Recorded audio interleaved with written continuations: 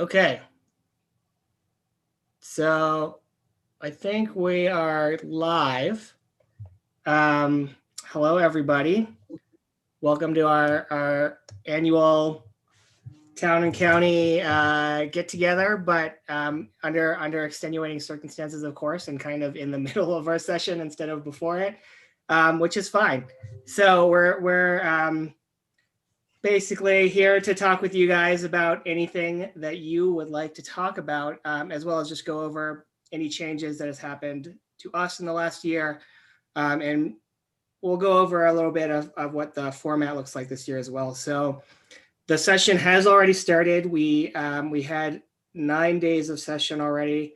The first day was a lot of administrative stuff.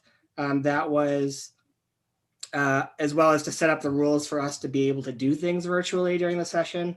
And so we had 8 days of virtual session where we handled a bunch of our committee bills that were done over the course of the interim in the last year.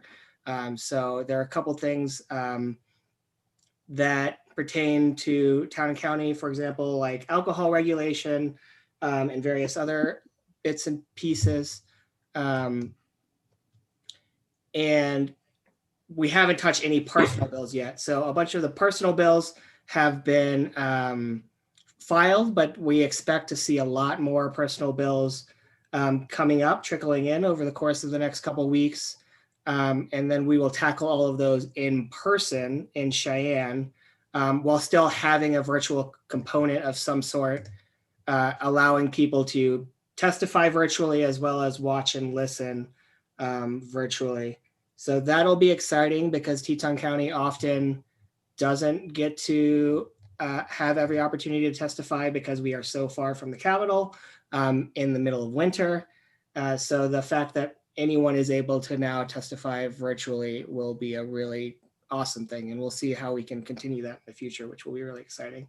Given that, I think we'll go over each of our new committee assignments if we have some. So I'm now the Minority Caucus Chairman, but I also got assigned to Management Council, the Judiciary Committee, and the Revenue Committee, which I think will be pretty important in the next couple of years. So I'm excited for that, but it means that I'm no longer in TRW or Labor and Health, but we still have members of our county in those committees. So I'll pass it on to each of our members, and they'll go over what they think is important, and then we'll pass it on to you guys for questions and just discussion. So thanks. I'll go to Andy first. Thanks. Sure. So my committee assignment did not change. I'm all things money, as is Senator Gierau. We're almost on all the same committees. Following the governor's budget cuts, which have the first wave of them have already gone in, the general fund budget, actually, we have money. Depending how you look at it, maybe $20 million left over to spend in this biennium. The account is very healthy at, I think, 1.2 billion. The hole is on the education side. And it's a significant hole. If we look at it projecting out till the 25-26 biennium, we will have no savings left because the rainy day is statutorily has to backfill education. So good news, bad news. For local governments, we always focus on that 105 million, the direct distribution, and there might be a small cut in it, probably 5%, which means 10% in 2022. I think that's a pretty safe bet. But what you need to watch out for when you go to to the County Commissioner Association, Jeremiah is clued in. There are just all these bills with little cuts to county government. I mean, things like computers for the assessor and fee, yeah, exactly. And they add up. So, and we don't really have I don't have a number on that, but you really want to be watching out for that and make sure Jeremiah, excuse me, is paying attention. Excuse me. I can't think of anything else directly. There's one bill, it's the family subdivision bill. Shelley Duncan's bringing back. Just so you know what's going on, there were some people I know in Carbon County that got caught. They were in the trying to do a legitimate family subdivision, and when the statute changed, they got hung up. So she's changing it. I agreed to co-sponsor it as long as there was a sunset on the change. It'll be probably 2 years. So it'll give families 2 years to deal with the changes, and then it goes to the 10 and 5-year requirements. And that's all I got at the moment. Representative Roscoe. Thank you, Mike. I'm still on revenue, and it's great to have Mike on there with me. And we don't have any newly electeds on our committee, which is, I guess it's okay to say it. It's a good thing because I think we can push things through. But so far, we really haven't done very much at all. We raised the tobacco tax and a fuel tax, a 9-cent fuel tax, which will probably pass. But we're really avoiding the bigger issues of how to fund government in general, mainly education, like Andy said. We did do a lot of work on the ad valorem, countywide ad valorem that's based on mineral production. I don't think it has anything to do with Teton County. It does sublet in Lincoln, but it's something we're changing the payment schedule so that it lines up with the severance tax schedule. So it's going to be paid every month. And so Wyoming has been getting in trouble with, right now, they don't pay their severance tax until they have 18 months to pay. And so if a bankruptcy occurs, which they have been in that time period, then certain counties are losing millions of dollars.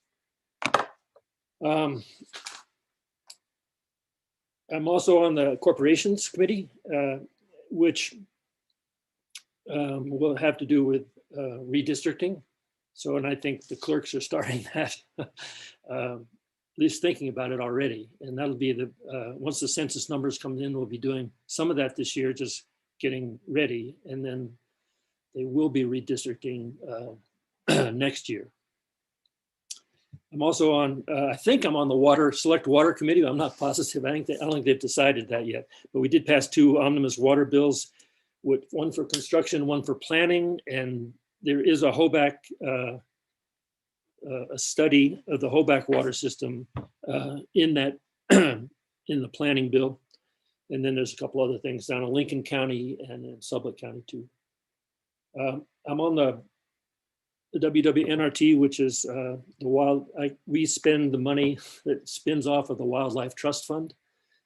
And that is a great committee to be on. So you get to travel all over the state and see these wild places. And so we did move a bill along from that committee that is going to have wildlife crossings on these migration corridors. I mean, not the ones in Pinedale that are already done, but moving it over towards the barge. That's probably the biggest, road and animal crossing in the state. And there's also one over by Interstate 25 south of Casper that went through.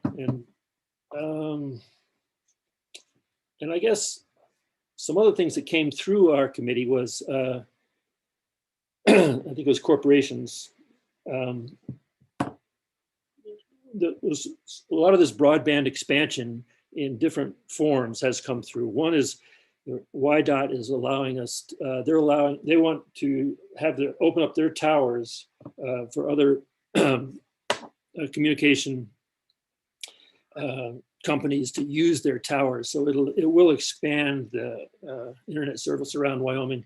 And we did get quite a bit of money from CARES Act that we were able to put it towards broadband expansion. So I think that's, looking to the future, that's a great thing. So I think that's about it for me.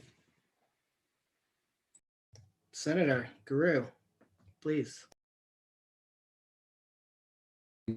There, good morning, everybody. Now I'm off mute.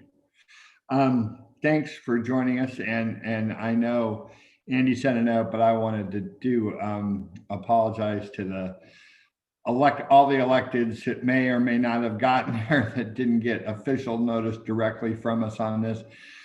Given the bifurcated nature of this whole session and deal, we all talked about it and really didn't know what to do. And at one point we decided not to do it, and then we kind of decided to do it. And so it kind of, it got a little bit discombobulated, but like I say, it was not for lack of wanting. We have talked to, I know I've talked to Clerk Sutton about some bills of hers. I've talked to many of you about your personal bills or bills that have relationship to your departments.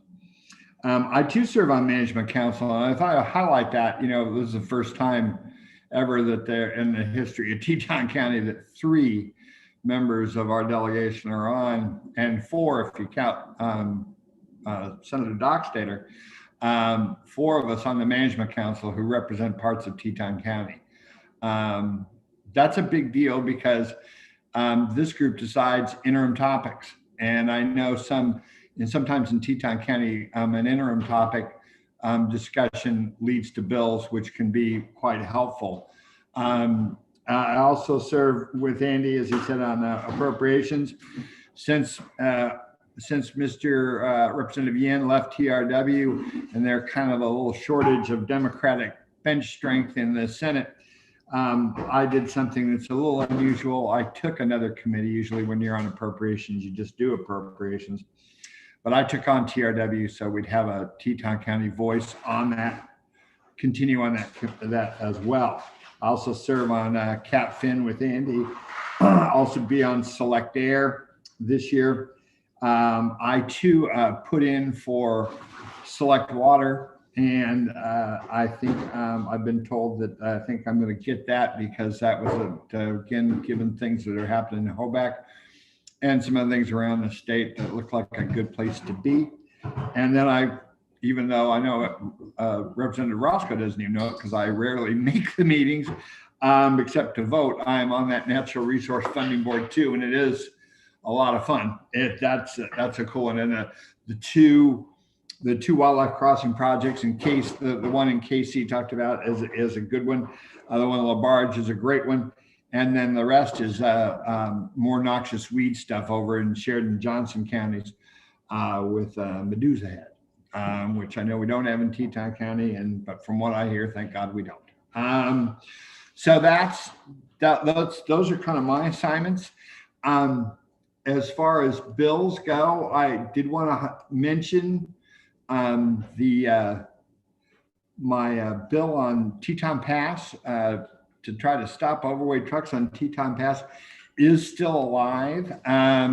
It's going to be taken up in a committee, I believe, Thursday the 20-something, by the Transportation Committee.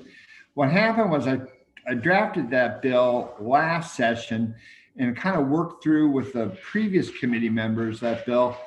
But then, of course, we changed committee assignments, and so now I got a whole new group. And somehow, what the bill does basically is just, there's a scale in the road bed there. It's there now, and it's all set to go. And the truck rolls over it, and if it's overweight, it's going to flash a sign that says, "Turn around, you're overweight." And if it doesn't turn around, it takes a picture of it. And then the fine comes from the photographic evidence of them moving past the red line with the sign. So that's the deal. It's a photographic evidence-based ticketing bill. When we ran it through YDOT asked that I include active construction zones, which I said, oh, that's good. And that got us the Wyoming Contractors Association support, which I thought was important. So I said, okay, well, and while YDOT had it and the lawyers at YDOT had it, they kind of expanded a little bit. There's a little bit of mission creep.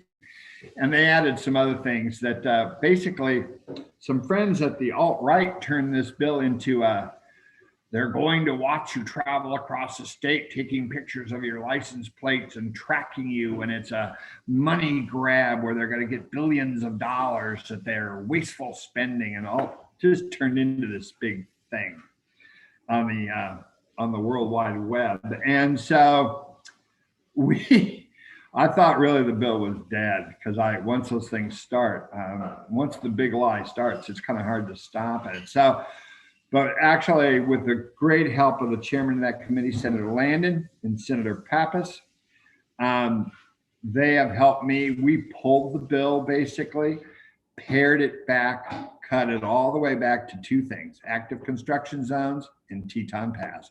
And we can't just say Teton Pass, but we wrote it so it's about the only road in the state that meets the criteria.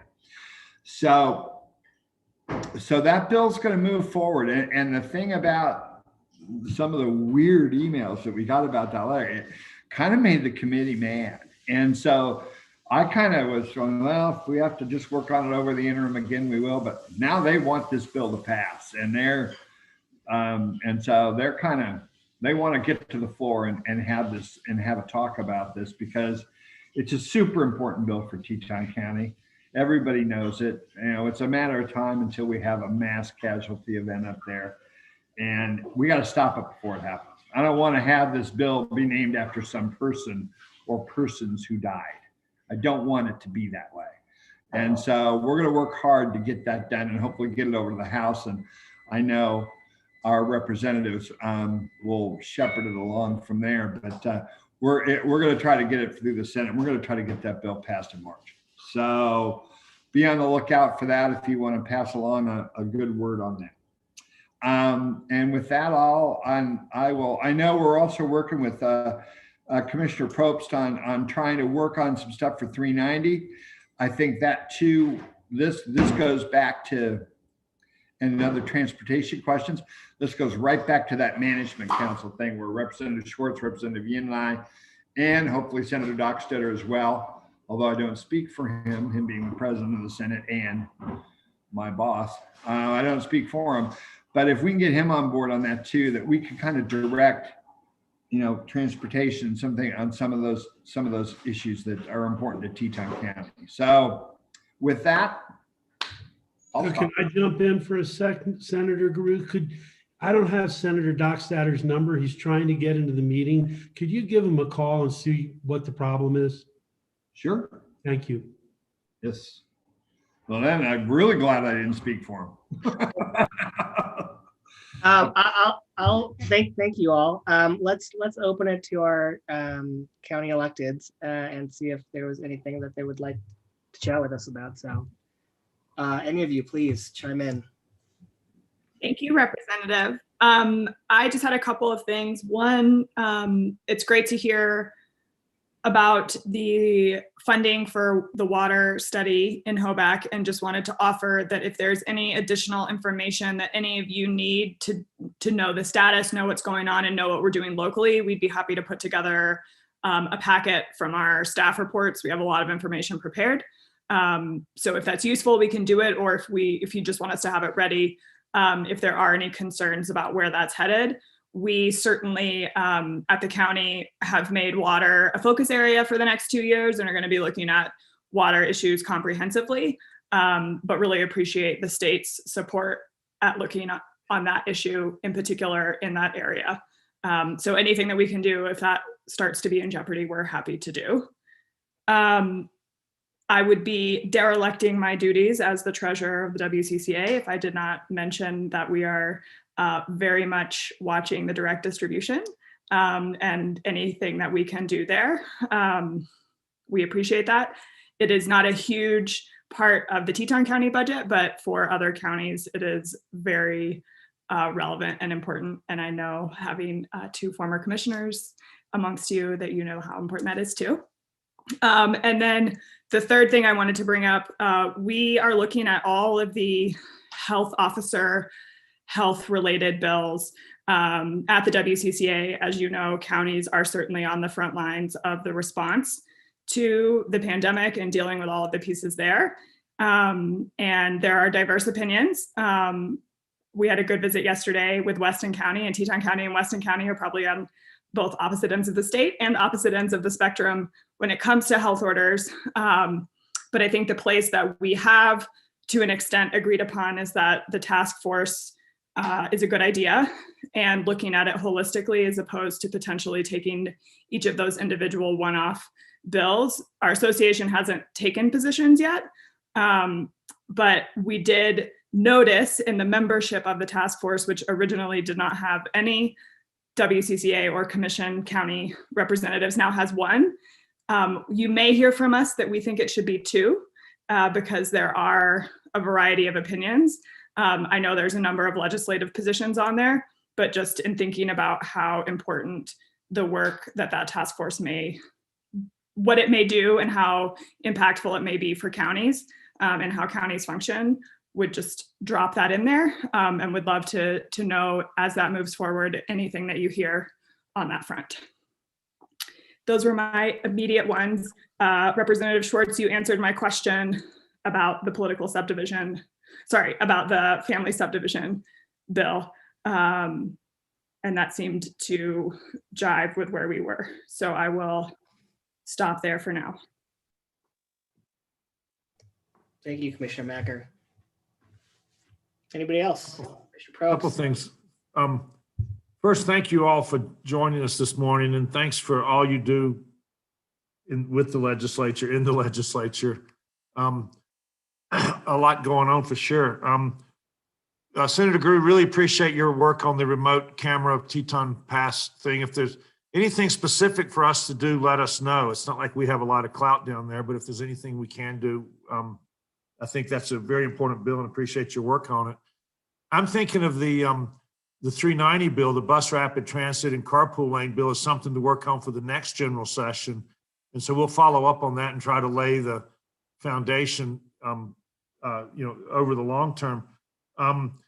Question about state trust lands. Anything going to happen with that? I noticed the Biden administration is working to make sure that they really do spend the money that was appropriated through the new version of the Land and Water Conservation Fund. And, the rumors around are that the Kelly parcel might actually be in line for federal funding. What's happening in Cheyenne with that, and what should we be on the lookout for? I think I got to be the point person on this one. I've been in communication with the governor's office repeatedly. So, as you know, one of the options that was being presented was to swap the Kelly parcel with the airport. And it was a stretch, to say the least, but it was desirable from the state's perspective because it would potentially provide an ongoing revenue stream. The Rockefellers do not seem to welcome this concept. The park actually, I think, would have been okay with it if given that certain conditions were put on the exchange. So I met with Grand Teton National Park on Monday, I think, and they are very anxious to purchase the Kelly parcel. The Land and Water Conservation Fund money. There's enough money that's being designated to the Park Service to do that purchase. They believe that it would be a high priority for the Park Service to do this. It's a signature investment, I believe is what they called it. So I think it's going to move forward in that respect. It will probably require some legislation, but I think it's looking pretty good. Now, as to the other parcels in Teton County, they've kind of been I put the Kelly parcel at the top of the list. I just think it's such a critical piece, and it's so important to get it into the park. The SLIP board is actually meeting tomorrow to discuss the state parcels in Teton County. So I don't anticipate any action, but the conversation should be interesting. Or not. I mean, they may not talk about it much at all. I don't know. Does that help, Luther? It does. Thank you. And thank you all for monitoring and watching and moving it along. I agree with you. The Kelly parcel is in a class of its own, but this is purely anecdotal, but it's not unusual for probably all of us to hear from people who are near some of these other parcels who are willing to talk about, some kind of stewardship leases or whatever the case may be. People are willing to monetize these for conservation and not just for development. Well, I think you're absolutely right, Luther. And I think, Andy has been the point person on this, and we regard the Kelly parcel as kind of the low hanging fruit because there's federal money available and there's a definite willingness to do something with it. So we do kind of center on that. But with those other parcels, Andy talked about legislation. The legislation that has to occur is to allow the Park Service and the state to deal as a one-on-one deal and not go through a bid process. I've kind of tried to float the idea, would there be a way to extend that to some of what I call the remnant parcels, and to somehow get the land trust involved to be able to work so the folks who have interest in those parcels. I've tried to get across, and I know Andy has too, we all have, to get across to the electeds that, while a bidding war for expensive property in Teton County might sound like a fun idea to raise money, that in actuality, it will not occur that way. We all know who live in Teton County, know that when a bunch of folks get into these kind of fights about land, it ended up involving not so much the only money that gets involved is lawyers and land use consultants to fight what the other guy wants to do or other gal wants to do. And so it turns out to be, the land use consultants and the lawyers win big, and the parcel doesn't move very far. So if the state's interested in monetizing some of that, or long-term leases on some of that, which the state is also interested in, you'd be surprised. The state is as interested in long-term leases that generate money and not have to sell than you might think. And across the state, what they get for state lands with regard to usually grazing leases is a minuscule amount of money. And I've challenged them to say, we should be talking about the whole state, because if you could lease these property a long term for other types of easements, that maybe you might make more money. But I don't know if that'll help the landowners that are trying to do this and trying to get where they want to go. But there are some opportunities there, and I think that we should talk about it. But I'm also really concerned about making sure that we talk about it globally. I have not been since the beginning wild about this Teton County only strategy that the state's embarking on. I don't think it's really very fair. I think we should do a process that's equal to all, because there's a lot of other valuable parcels in the state too, and we don't talk about them very much. Yeah. I appreciate that sentiment, Mike. And also thank you very much for your work killing the SF-16 to protect the solar industry in the state. Well, I think the House we tried it, we crippled it. Hopefully the House will finish the job for us. I'm hopeful. I think Senator grew that's coming through corporations and probably be up pretty soon. And that is a top priority for me. And so I've been talking with the Public Service Commission about it, and they certainly don't want it. And there was just a bill. They were asking for more money or a way for them to raise more money because of the work they have. And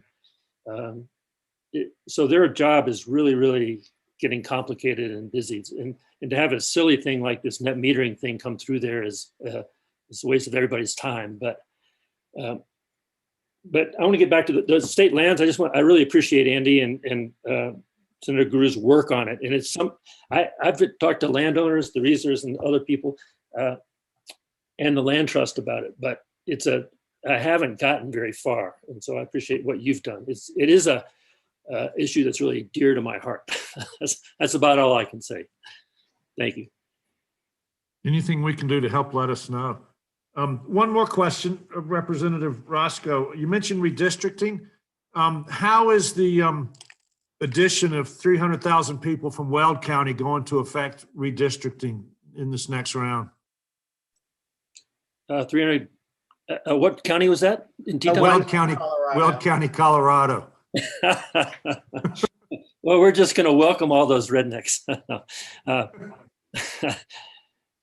but seriously, do you see redistricting playing much of a role, or numbers or districts going to change much, or is it going to stay pretty static? Do you have a sense of that? I haven't seen the numbers yet. I know, obviously Lincoln County is growing. The northern part of Lincoln County, which is my district, is growing rapidly. And Teton County, of course, is growing rapidly as well. Not so much in Sublette County, but so I really don't have a sense. It's something to think about. As it comes along. But also the temperament is changing as well.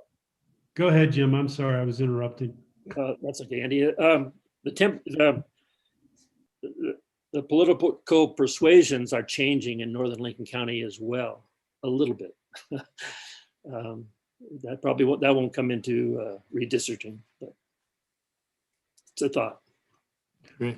I was just going to add, the state population, when you look at the numbers, is pretty steady. Hasn't changed that much when you look at the numbers, but it's clear that this part of the state and Cheyenne are growing, which means that there's got to be corresponding parts.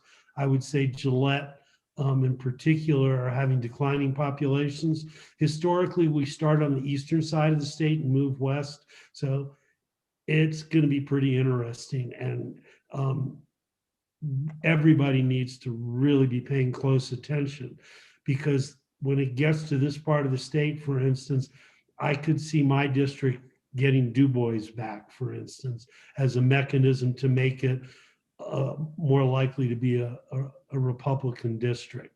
So really need to be paying attention. Yeah, please keep us posted. Yeah, I think we'll know a whole lot more once the numbers start coming in. I know they reported one thing, but it didn't include like actual county numbers. So we'll still have a little while until those come in, though. Thank you, Commissioner. I think Treasurer Smits had something to say a little earlier. Do you still have something, Treasurer? Yeah, I think Natalia, did you want to say something? Oh, okay. I was just gonna, at some point, at the risk of stepping on the county clerk's toes, just wanted to hear where we are right now with any of the bills that might be limiting making changes. Oh, we got a little bit of feedback from one. Let's see. Can you repeat that, Commissioner Mager? I just, before we wrap up, wanted to hear any thoughts you all have about where we are with the election, the bills related to elections, and any changes to the election system.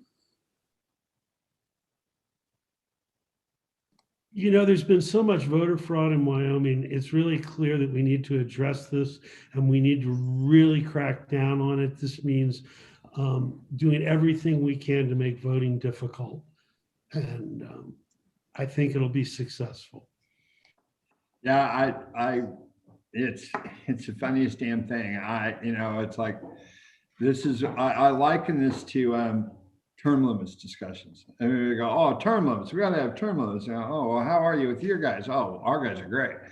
They always vote, that's to stop me before I re-elect again, format. But that's the same thing with this. I mean, I know virtually every county clerk and an election officer in the state of Wyoming, and I happen to know for a fact that they would rather lose an arm than run a bad election. And that's just the way it is.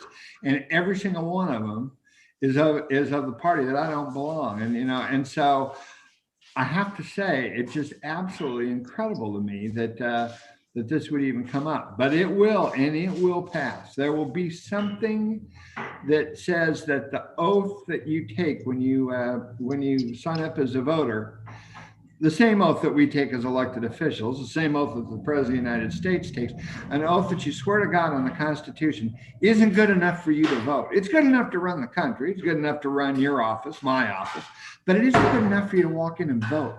It'd be like if you all had to walk into work every day and produce an ID before you could get into, a picture ID before they'd let you into your office. It's absolutely ridiculous.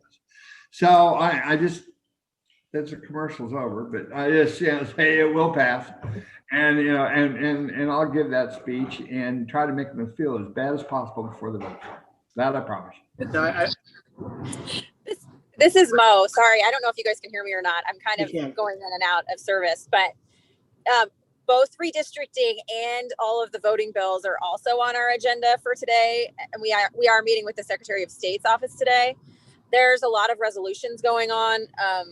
There's resolutions being passed by many of the county GOP parties that has pretty much infuriated every single clerk. So, because the resolution's pretty much against the law in many ways. And so we had a statement, a letter to send out to the parties, but we're going to finalize it. It was similar. The Secretary of State sent a letter to the Wyoming GOP party, and yet they passed the resolution anyway. So it's a little frustrating on the level of, I agree 100% with you, Senator Gierau, that every clerk holds their integrity to the highest and would cut off our arms before we ran an unfair election. So it's quite frustrating on our part, but we'll be also giving statements as well, I'm sure. I'll add for anyone watching. We have a couple of different bills. Some relate to elected officials being removed, but some, with elections in particular, relate to voter ID. There's one that has been already filed. The voter ID bill has enough co-sponsors that are a majority of each houses. So just the people who have already signed on the bill is enough to get it passed. I do imagine that there will be a couple more personal bills relating to elections specifically that will be incoming.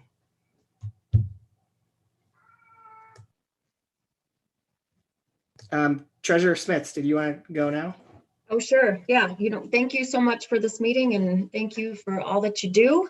The treasurers are going to be meeting tomorrow again, just to go over the progress of the bills that we've been tracking. Of course, the biggest one for us is that the mineral bills, Senate number 45 and 60. So we're really just tracking those and watching those to figure out, what's coming down the pipeline and what's going to happen. We're working with Jeremiah and the WCCA to figure out just all the logistics of that bill.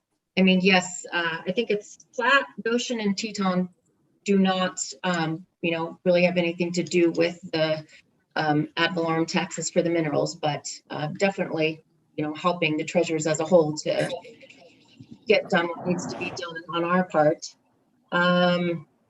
And then Representative Roscoe talked about that WWNRT. So Teton County has given $350,000 to that fund. So we started that with the Wildlife Crossings Fund. So we'll see where that goes. We were part of that fund. And I guess third, we've been talking about the direct distribution that you guys brought up. Yeah, it's not too big of a deal for Teton County, but definitely the counties as a whole throughout Wyoming. Definitely watching that as well. So if I could, the two ad valorem bills that you spoke, they're more just trying to flop over from the way we collected before to a monthly collection and try to work the right.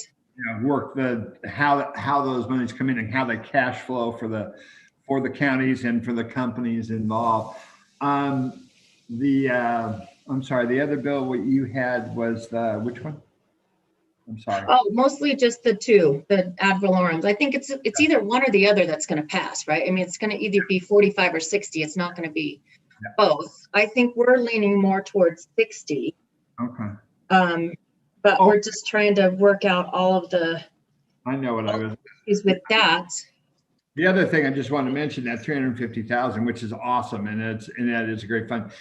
Steve Meadows, who I think all of you know, is on that board that does, before it comes to Representative Roscoe and I for final approval, that he's on the board that actually starts those projects and works them through with Bob Budd and his crew over there. So he's a great resource on that money too, if you ever want to throw a suggestion his way. He's very, as everyone who knows Steve, he's very well thought of on that board, and he, when he talks, they listen to him. So if you've got ideas for this area for him, he's one to start with.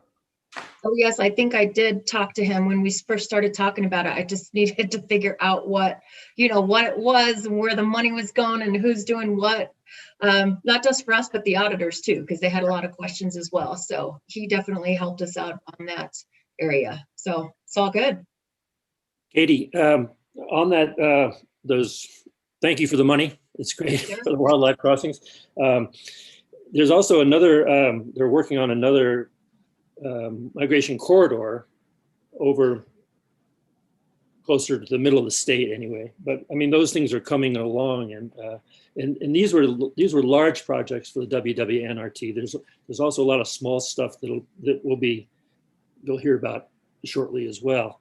But getting back to the ad valorem, House Bill 45 and House Bill 60, pretty much was decided that 60 was what we were going to go with, and we just tabled 45. And there's a lot of money owed to the counties. Yes. And they're trying to figure out how to pay that off slowly. And I think they're just going to be charged 8% on whatever they owe their county over a 7-year period. And that, in the meantime, to make up for the schools, I think there's a loan that will come out of the LSRA that will backfill some stuff for the counties. I wish I was a little more specific about that, but. Oh, I know. Yes. And we're trying to figure all that too. We've got a ton of questions about like that loan and who's going to do what and our reserves that the counties are going to have.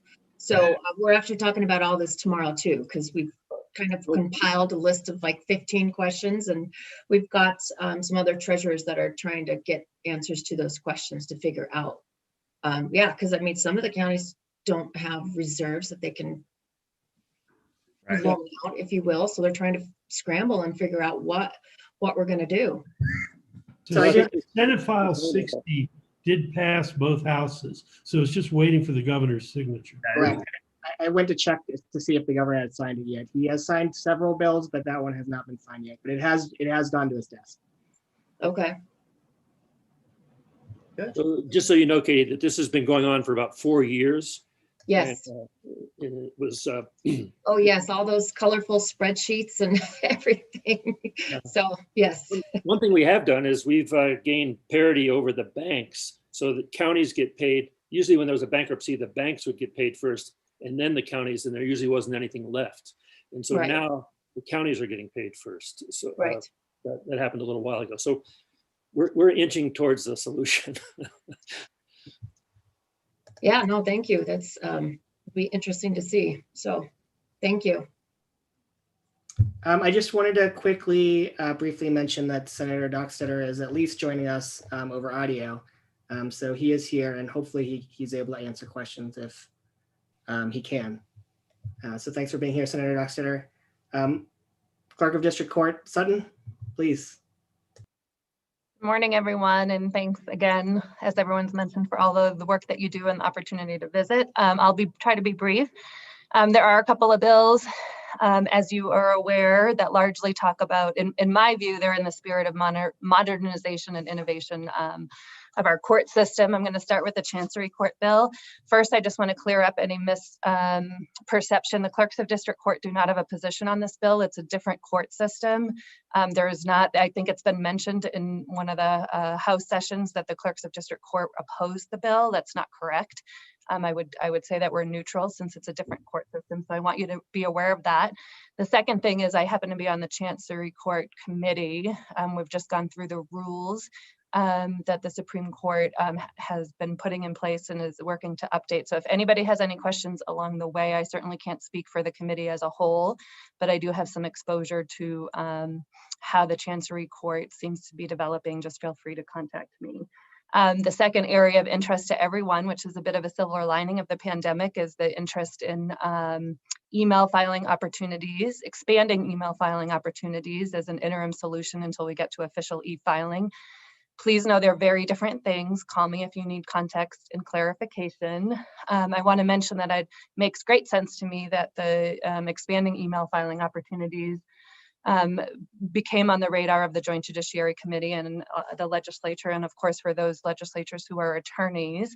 I do want to make sure everyone is aware that at the initiation of the clerks of district courts, at our initiation, we did listen, we did hear, we did consider, and we did innovate. And it was at our request that the Civil Rules Committee took it on to try to handle it that way. Email filing has always been kind of the logistics and practicalities of it, and the mechanics of it have always been addressed in rule. That's the appropriate place for it to be, in my opinion. It makes sure that we've vetted and protect the integrity of the record, which is of utmost importance.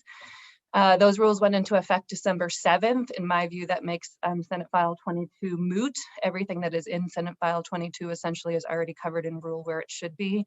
There has been an amendment to reduce longstanding electronic transmission fees of $1 per page that have been in place since 2012 to 15 cents a page. That's an 85% reduction, the fee that's in place for 8 years.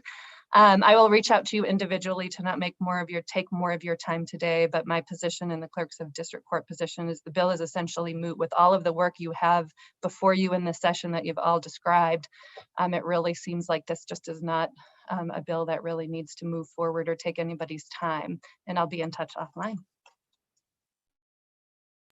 Thank you, Clerk Sutton. That is helpful. I appreciate it. Is there anybody else that has anything that they want to talk about, bring up? Clerk Sutton, I definitely want to talk with you more just about judiciary stuff now that I'm on the Judiciary Committee. Go ahead. And if I may add, if at any point we've heard some clerks have had their legislatures in for a brief in-person tour of offices and operations that has helped provide better context for all of the different discussions, please feel free to contact me by phone or to come over in person. Thank you. Very much appreciated. And I'll say with regards to the Chancery Court, I think that, let's see, just checking real quick. Yes, so the Chancery Court Vacancy Amendments Bill, House Bill 42, did pass both chambers. So that one is also on the governor's desk as well. And sometimes a discussion in the legislature gets a little heated and people think that there are competitions when they're not necessarily competitions. So it does get very interesting for sure. If there is nothing else, thank you guys for coming. Very much appreciated. And I'm sure we'll have many more conversations as we get nearer to the in-person portion of our legislative session. And we could probably take a 5-minute break, I guess, before we get to the next group of people. Senator Gierau? Just real quick, as you all know, if you don't have my the number on my webpage and on the YO Ledge page is my cell phone. So if you don't have my cell phone already, which I highly doubt, it's there in case you lost it. And so just give a call or give a text. If you're listening on there and you hear something, boy, that was the stupidest thing he ever said, you can just text it to me in real time and I'll look at it on the floor. Although I hear the House is going to have a bill about doing that on third reading, that we're not supposed to get text on third reading. But so far that rule is not in effect, so you can just light me up anytime you want. So just go right on ahead. And many people do. It's a long line. Sometimes it gets a little thick, but I try to read them all. So thank you. Commissioner Probst. Thank you all. I just have one little comment before you all go. We don't know what the next round of federal assistance is going to be, the CARES 2, I don't know what they call it. But my understanding is there will be monies available for local governments. So we really want to stay in touch on that, because I don't know, whether it will be distributed through the state, which I think is the most likely outcome. But this is something that we really want to stay on top of. I was also going to suggest if Senator Dockstader would like to say something. I'd love to hear his voice, if nothing else. He has disconnected, so maybe he will join us again. Andy's absolutely right. And actually, I think Andy is not, I'm sorry, Representative Schwartz. I saw an email float around that actually appropriations may be getting together sometime next week to talk about possible CARES Act funding and how to direct. So it may be coming up soon about just discussions about actually two things: money that has been returned. There is a pool of money that's coming back in. And of course, they extended the time to spend that money. So there's that money sitting there. And then just a more general talk about, hopefully by the time we meet, that we may know, so we shall see. So keep watching and let us know. Thank you all for joining us. Thank you. We'll take a quick bathroom break while we wait for our town folks to all come in. And I'm going to turn off my video real quick, and then we'll join you again at 10 o'clock.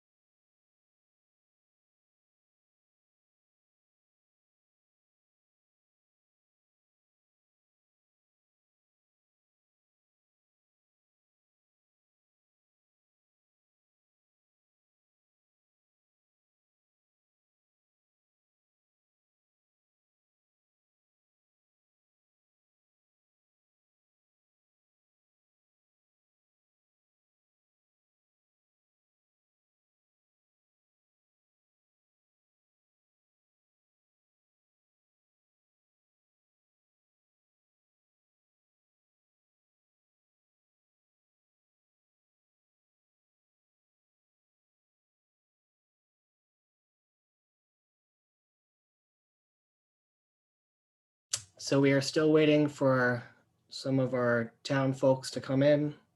So we'll just wait a couple minutes. The cool ones are on.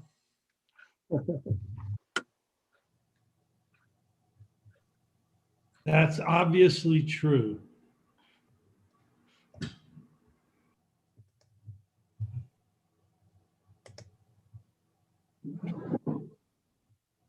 Thirty seconds here. Hang on. Are Andy and Jim having, if they can look more like each other?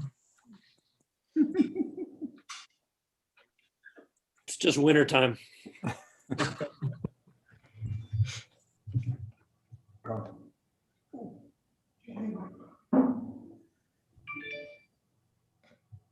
Hello, everybody. Are we missing? Who are we missing? Town Council Councilwoman Chambers, I believe. and yes. Good morning. Morning. Morning. Oh. And I think I have to open a meeting of the town council. Hey. Okay. I'll do it. I'll do it just to be safe. So because we have a quorum. yes. So hello, everyone. I will open this special meeting of the town council with our legislative representatives and note that Councilwoman Chambers is absent, but will probably join us soon. Take it away. It appears that she needs the link, so I will send that to her right now. Cool. Thanks, Mike.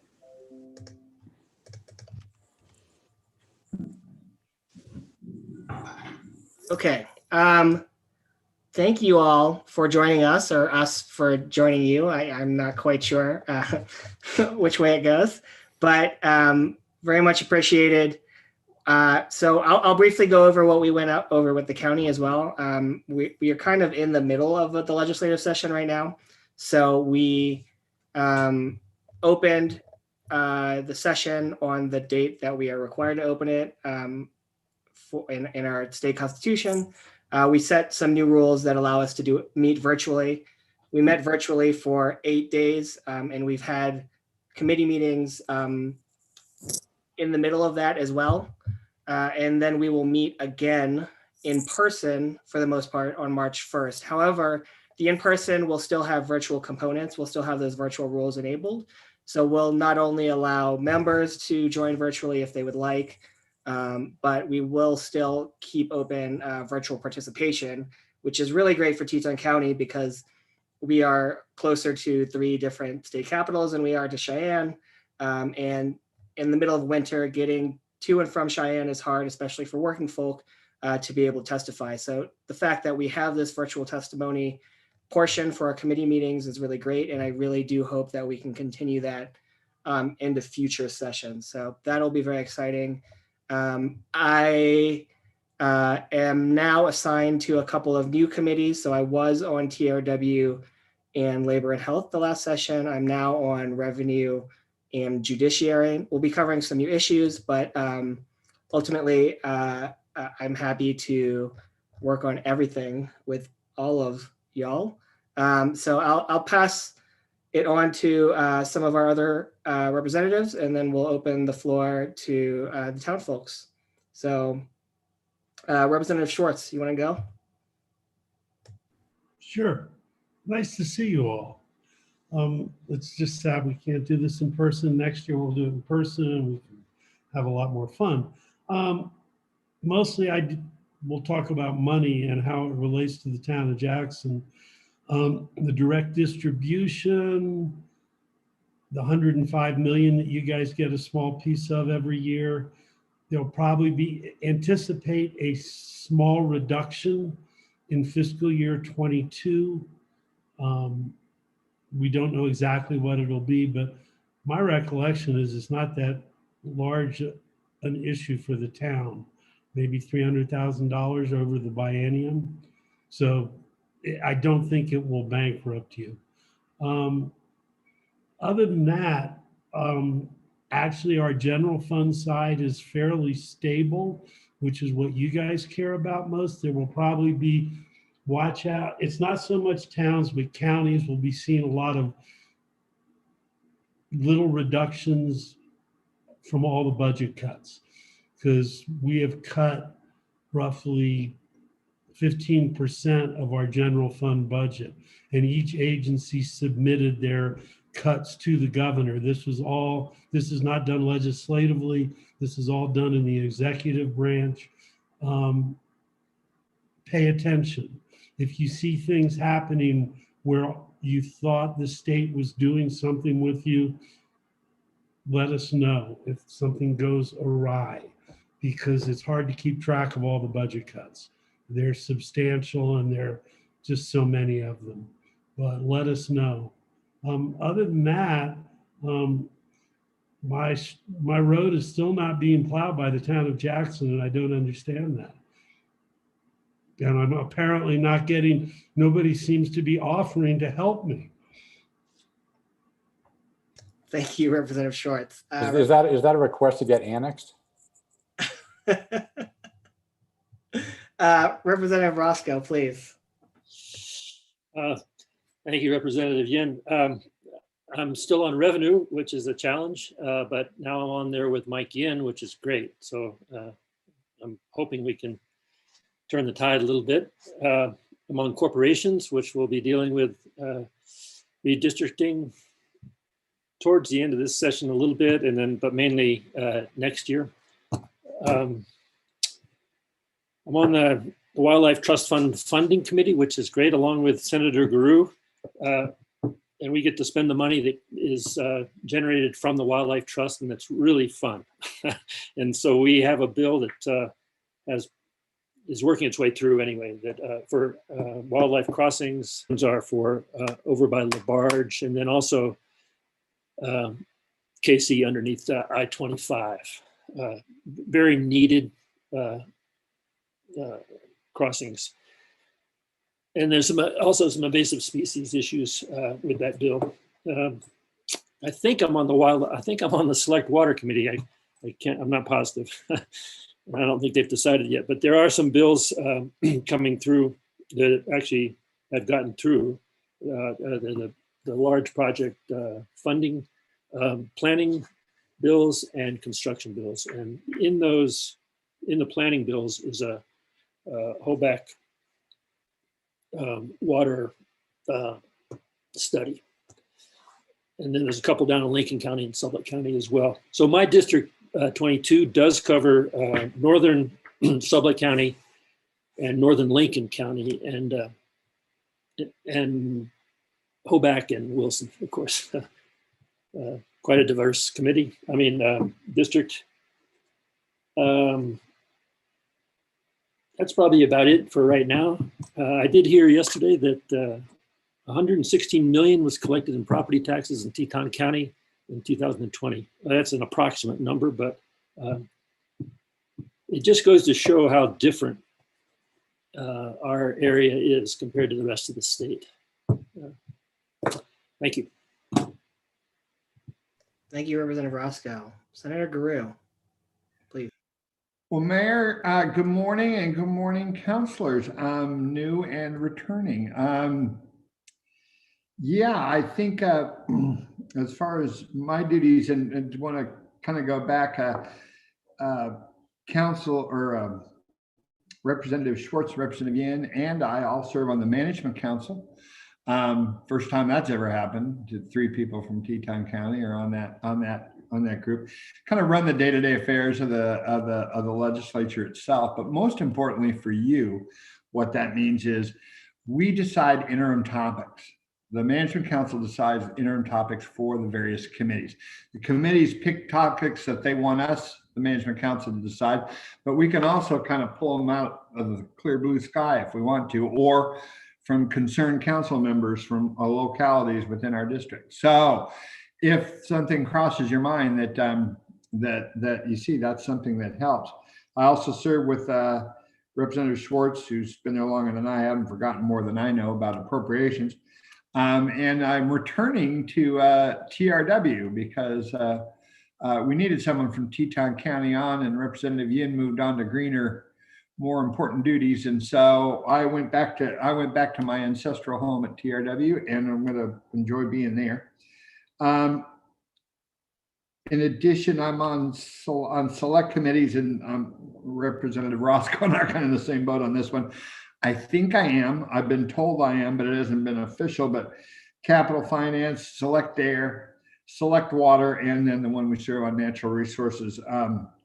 And that really is. It's not only fun. It reinforces your belief in government that actually is a small idea from a group of committed citizens about doing these wildlife crossings and funding these projects a few years ago has now grown into something that's actually quite significant and really, really helps, and is a very well regarded program throughout the entire country. And I know a lot of people around and from Teton County and around this part of the state, the western part of the state, drove that, and groups drove it. And so it's fun now to see it as it matures. So that's a lot of fun. I'll let you guys ask a question about bills. I just wanted to bring up, because I know I've talked to a couple of you about it, my bill that I've been working on for a couple of years about getting overweight trucks off Teton Pass is still alive. We're working on it, and I think it's going to get to the floor this session.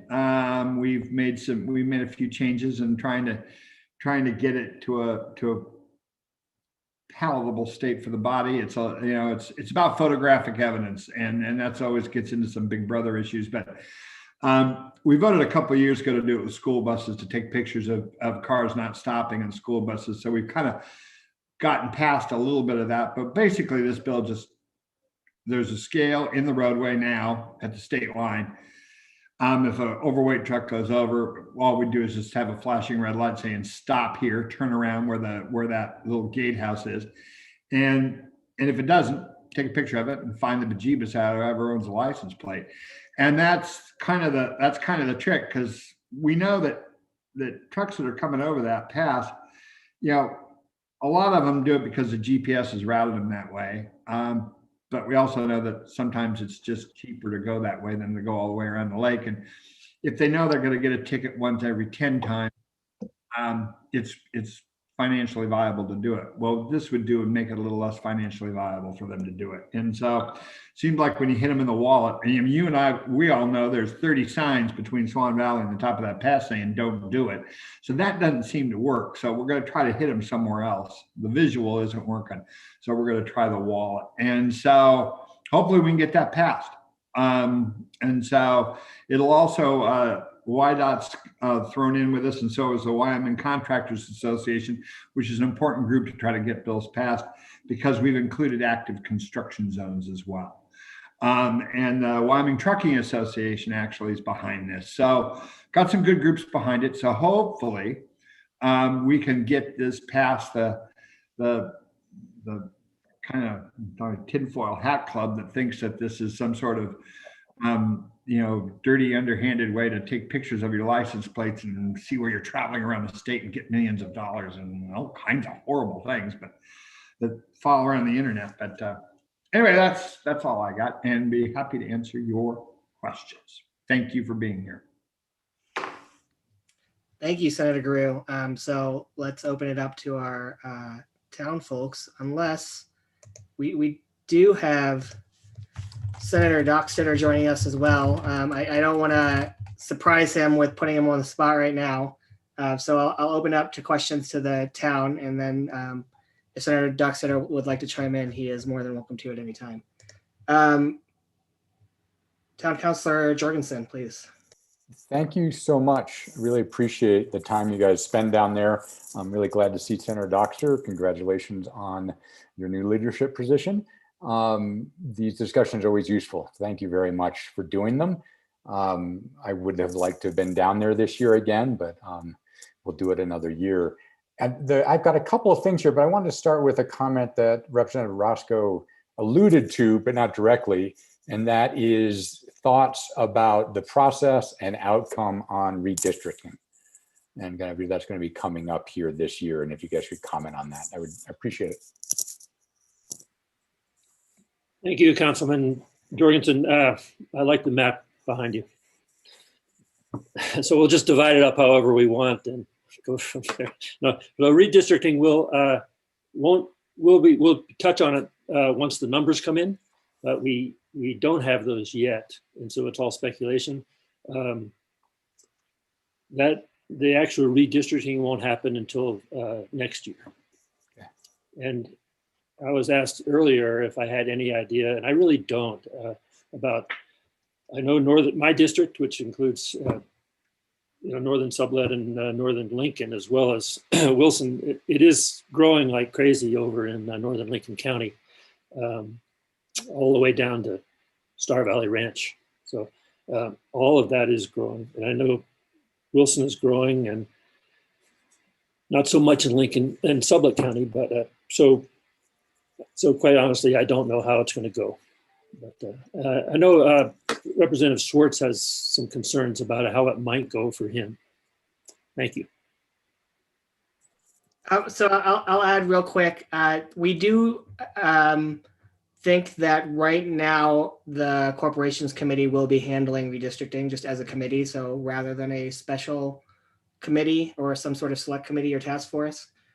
So it will likely go to corporations, and we really just have no new information until the census gives us numbers. I think Representative Schwartz mentioned at the last section that the state population has stayed pretty flat, but growth and loss of population has varied among the state. So we will definitely see how these districts change going forward. Mayor Morton Levinson, please. Thank you. I know that the town council and town staff have been looking at Senate File 16, I believe it is, dealing with solar net metering, and that we are generally opposed to that. And I just was wondering how we can further support our position, or what any of you think, I guess maybe it would be for Senator Gierau at this point, on that bill. So I'll say real quick, it did pass through the Senate with amendments. So it'd be worthwhile to look at the amendments. It will be heard in House Corporations early March. Representative Roscoe can add on to that. But I think your representatives are pretty united on this front. Yeah, Mayor Morton, it's a high priority of mine. So, and it does come through my committee, and I think the best place to kill it will be in corporations, and hopefully it won't make it to the floor after that. And it was changed from just a net metering bill to just moving it on to the Public Service Commission. And that's what the bill asks for now, is that it will be placed in front of them to decide on how utilities are allowed to deal with home generation. So I did talk to the Public Service Commission, and they are overwhelmed with work. And this seems like a silly bill to add to their workload. That will be one of my arguments. But if you guys have any other arguments, I've been getting a ton of mail about it with really good points. So, and one of the best speakers, I think it was last year, that spoke on it was the guy that is in charge of the big solar array down at the sewer treatment plant. Is that right, in Jackson? And he was wonderful. So if we could get him to speak again, I think that might help. Super. But yeah, that's, it seems so silly to, it would really almost kill our home generation solar industry, which, as you know, Wyoming is searching for new innovative industry. So, but just because it doesn't make any sense to pass it doesn't mean it won't pass. Yeah. Thank you. Thank you. Councilor Schechter. Can I just jump in on that one, though? So what the amendment did, and it's not that I'm thrilled, but it basically says that the PSC will evaluate rates, and that there cannot be that you cannot have a subsidization going in either direction, so that the amount that the power company pays for the electricity generated can't constitute a subsidy, but on the reverse, they have to pay enough so that the net, the person with the solar array is not subsidizing essentially the power company. And I'm not crazy about that, but it's definitely an improvement, because prior to that, it was basically the electric company could just set the rate and it could be zero. Councilman Schechter. Thank you, and thank you all four representatives for all your hard work. Revenues. Jim, you mentioned sitting on the revenue committee, and what are the prospects, I guess, in general? Does it seem realistic to think that there will be any new revenue generating mechanisms that we'll get through the legislature? And in particular, things that would be applicable here in Teton County, and I'm thinking specifically about real estate transfer tax or other things, obviously, some sort of tax on investment income, things like this, which are really important parts of our economy. But when you have, I was looking at the figures last night, we had $1.8 billion worth of real estate sales, and we had $1.4 billion of taxable sales in Teton County in 2020. It was the first time that that real estate sales have ever been, they had been traditionally at 50 to 60% of taxable sales, and now they're 15% higher. And so the specific concern I have is that it seems to me that our economy here is getting increasingly out of touch with local government revenue generating sources. And so is there any realistic chance of getting anything happening in the next year, in the next 5 years, to try and correct this imbalance between what's happening with the economy, obviously statewide, but more particularly locally? And just what sort of prospects do you see going forward? Thanks. Thank you, Jonathan.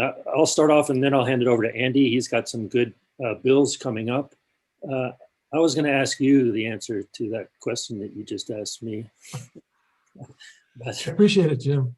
So being on the revenue, we really have not attacked or approached the bigger issues. We've passed a 9-cent fuel tax, which just for YDOT, and a little bit of a tobacco tax, and they're just minor things. But I think people are afraid to bring up the issues, and it's going to be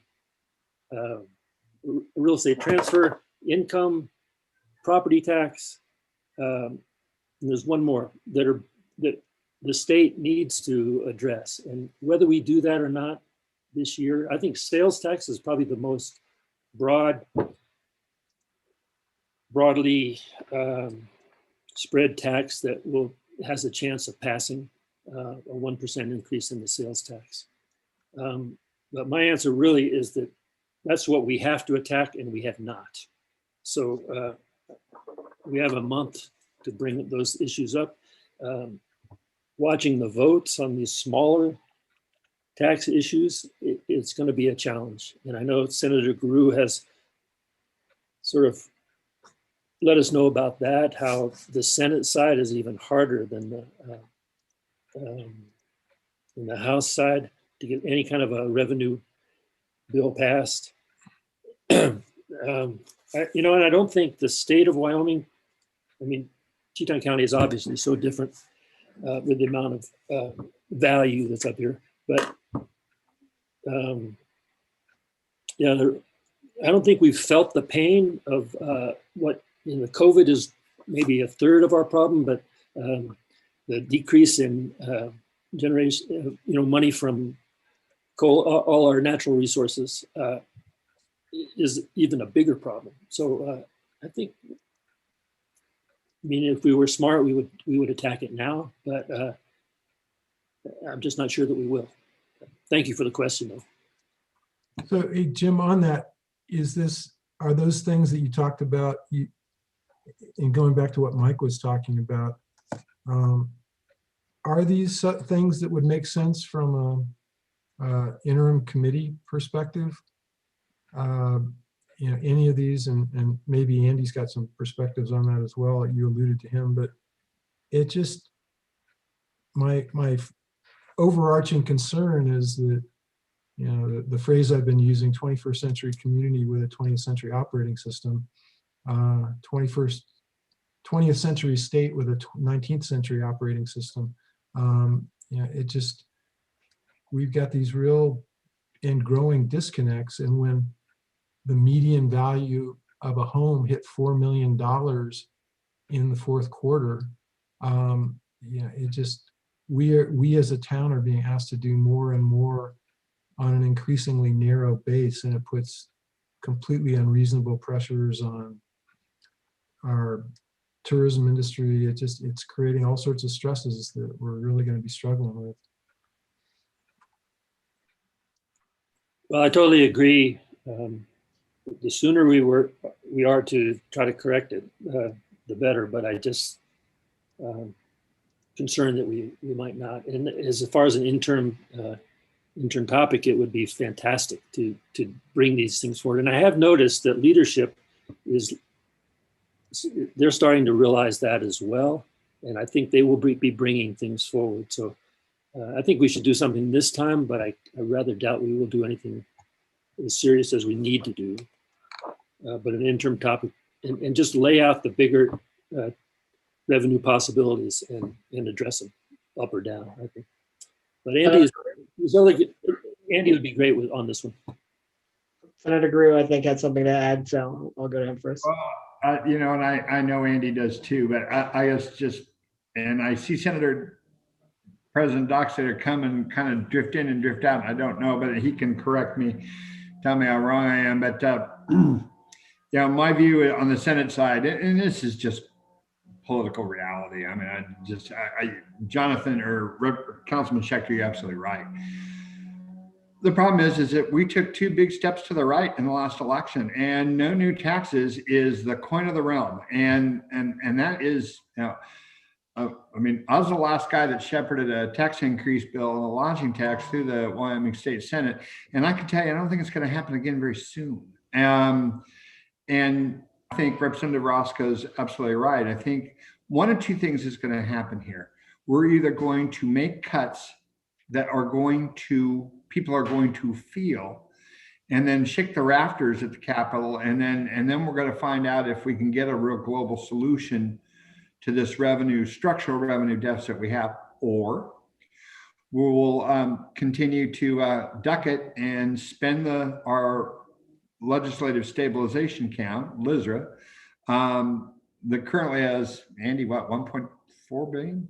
I don't know, whatever, something, and spend it down to basically zero. And that's our savings account, and spend it down to zero. And then with a gun to our head, then fix it. One of those two will happen, I think. And like I say, I would prefer we address it globally, and I think that, and I'm not putting this off on any other party or even the leadership. I think my leadership in the Senate, once again, Senator Dockstader can talk for himself, but I think that they know that something needs to occur, that there needs to be some sort of structural change. But right now, the body just isn't there yet. And so while maybe Jackson is, in its view, the rest of the state, not so much. And so, like I say, that's, we can kind of go back and forth on it. And I know Andy's got some ideas to try to help clarify what the solutions may be. And I think that's really helpful. But will we pass any of those solutions this time? I wouldn't bet on it. But like I say, I'll let others talk on that. Senator Dockstader, I see that you're unmuted. Is there anything you thank you. I'm going to stay off the picture because I keep dropping it. So First option, probably a big part of what Senator Brew just said, and a little bit of the second option. Structure and the makeup, the overall look of the Senate has changed as I'm going to borrow that phrase, took 2 steps to the right, has changed. And so that's probably where we're at on our side of the building. It is what it is, but I think at the same time, it'll help people realize that they've got to come down and get involved in Cheyenne and let all the legislators know exactly where they stand. Thanks. Thank you, Senator Doxeter. I'll add that when it comes to the interim topics, you have 4 members here actually that are on management council, and 4 of us are going to be part of that body that decides what the interim topics will be. I do think that the chairman of revenue is also very interested in talking about these kind of revenue options. And so we'll definitely see what they propose to us. But I do suspect that we will keep this conversation going, and especially as the budget becomes harder on the revenues that we currently are on, just having this messaging of the options that we have available or that we can make available for Teton County is really important, as well as showing what are the kind of services that will get cut if we don't figure out a solution to our structural deficit. So, Representative Schwartz, did you want to add at all?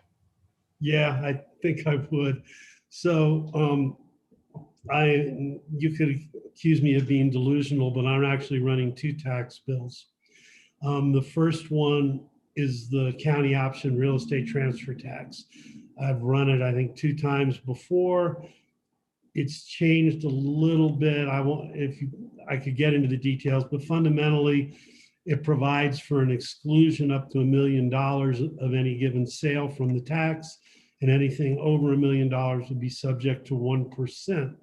The monies it's structured kind of like the SPET, in that if it goes on the ballot, you have to specify what you want to spend the money on. So it's not general fund, but given the housing situation in Teton County, I don't think it'd be a problem taking all the revenues from the real estate transfer tax and applying it to housing, because my estimates are it might generate about $8 million a year, which we know the numbers in Teton County, that's not a whole ton of housing, and we need a whole ton of housing. So that's the one bill. I've died on that hill twice before. I fully expect to expire there again. Excuse me. The other one I'm running is what it's called an unearned income tax bill. It's capital gains, dividends, and interest. It only applies to people who get over $200,000 a year from that. My fiscal note was a little below what I thought it would bring in. LSO anticipates about $60 million a year, which is not chump change. And I have it all going to schools because that's where the gap is. It's not the general fund. Both of these bills, I view one is the real estate transfer tax. The concept is if we're going to cut funding to local governments, we need to give local governments other alternatives in how they can raise funding to pay for what they need. And it's not necessarily even the state's responsibility to deal with some of these issues, particularly with municipalities. Counties are a little different. So I'm really going to push that conversation. On the unearned income taxes, what are we going to do for K-12? Because I think Senator Gierau mentioned when the cuts actually become noticeable, that's when people are going to get upset. Well, K-12 is the one. If you just look at demographics, how many students there, I mean, there's 90,000 students in the state. There's 10,000 people working in the K-12 system. We're talking about a lot of voters. And we need just to talk about how are we going to fund it. In terms of what I think realistically can happen, sales tax is the low-hanging fruit.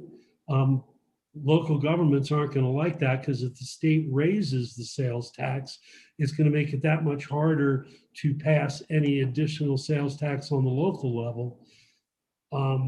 And sadly, I think the most likely outcome is going to be we're going to look at the exemptions for sales tax. And the one that most of the sales tax exemptions in terms of numbers are for industry, particularly the mineral extraction industry. I can't imagine we'd remove those, especially right now. And that leaves the exemption on food. And I'm not willing to accept that unless we can figure out a way to make sure that the most vulnerable people in our population have a way not to pay that tax, because food can represent as much as 30%, 40% of your expenditures. Adding, 5% tax on that, I just don't think is justifiable. So that's what's going on. Wham knows what I'm doing. Thank you, Representative Schwartz. Councilor Schechter, did you have a follow-up briefly? Maybe later, Mike, but I don't want to get in the way of other folks asking their questions. So we can come, because this is a pretty much of a bottomless well of a subject. Sure. So I'll defer to others. And then if we have time, I'd love to loop back to this and get into some more details. Thank you. All right. Thank you, Councilor Schechter. We'll move on to down the line for hands on my screen, which is Councilor Chambers, please.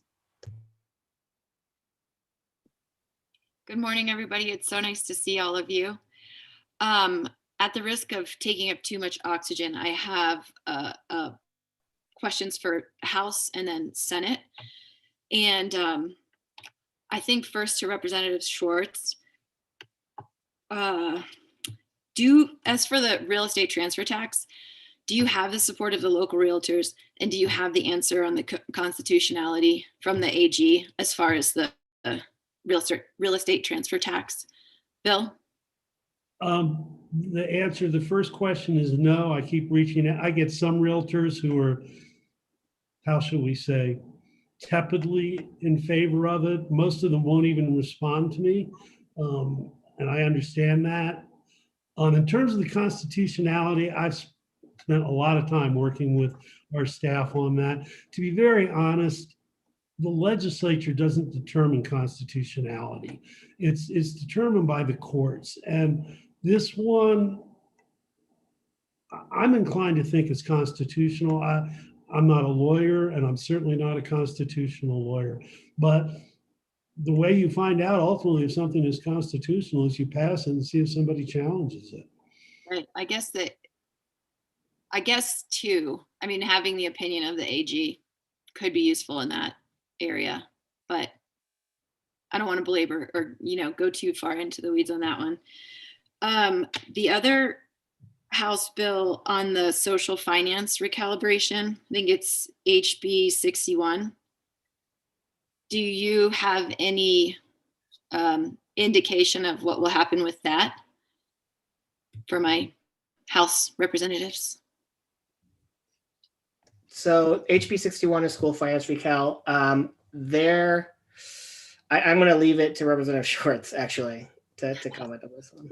Yeah, I was on the recalibration committee. So statutorily, what we have to do is every 5 years, we hire a consultant, and they come in and analyze the model we have created for funding K-12 education. And there's roughly 30 components in it that range from class size to a number of school nurses to just all the components of the K-12 model. And in theory, we have to then do using cost-based evidence. If we want to change the funding model, we have to do it within each of those 30 components. What the committee did was we just passed out a bill that said we're going to do $100 million in cuts with the opportunity to also do a sales tax to raise approximately $100 million to help pay for K-12, because the gap is somewhere around $500 million. that word comes up again, constitutional, and I am not a constitutional lawyer, but there are pretty clear cases. The Washakie and Campbell County case is related to how we fund K-12. And the bottom line on it is that we are constitutionally required to provide equal education for all students in Wyoming, and it must be thorough, and I forget the other word, adequate, but that has meanings. And we can't use lack of funding as an excuse, because the legislature has the power to raise revenues. So that's what I know. I don't know what will happen with that bill, but we got to fund K-12. We're constitutionally clearly required to fund it. I don't know if you watched the presentation the other day by Professor Godby, regarding the appetite for taxes and cuts. It's fascinating. So I would recommend going back and finding it. I know that, is it Abigail? She has the survey results that are available to look at. And so then just 3 bills to address with you, Senator Gierau. They have to do with COVID, mental health, and the Health Product Dignity Act. So Senate File 27, 30, and 52. Is the Health Product Dignity Act dead, or what's your take on that? And then the Pandemic Response Review Task Force and the Mental Health and Substance Use Parity bill seem like they would have effects on our community as well. And I was just wondering if you could speak to those. And if that's too much, let me know. I will back off so other people can have the floor, but we can't hear you, Mike. Just looking them up. Okay. Yeah, 27's dead. It died in Revenue Committee, it looks like. And on a 3-2 vote. So it's gone for now. Now it might come back in March, but I would tend to doubt it. 30, Pandemic Response Task Force. Yeah, I think that one's, that too is going to Senate corporations, but I think that one's got a little better chance. And then 52, let me drop down on my little list. Yeah, that one is, yeah, that's an interesting bill. I worked on that one. In the age of cutting, what we were trying to do, I think, with that bill was to say, and this is really a tough go. When you're cutting these programs, especially in labor, or so much of the discretionary budget that you have to cut is in labor health, is in the Department of Health. And a lot of those programs are funded partially with federal dollars, partially with state dollars. And once again, this isn't a knock on anybody. It's just a fact.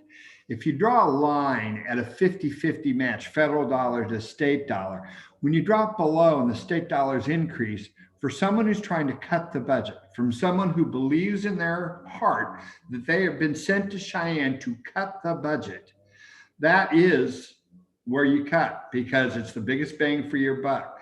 Unfortunately, even though some of those programs that are encased in there are some of the most important programs that we have. And there are some that have more federal dollars that are actually less consequential. But as you go up the chart, cutting those, you cut less money. And so the natural look is like, well, I'm not going to do that. I want to cut where I can really make a difference. So what this bill was trying to do was to say, we're going to take the bottom 7 and rank them in their order of importance. We went through it with the Department of Health and members of the Appropriations Committee and members of Labor Health to try to get the folks on appropriations to look at it in a different way and to say, look, the perfect example is programs for the prison. The prison in Rollins and Lusk, the women's prison, has no constituency. They have representatives, but since none of them can vote, they don't really have a big push in the legislature. But we know that if we don't offer those programs, the recidivism rate, because we cut them a few years ago, and the recidivism rate went straight up. And so actually it ended up costing us more money. So we have to get that word out, that by cutting this program, you end up losing more. And so that's kind of the key to that bill, is trying. I know a lot of people look at it as they're picking winners and losers. Well, we were, and flat out honest, we were. But what we're trying to do is make sure that the most important programs at that bottom level got funded. And so that was the why. I'm not saying it's right. I'm just saying it's the way it was. And the last point, as far as this constitutionality thing, Representative Schwartz, absolutely right. We pass laws, and when they get passed, they're constitutional because we pass them. It's the folks in the big black robes down the street from the Capitol. They're the ones that decide constitutionality. And to be honest, Judge Brimmer, Clarence Brimmer, a person, a revered judge in Wyoming law, always used to say that the attorney general is a buddy of the governor who's a lawyer, and an assistant attorney general is a buddy of the buddy. So, their opinions are great, just like the opinions from the town attorney and the county attorney. But then when you get to court, they're going to turn to you and say, hey, this is going to be kind of tricky. And so that's just what lawyers do. So, we have a tendency to look a little less at that and just say, usually when someone starts screaming at the table and pounding on there, what you're doing is unconstitutional. I call that's the last club in the bag. That's the last argument you got, is you say it's unconstitutional. So I'm going to quickly chime in on the Health Product Dignity Act. So it is dead on the Senate side. I did speak with a senator to ask if they would be interested in me running it on the House side as a personal bill. It appears that the Senate has literally no appetite for running it. So I think, unfortunately, we'll hold that and maybe put it through revenue again. We'll see. I think if anything can be done in the Senate, I think it would be really important and beneficial to similar people in our state, Senator Gierau, which I'm sure you know. On that, I will cut my time. Thanks, Councilor Chambers. Councilor Rooks, please. Thanks to the representatives and the senators. Looking at the clock and knowing that it's winding down, I'll just pick one topic, and that is to let you know that the town council has allocated some funding with regards to lobbying at the state level.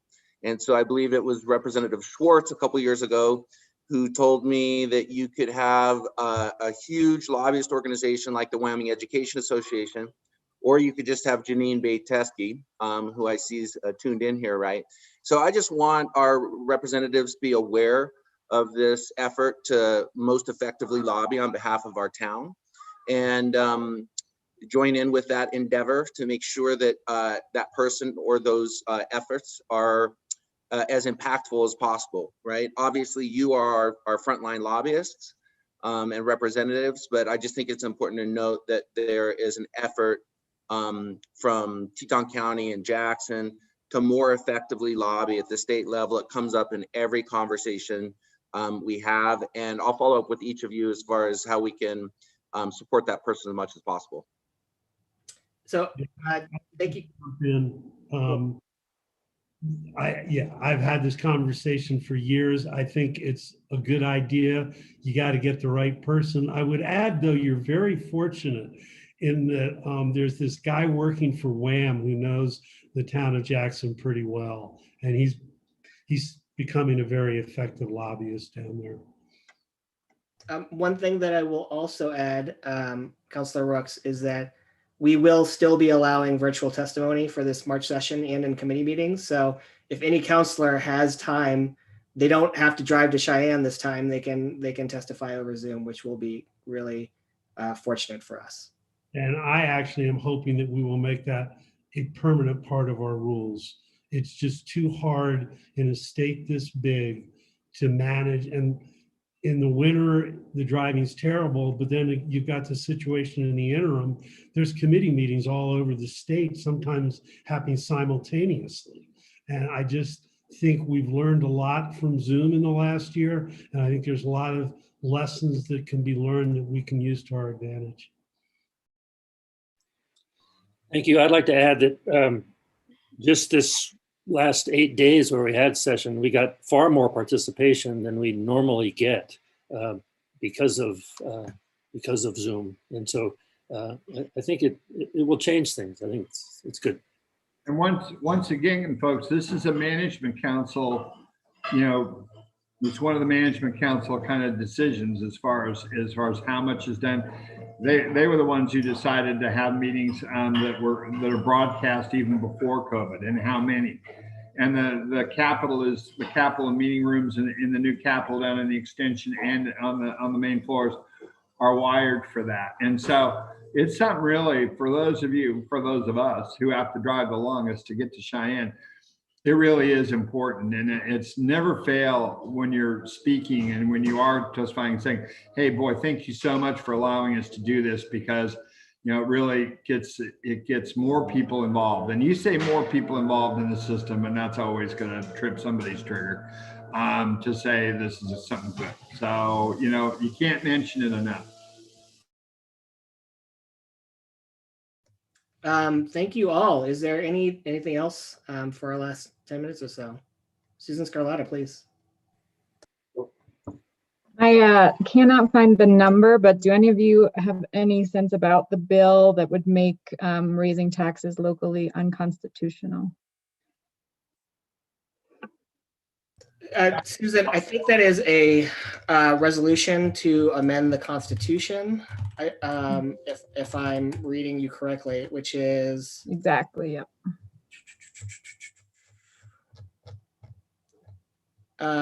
House Joint Resolution, nope. Where is it? Senate Joint Resolution 1. So it has been referred to revenue. And the change that it makes in the Constitution would be Article 1, Section 28. No tax shall be imposed without the consent of the people by a vote of the majority of electors during a general election. So it would essentially make it so every single tax, including ones done in the legislature, would have to go to a vote of the people, which in my opinion would break the state. That is one I will definitely not support. It will require a 2/3 vote in each body to then go to a vote of the people of Wyoming, where I believe it needs a 2/3 vote as well. That's a stretch. Yeah, so that's the constitutional amendment process. For this amendment to pass, it has a very high bar. But it's still a dangerous bill that we need to speak out on. So don't, you know, just to make sure. So don't hesitate. 2 steps to the right. Herb Roscoe. Thank you, Representative Yin. I would like to apologize for butchering Mayor Haley Morton Levinson's name. And I would also like to get back to Councilor Chambers. She brought up the Godby presentation to the, I think it was the Education Committee, and it was very, very good. And it showed the percentages of people willing to support education and willing to tax themselves. And also there's been a recent Russell House Institute survey that talks about willingness to do the same thing, roughly. And then with all my tons of emails, outside of a few death threats, say the same thing, that they're willing to support education. And it just, I actually believe that tide is changing, and Wyoming is coming around to it. But the representation, all these indicators don't show up in the legislation, in the legislature. The House and the Senate just don't represent that. And I think it's going to take a while to to come around, but I'm hoping the sooner the better. Just thought I'd bring that up. Thank you. And I would also add, hang around for the next session, because at 11 o'clock, the school district will be with us. And I'm assuming we will talk about education. Anything else? Councilor Chambers? I would just say, Representative Roscoe and everyone, that one of the questions I asked during that presentation is, was this survey given to the legislators? Because I think that would that would really reveal the disconnect between the people surveyed in the state versus the representation at the legislature. So I don't know if there's a way that you could request that, but I think that would be very illustrative for everybody and maybe a starting point to have these conversations and get people tapped into the survey, which they said they could adjust happily. They would adjust these questions to maybe address the real estate transfer tax, unearned income tax, etc. So I think they're an invaluable resource to reach out to. And their tools are really amazing. All the adjustments that you can do on the spreadsheets, and there's funding for it from, I think, a federal standpoint. So it's definitely something to be tapped into. So one thing I will add about representation and maybe the will of the constituents is that representation is decided by elections, and elections are in a certain format in Wyoming, but that format can change. That the committee that takes on elections is corporations, which is corporations, elections, and political subdivisions. So maybe for a suggestion of Representative Roscoe, or maybe for us to suggest to our corporations chairman, is maybe it's something that we should look at. Maybe the primary process could be something that's reevaluated in Wyoming to see how our representation can be decided.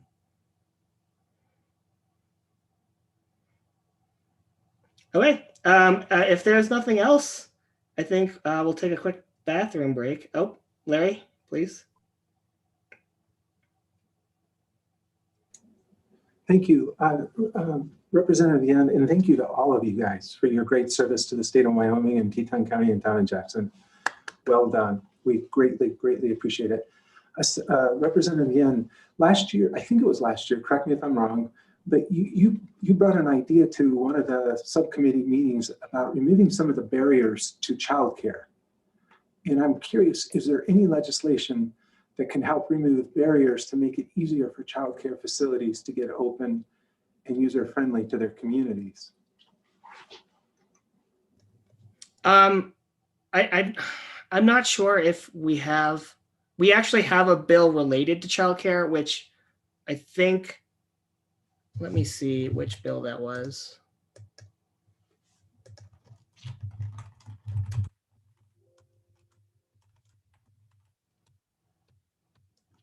I will have to look for it. You know what? I will get back to you on it. I would love to run anything that can help with our childcare issues, because it's a problem, and I think it's especially been highlighted during this pandemic, that trying to work from home and take care of a child at the same time is a very, very heavy lift, and it's one that a lot of families have been having to deal with this past year. So I do think we should do something about it. I'm open to suggestions, but I don't have anything on the docket for that I know of for right now.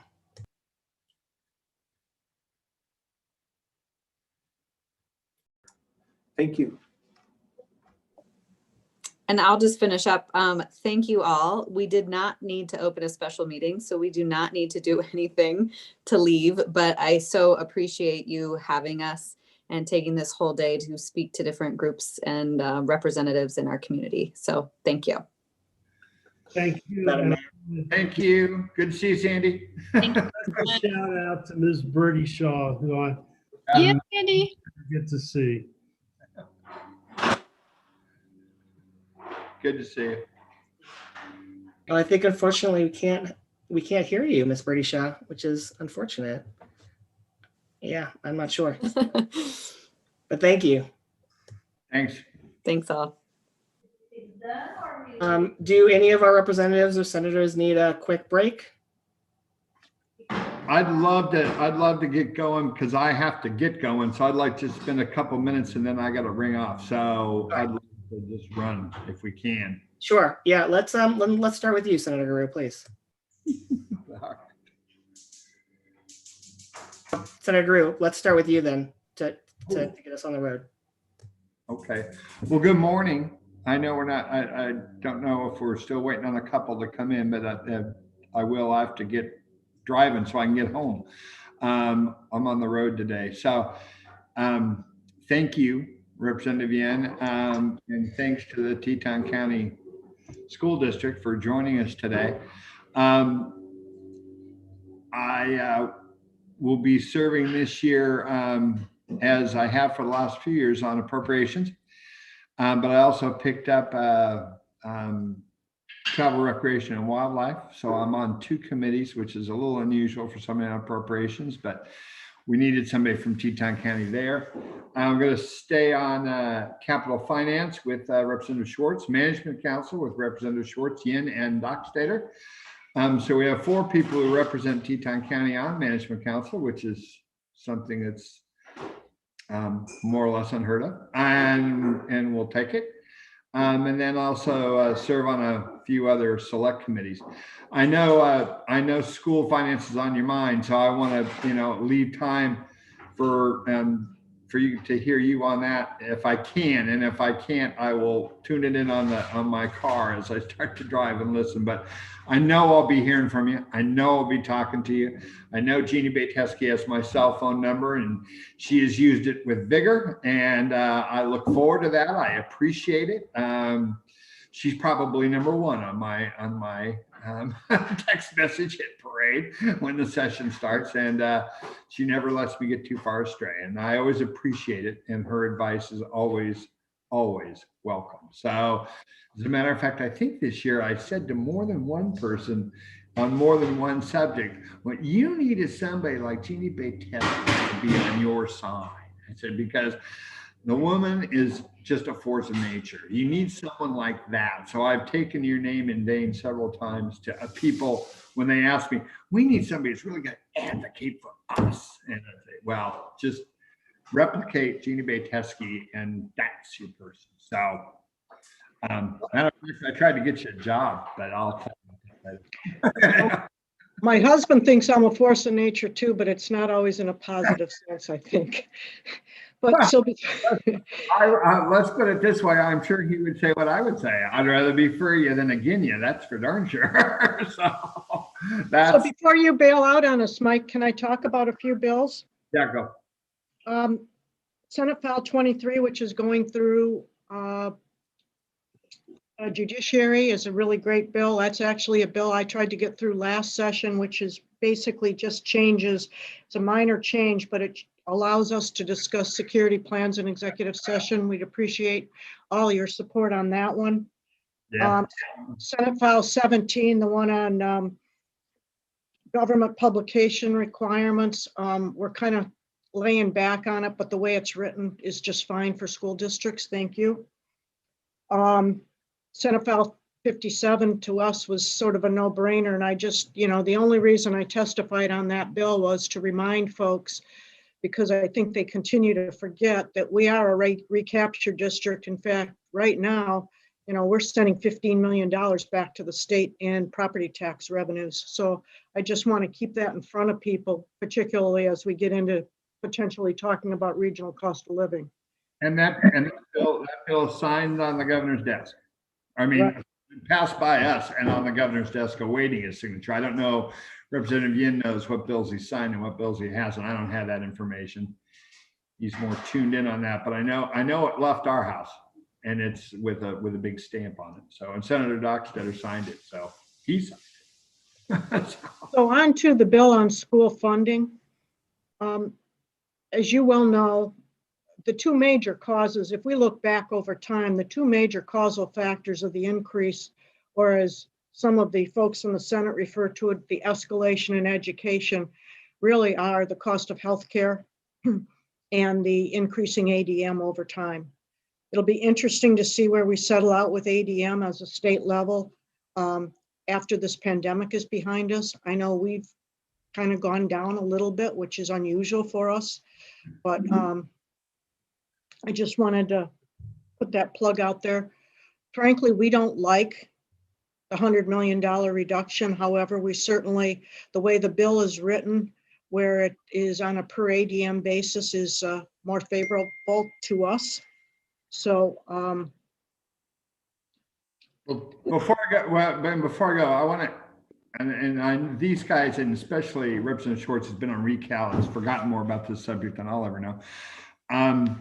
But I do have a question, and it really, it's kind of philosophical a little bit, but it's something, we talk about, a couple of, my guys on appropriations, as you well know, are also on, Senate recal, and are on Senate Education, or on the recal committee, and is our leadership as well.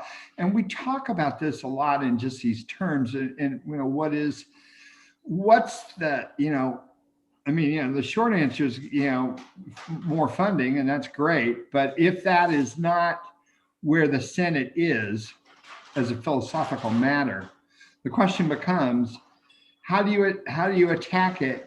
And some of us talk about, well, there are, of course, the things that are outside the model. And of course, this thing that's, I frankly think it's a knee-jerk, easy answer. It's like, well, cut all sports and make them go to a mill levy to pay for it. I think that's kind of snarky myself. But, I understand the point. But more to it, the basket of goods, the basket of goods itself. Is that the point where you say, should we talk about the basket of goods and say, do we try to make cuts there if that's where we're going to make them, and have this global conversation, and then ask local communities to fund what they want to fund outside that? If you pull something out of the basket, like, I don't know, and I don't want to pick on anybody because I'm not, but I just, is that a way? Because I'm not asking for an answer now. I'm just saying it's something that we're all really having these discussions, theoretical discussions, saying, no, nobody wants to go in and just say, well, there might be one or two that say, 10% across the board cuts, that's the way it goes. Teachers, that's the problem. Whatever the cause celeb of the day is. But when you really want to get at it at the end of the day, that's on the Senate side. That's what I hear. That's the talk I hear. And so that's kind of, when we talk about this, there's a lot of folks that really, and the leadership especially, I'm talking about not the leadership of the Democratic Party as being Chris. And I think where we are. I'm talking about the leadership, the guys that run the joint. They really, it's a serious discussion, and they're having it internally, and they're watching recal, they're watching all this stuff. And so as you go through this, I just can't help but tell you how much, it really is a befuddler, and everybody's trying to do the right thing. And believe me, just spinning the lizard down to nothing is not the right thing. That is, I think if we could all just agree on that coming out of this session, then I think we'd be doing great. And with that, you answer me offline on that stuff, but you don't have to. I'll give you a big answer now, Mike, and we'll circle back to you on it. There's a couple of things that have happened over time, and I think you do it one at a time, and it just doesn't seem like a big deal. But I know Gillian has a list that she put together, and I could find it, I think, but it's trainings that have been put in place over time for our staff, for example, like bloodborne pathogens, like suicide prevention, like, the list goes on and on and on. And I'm not saying any one of them is a bad thing. They're all necessary, but it's just sort of the trickle-in effect. I do believe that if you really want to make substantial reductions to education, you have to redefine the basket of goods.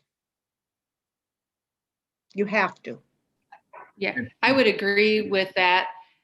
Just like in your personal budget at home, if you have to reduce your personal budget, there is no way to reduce your personal budget without changing the way that the things that you spend money on.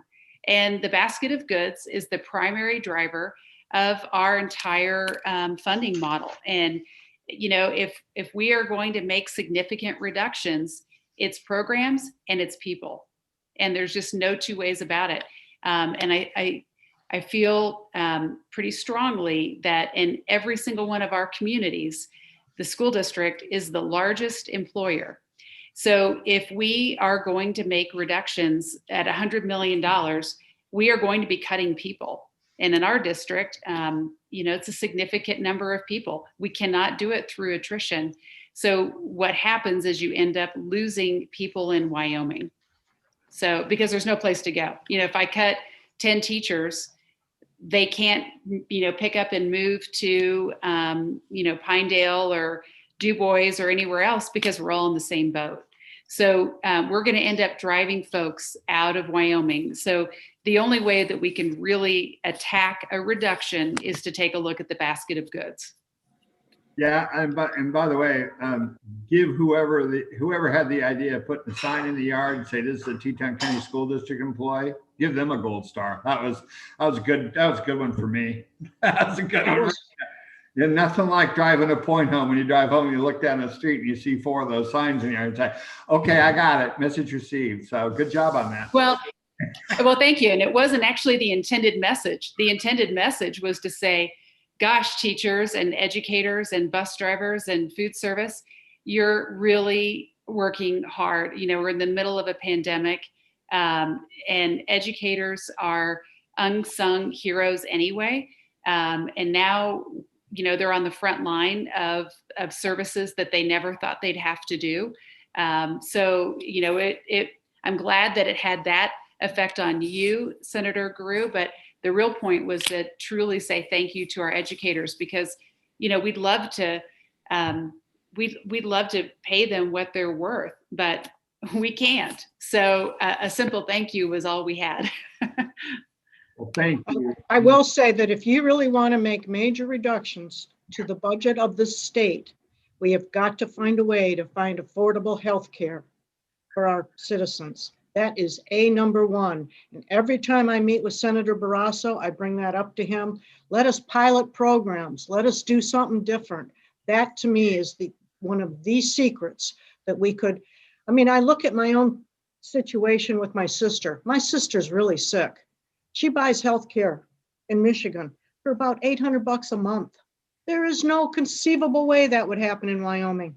So how do we find a way to shop across state lines or do something different than what we're doing to bring down the cost of health care and health insurance? I'm going to leave it there. Thank you. Janine. Safe travels, Senator Gierau. This is a question you should probably be asking me, but I think it was last year I was on Labor Health, and there was some talk, there was a bill that we were trying to expand the pool, the insurance pool beyond Wyoming to other states. And I don't know, I'm not on Labor Health anymore. I don't know where that went. Is there still any potential for that to improve things a little bit? Jim, I don't know.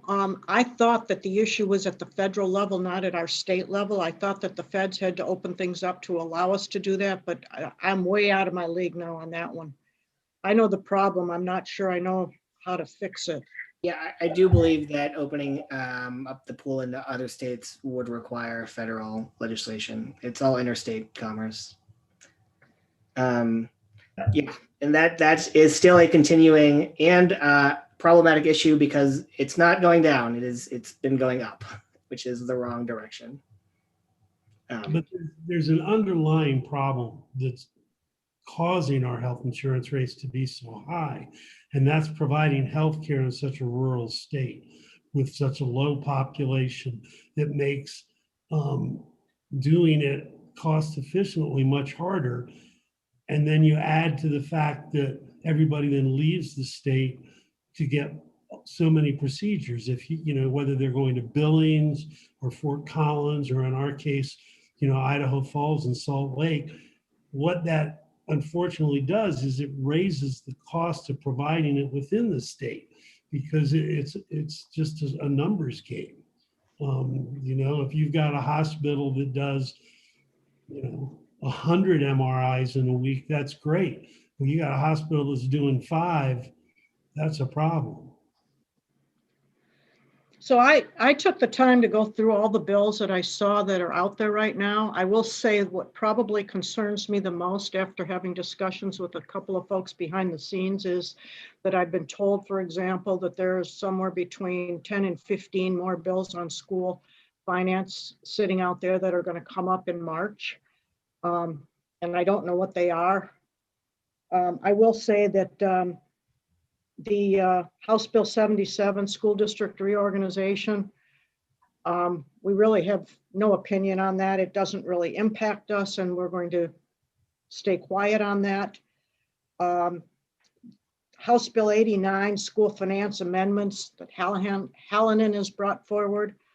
I think you can probably guess where we stand on that, which is, please, you know, reducing the number of days. That's the one that reduces the number of days down to 180 and takes a 10% cut across the board to all of our staff salaries. House Bill 106 that's being brought forward by, I think it's Sue Wallace. Wilson, Chairman Wilson. Wilson, yeah, sorry. That to me is just kind of a way to try and get around the constitutionality of vouchers. And I'm certainly not a real strong supporter. It's very frightening to me to see there's a House bill and a Senate file on repealing gun-free zones. I kind of feel like maybe what's happening is that there's a reaction to something that some of the stuff that's happened in the northeast corner of the state with the Wyoming Gun Owners Association. And I'm just telling you, you know, I'll embarrass myself by telling you I have a concealed carry permit and I don't know how to shoot a gun.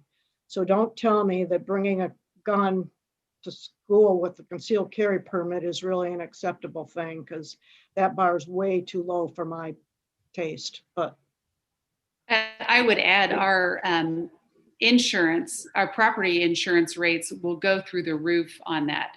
And there have been numerous situations in other states where, you know, a staff member, you know, goes into the restroom and they leave their gun on the sink, you know, in the restroom, and a child walks in and picks it up.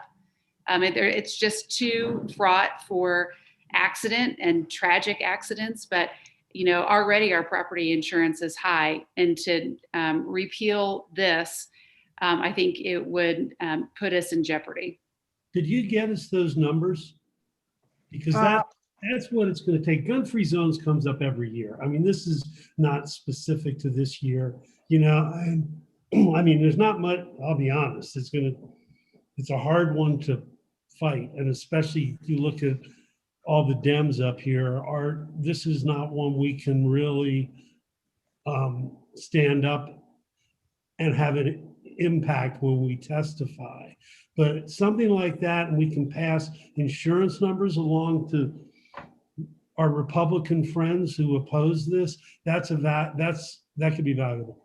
It's House. There's a Senate and House version. The House version's numbered 3, so there might be a third version that will also come in. So House Bill 117 and Senate File 67. Driscoll and Wharf are on what may be mirror bills.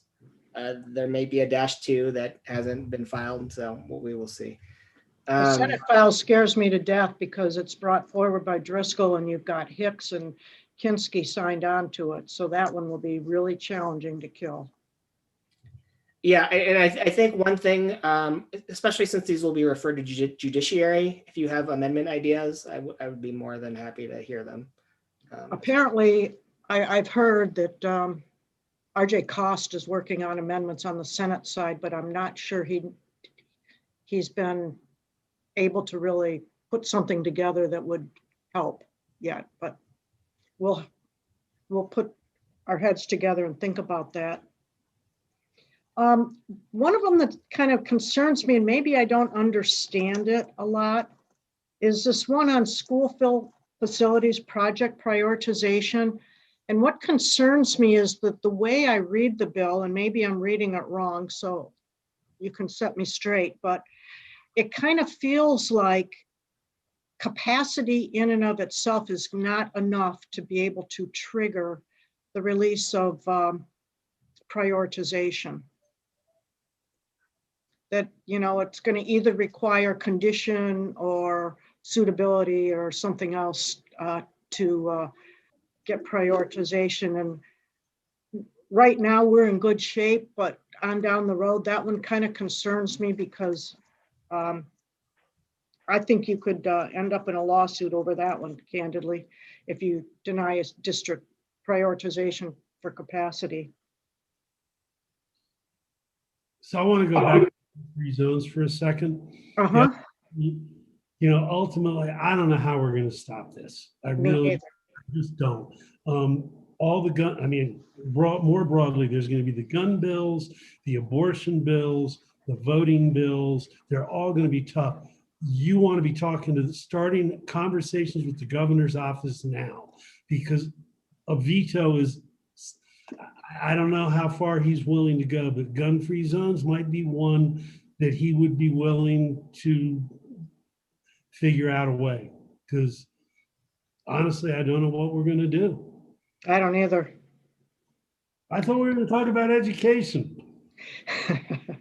You can't talk about education and go through a session without a gun bill, right? Gillian, do you want to talk about House Bill 80, the kindergarten start date, how you feel about that one?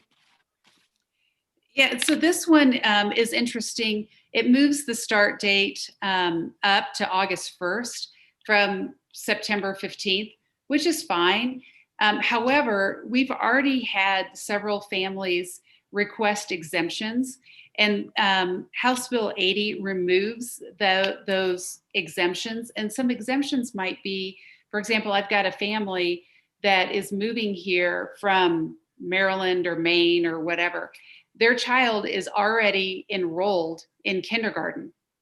So when they move here, the child's birthday is like September 16th or something like that. He's already in kindergarten. So they're going to move to Teton County, and he won't be eligible to start kindergarten for another year. So this exemption that's written in House Bill 80 would remove that opportunity. Or you could have a kid that can test into kindergarten. They're already reading. Their birthday might be, August 7th, August 10th, whatever. And so right now they could, the way it's written, they could actually qualify and go ahead and start kindergarten. But removing these exemptions would mean it definitely impacts an individual student completely differently. So I would not be in favor of removing those exemptions. So I'm looking back at 2020 when the start date changed. I think Representative Duncan, her original bill didn't have the exemption, and she added it on as a compromise for other people. So it looks like she is removing that compromise, I guess, again in this new year. So we will definitely have discussion over that. And the other one, Gillian, could you talk about Senate File 68 on absenteeism, which is sort of an interesting one to me? Yes. Hang on one second. I want to pull that one back up. So I'm just pulling it up real quick.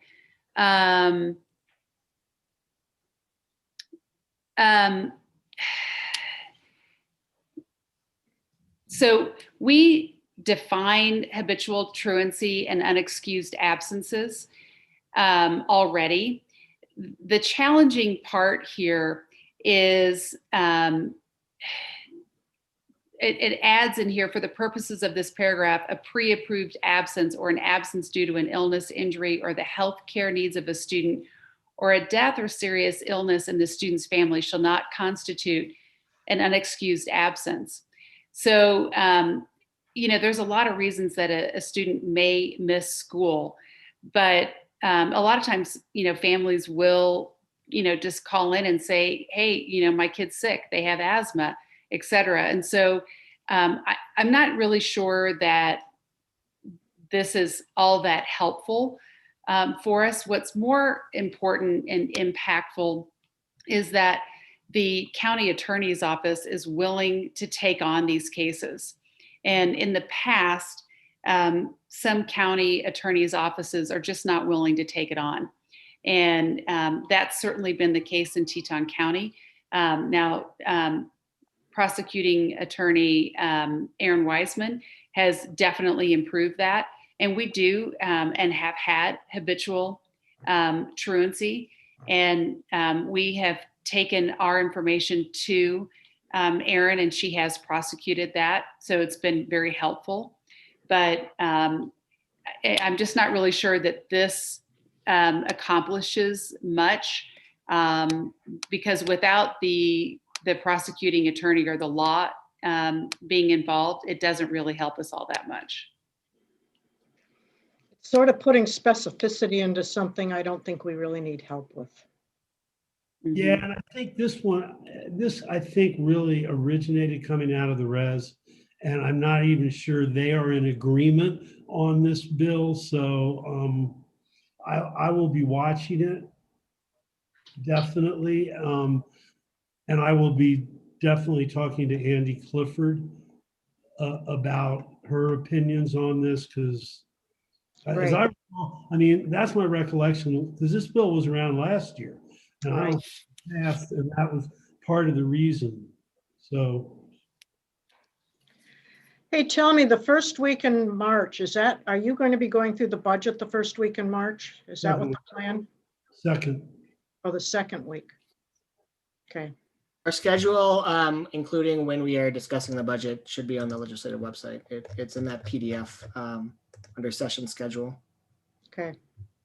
Because I do plan on coming down, but I can't get a hotel room until the 2nd of March.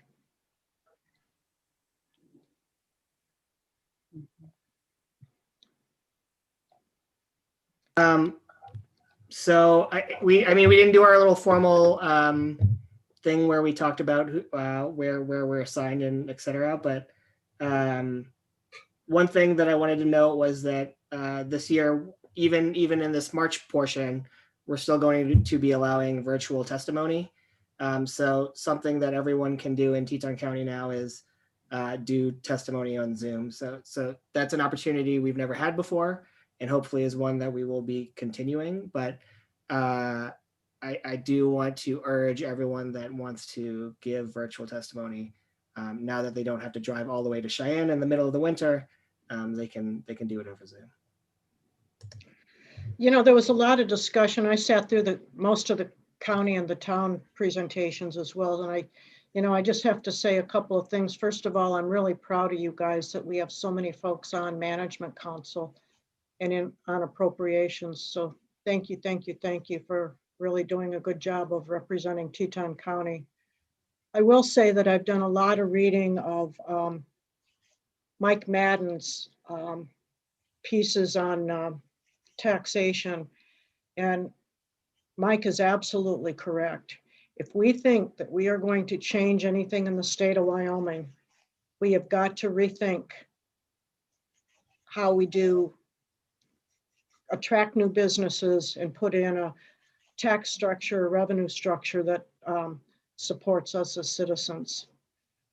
I guess the other thing I should share with you all is that I don't know what the feeling is at the legislature when, and I do recognize who I'm talking to, so this is a little tongue in cheek perhaps, but when the executive order came down on gas and oil, what is the feeling at the state level? Are you afraid? Are you, where do we stand with leases and when are we going to be in trouble?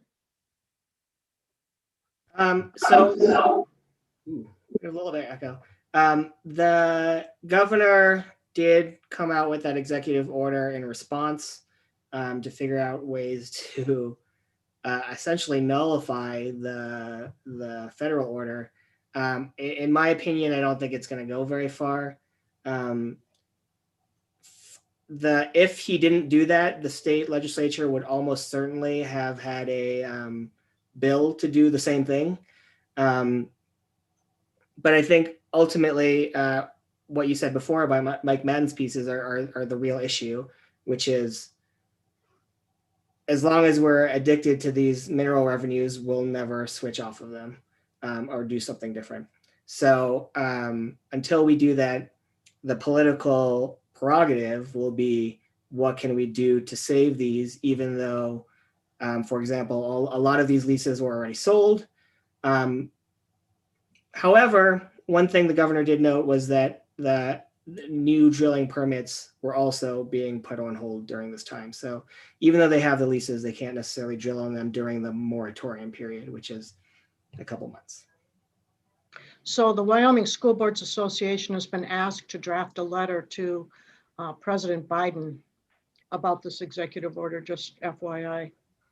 I did see that Superintendent Balo basically came out with the same statement when, I think essentially the onus is on us as a legislature to figure out what the future of revenue in the state is moving forward.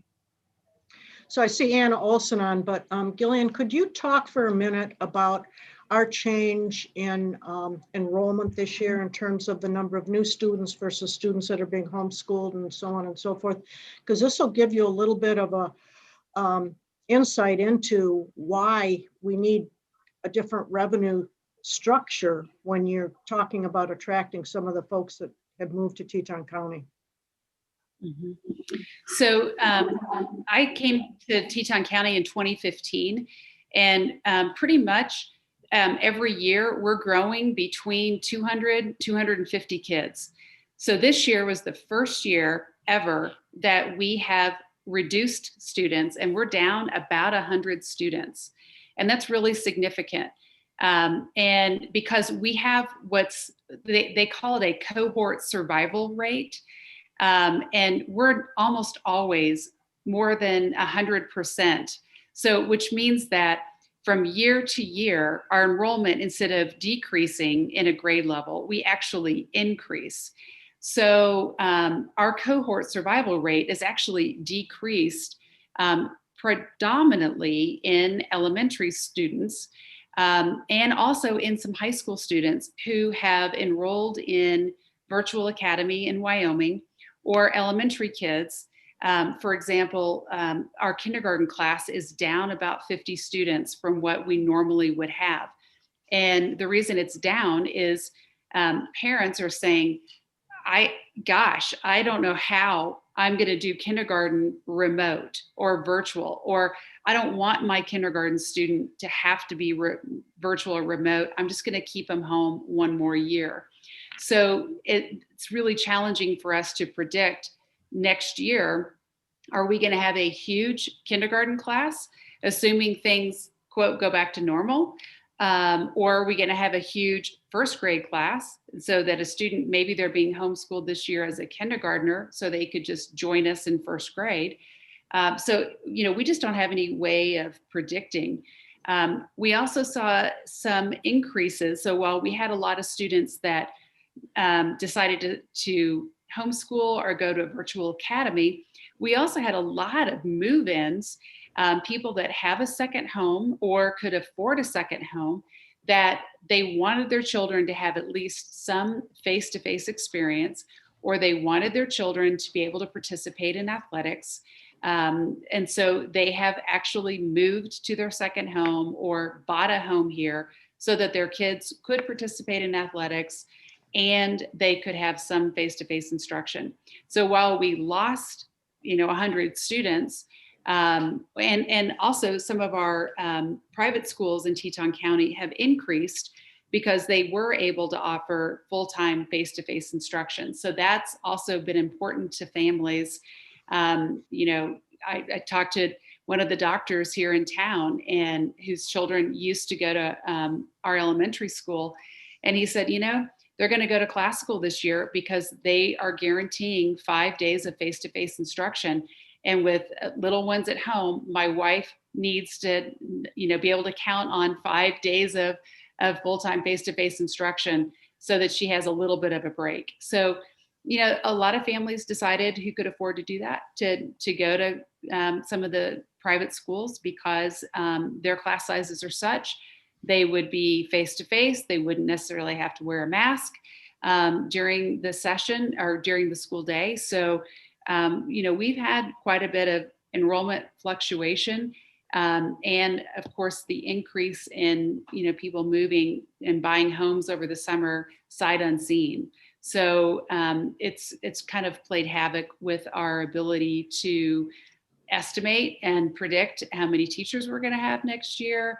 The class sizes have been very fluid, and we have also offered our own virtual instruction for families that have immune compromised children or families that had a lot of fear about COVID. So that has shifted, and we have, I think, 6-7 people that are dedicated to a virtual school that we're offering.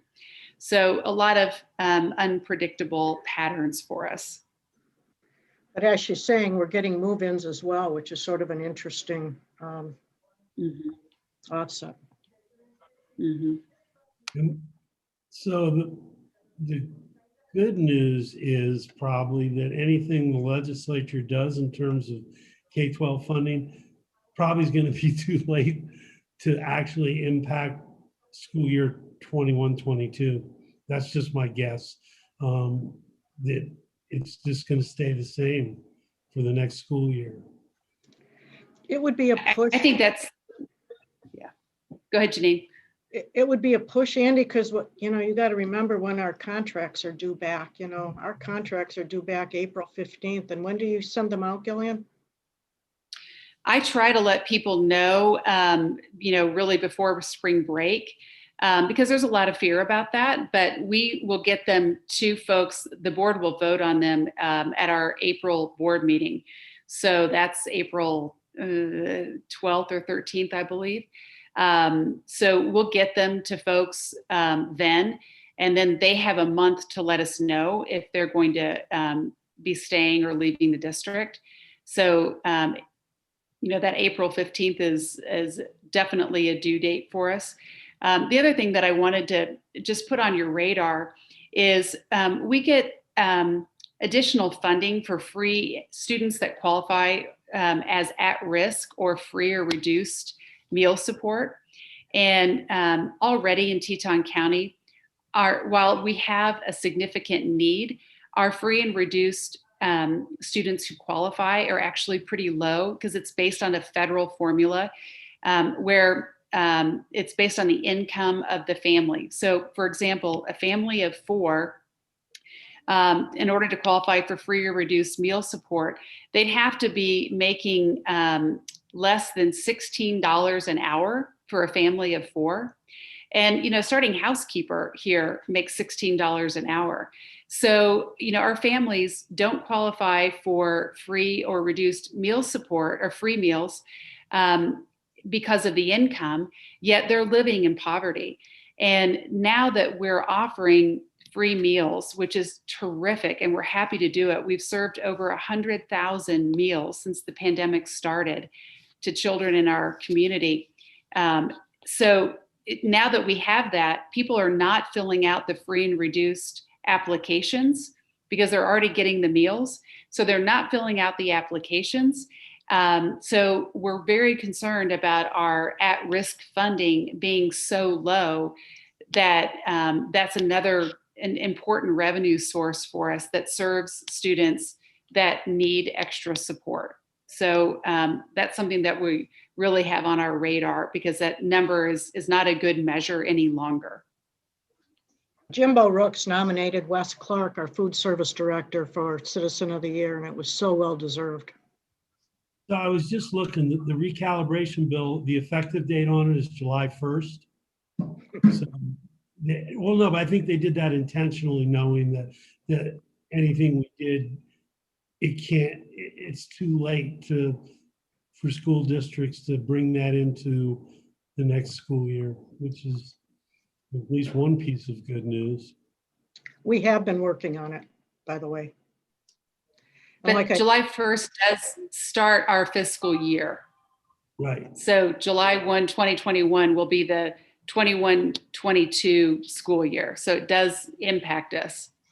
Right. But my guess is when we deal with this bill, knowing how late it's coming out, we're going to have to amend it so that it doesn't negatively impact the school year because it's too late. We'll see. Well, and as I mentioned, the way the bill is written, which is on a per ADM basis, really is beneficial to Teton County. The difference between that and a straight 6.5% across the board is about $600,000. Yes, I know. Was I on recalibration? I can't remember. And the one thing, and you did an awesome job. Thank you. It was wow. And a lot of what went on was not in the actual meetings, as you probably realize. I lost my train of thought. Oh, actually, you know, we all thought that the committee was dissolved as of December 31st. And I've been led to believe there's actually a possibility if management council chooses, because depending what happens in this session, we might go back to work. See, this is what happened to me on accountability. It was a one-year job that took 7 years. I'm not doing this for 7 years. I did look up bills that the governor has signed. He did sign Senate File 57, the school finance dates for funds transfer. So that, I believe that's the only school-related bill that he has signed so far. Well, thank you guys. It is 11:40. If there is any closing questions or remarks, but we very much appreciate you both. Thanks to all of you. Yeah, I'm sure I'll be hearing from you, right? You will. I got your number, buddy. You know, yeah, I got Thank you, everybody. Thank you. Do the representatives need a quick bathroom break before we continue on? Please. All right, well, we'll take a couple minute break and we'll be back in 11:45.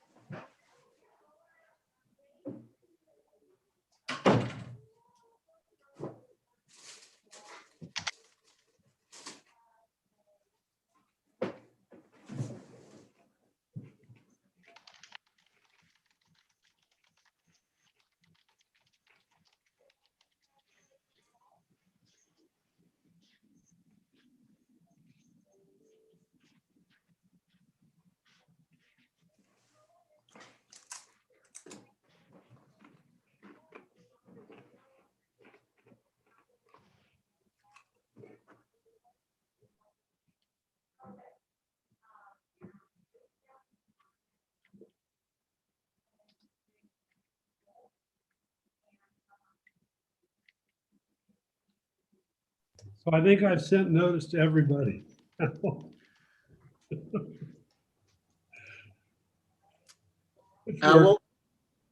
We'll just start when Representative Roscoe comes back, but I am glad to see the participation that we have here. Hi, Patty. Hi, how are you, Andy?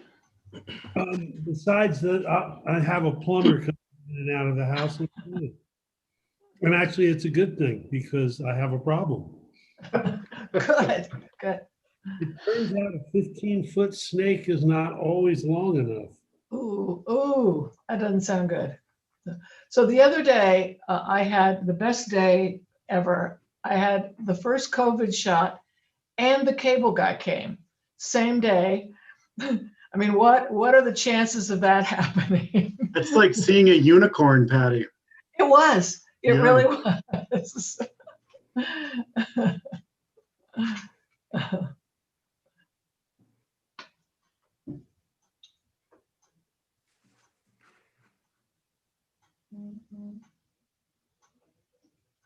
So are you guys going back into session? Are you going to have a longer session? I wasn't quite clear on that. So I'll just start. We've been saying this at the beginning of every section, but it's good. Well, one, we're streaming to the public, just to let everyone be aware. And two, so the way our session has happened, we are essentially in the middle of it, the session right now.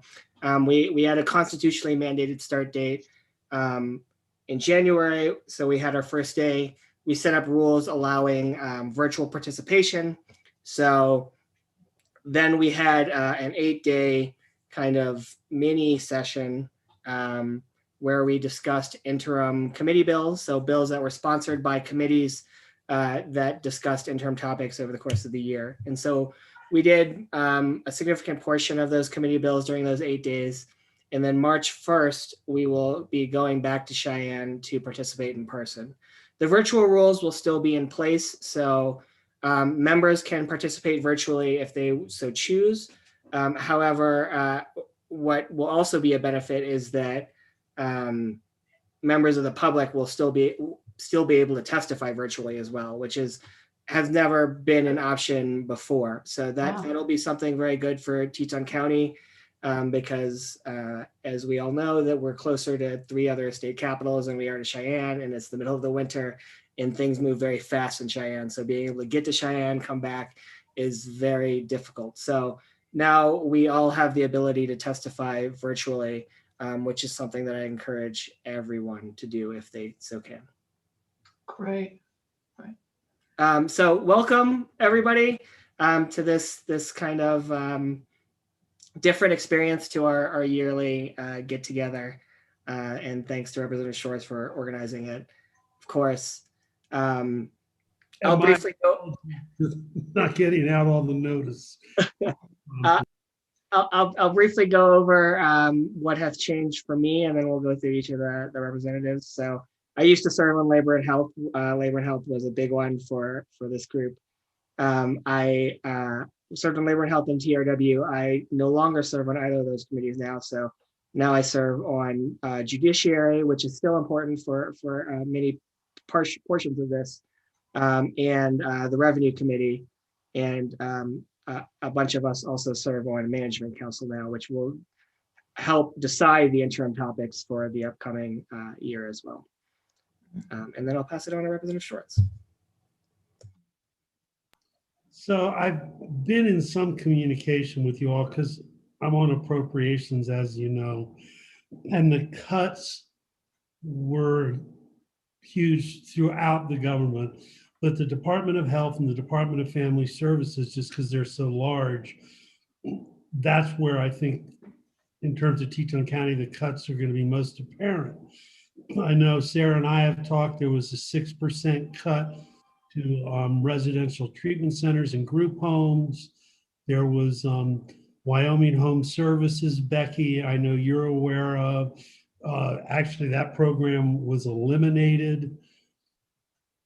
I won't go into all the details of all of the Human Service Agency cuts. The only good news is that appropriations we're not doing the budget till the second week of the session. The committee will meet again And I know there will be conversations about restoring some funding. And Wyoming Home Services is probably near the top of the list for that. No guarantees, of course, because the House Appropriations Committee is probably more inclined to restore some fundings than the Senate side. So it's not going to be easy. But in general, the cuts are the cuts. And I don't think we just don't have the money to put back in to all of these cuts. And so the question's going to be, when we get to the budget in December, because then it's just a never ending cycle. How we deal with it then, we'll have a better idea of how much money we have to spend. I don't know if you all track the price of oil, but it's almost up to $60 a barrel.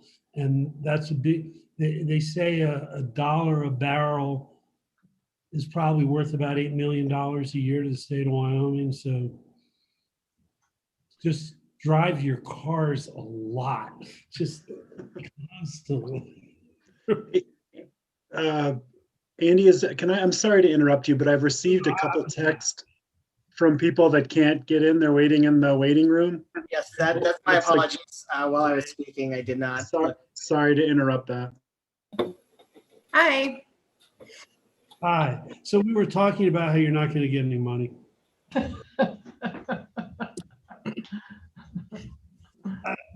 And like I said, well, what I was just saying is, we just dealt with all these budget cuts. Supplemental budget is usually not a big deal. And this year it's been huge and everybody's gotten cuts.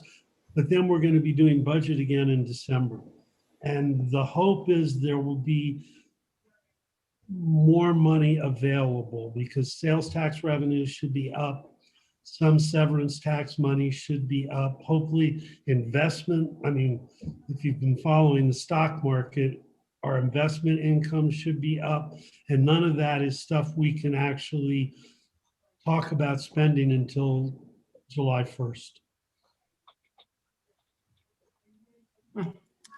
Let's briefly move on to Representative Roscoe, and then we'll open the floor for a lot of discussion.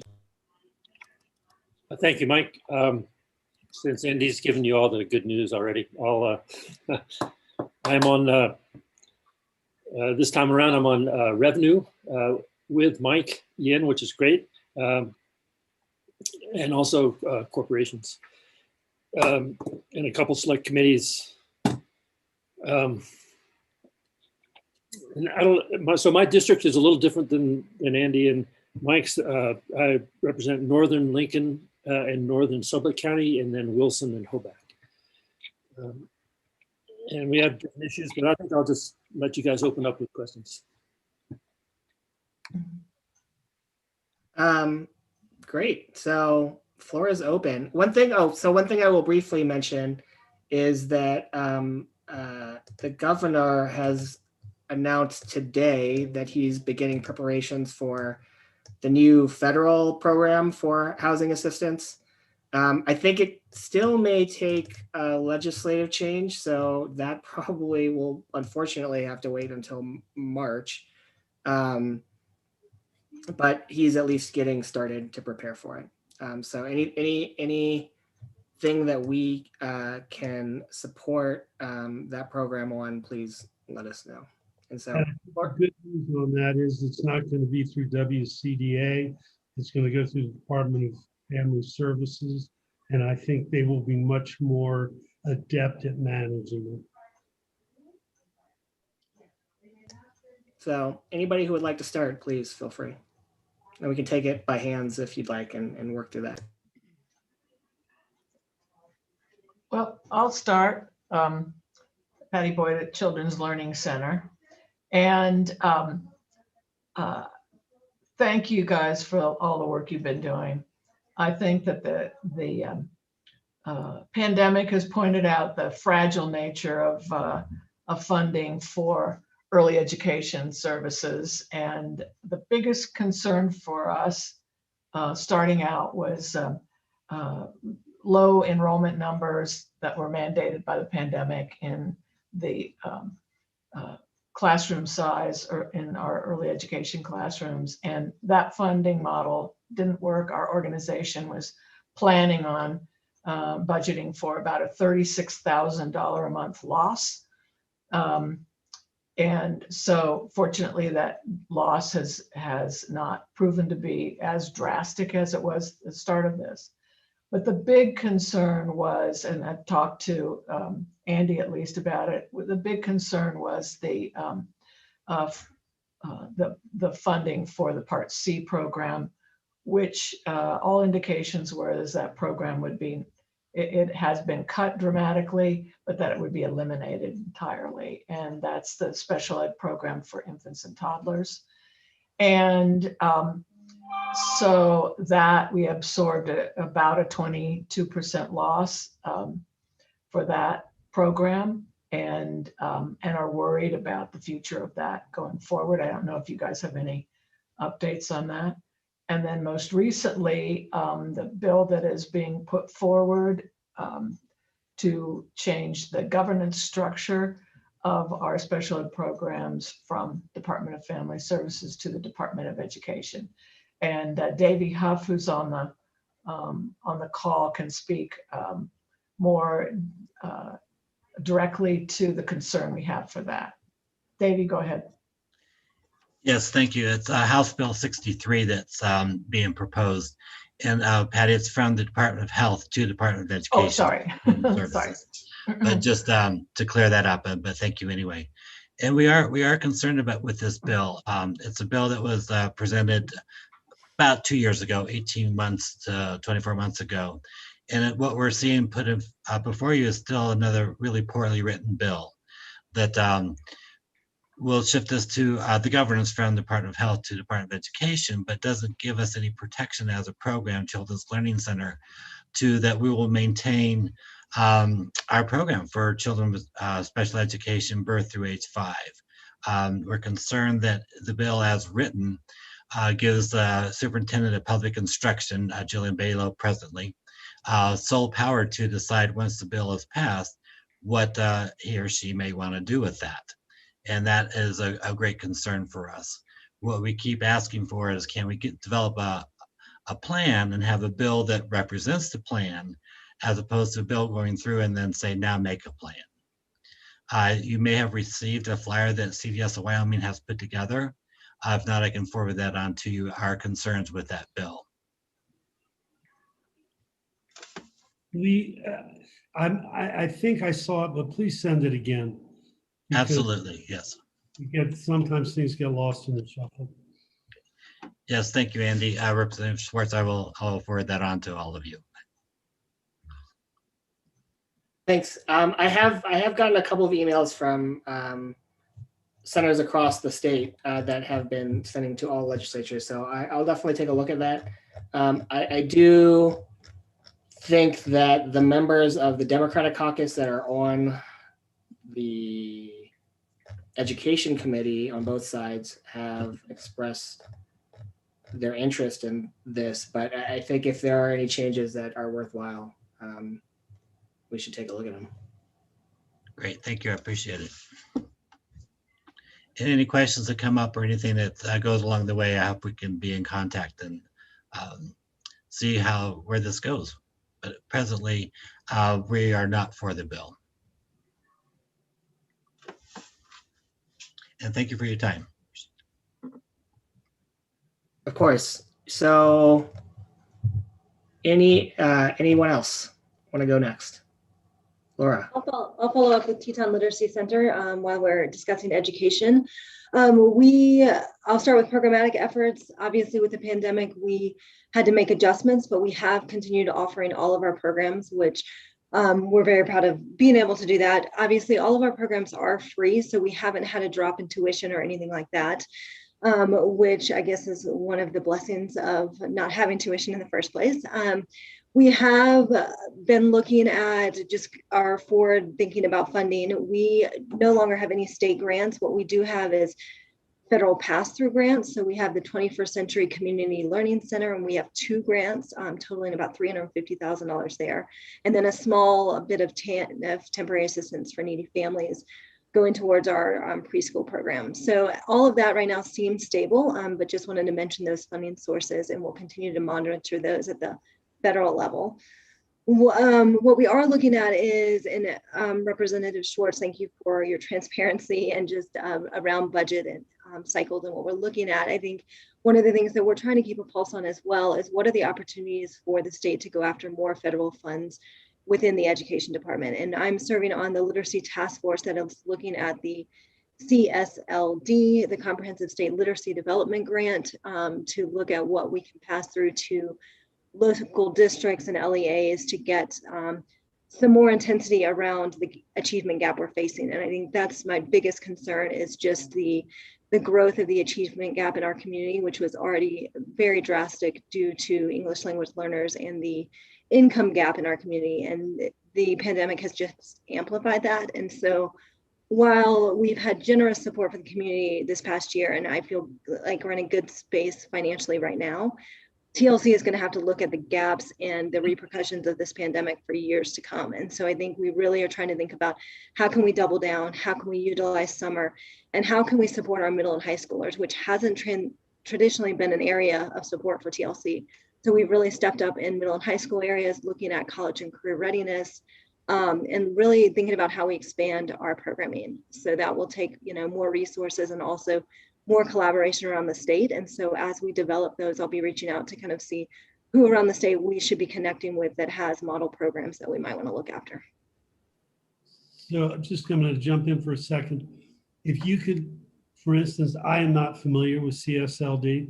And it is, if it's just federal money, all the state has to do is to authorize the expenditure of it. But in general, if you guys have stuff like that, email us. Okay. Because it's not, even if we're kind of aware of it, just keeping track of all these different programs and funding streams is very difficult.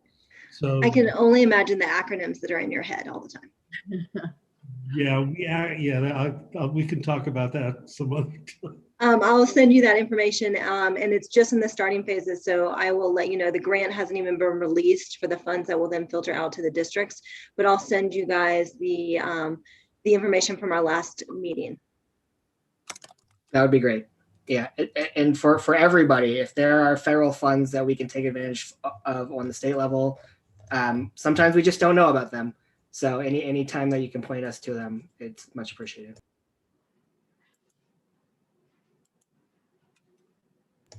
Who would like to go next? Please, Sarah. Put on the kids for now. How about that?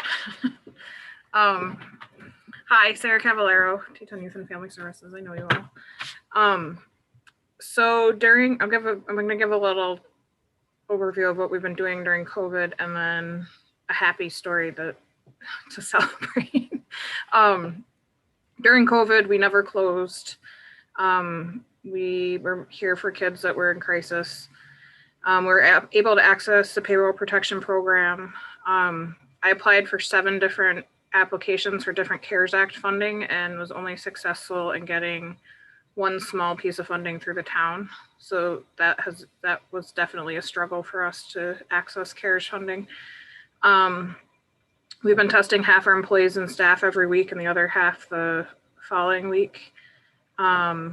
Today and tomorrow we're getting our vaccine. So I just got my vaccine today, which woohoo, big win there. And we've not had to close any of our programs or facilities due to COVID, which has been great. Locally, as our community has been experiencing this, we saw the rate at which abuse and neglect calls were made. The Department of Family Services saw about 15 to 17 on average a month locally, and that went down to 2 in April and 5 in May. And then last month averaged 9. And this is primarily because teachers are their primary eyes on kids. And that's where reports usually come from. I wish we could say that we fixed the child abuse and neglect problem, but unfortunately, I don't think that has happened. I think we're looking at the need for services increasing once everything gets kind of back to whatever normal is again. And we anticipate a wave of long-term impacts at how kids are relating to one another, how loss of income has impacted families, and are concerned that the lower levels of child abuse are not necessarily fixed, but are going to be reported later. The good news is we were able to work with Department of Family Services, specifically Corin Schmidt and Lindsay Schilling, to successfully implement a block grant model for group home services. This is a huge improvement to the system, as it'll give DFS some predictability and control of what they're paying to providers, as well as it gives us the ability to provide better access to care for youth who might need group home level of care. This was about a 2-year long process, and we signed our contract on January 1st, and we're super excited about it because I think it's going to help kids, which is the goal. Our services are here to help kids, and I think it'll help the access to care issue. Chris is going to talk to you about any legislative bills that we have coming up. Chris, please. Thank you. Just looking at the budget bill, and Andy, you talked about cuts specifically with regard to DFS and the 6%. We're okay with that. We were okay with the process. We feel like Director Schmidt at DFS was incredibly transparent and also sought input. However, if we're looking at further cuts, I think Teton Youth and Family Services would fare okay. However, some of our partner programs across the state could potentially look at closing, which would be very damaging to a lot of the kids in some of the more rural and frontier counties where they operate on much smaller margins. Moving into another bill, what seems like the annual push to repeal gun-free zones, specifically schools, House Bill 117 and Senate File 67. In general, we are not for having guns in schools. However, this does impact us a little bit closer to home. Our Red Top Meadows program, while we are a private nonprofit, we sort of fall into a gray zone because we do receive public education funds for those schools. So we're not really sure where our program lands, if we're really considered to be private or if we're considered to be public. However, we certainly do not wish to have our clients and our clients' families be able to bring guns onto our campus. That is very concerning as we deal with many angry families, many families who are who do not trust the system, so to speak. I'm sure Deidre will, well, I'm not sure. House Bill 38, I know when Representative Jim and Roscoe were on Label Health and Social Services, they were able to get an amendment into that bill that would include children coming out of crisis shelters into the priority mental health population. I understand there's been some discussion about removing that amendment, which we would vehemently oppose. That is all the legislation I have for you this year. Thank you very much for your time. Thanks. So I think when it comes to the priority populations bill, I'll probably be against it just in general. I know that our new Democrats that are on Labor and Health now are not super fond of it as well. So we'll see how that House committee comes out as they discuss it, because it's been referred to Labor, but they have not taken it up for discussion yet, as far as I know. DJ. I will tag onto sort of what you were talking about and speak about sort of my thoughts on House Bill 38, which, you know, for those of you that are not as familiar, and I talked with you, Representative Schwartz, about it a little bit. The bill actually narrows the scope of who can access those state dollars for mental health and substance use services. For me, like I, as a provider, you know, I know the realities of the budget. So that aside, and we are also looking at cuts this year. We were told to prepare for 10 to 20% cuts this year. They did not actually come to fruition this year. So most likely we won't avoid them in the future.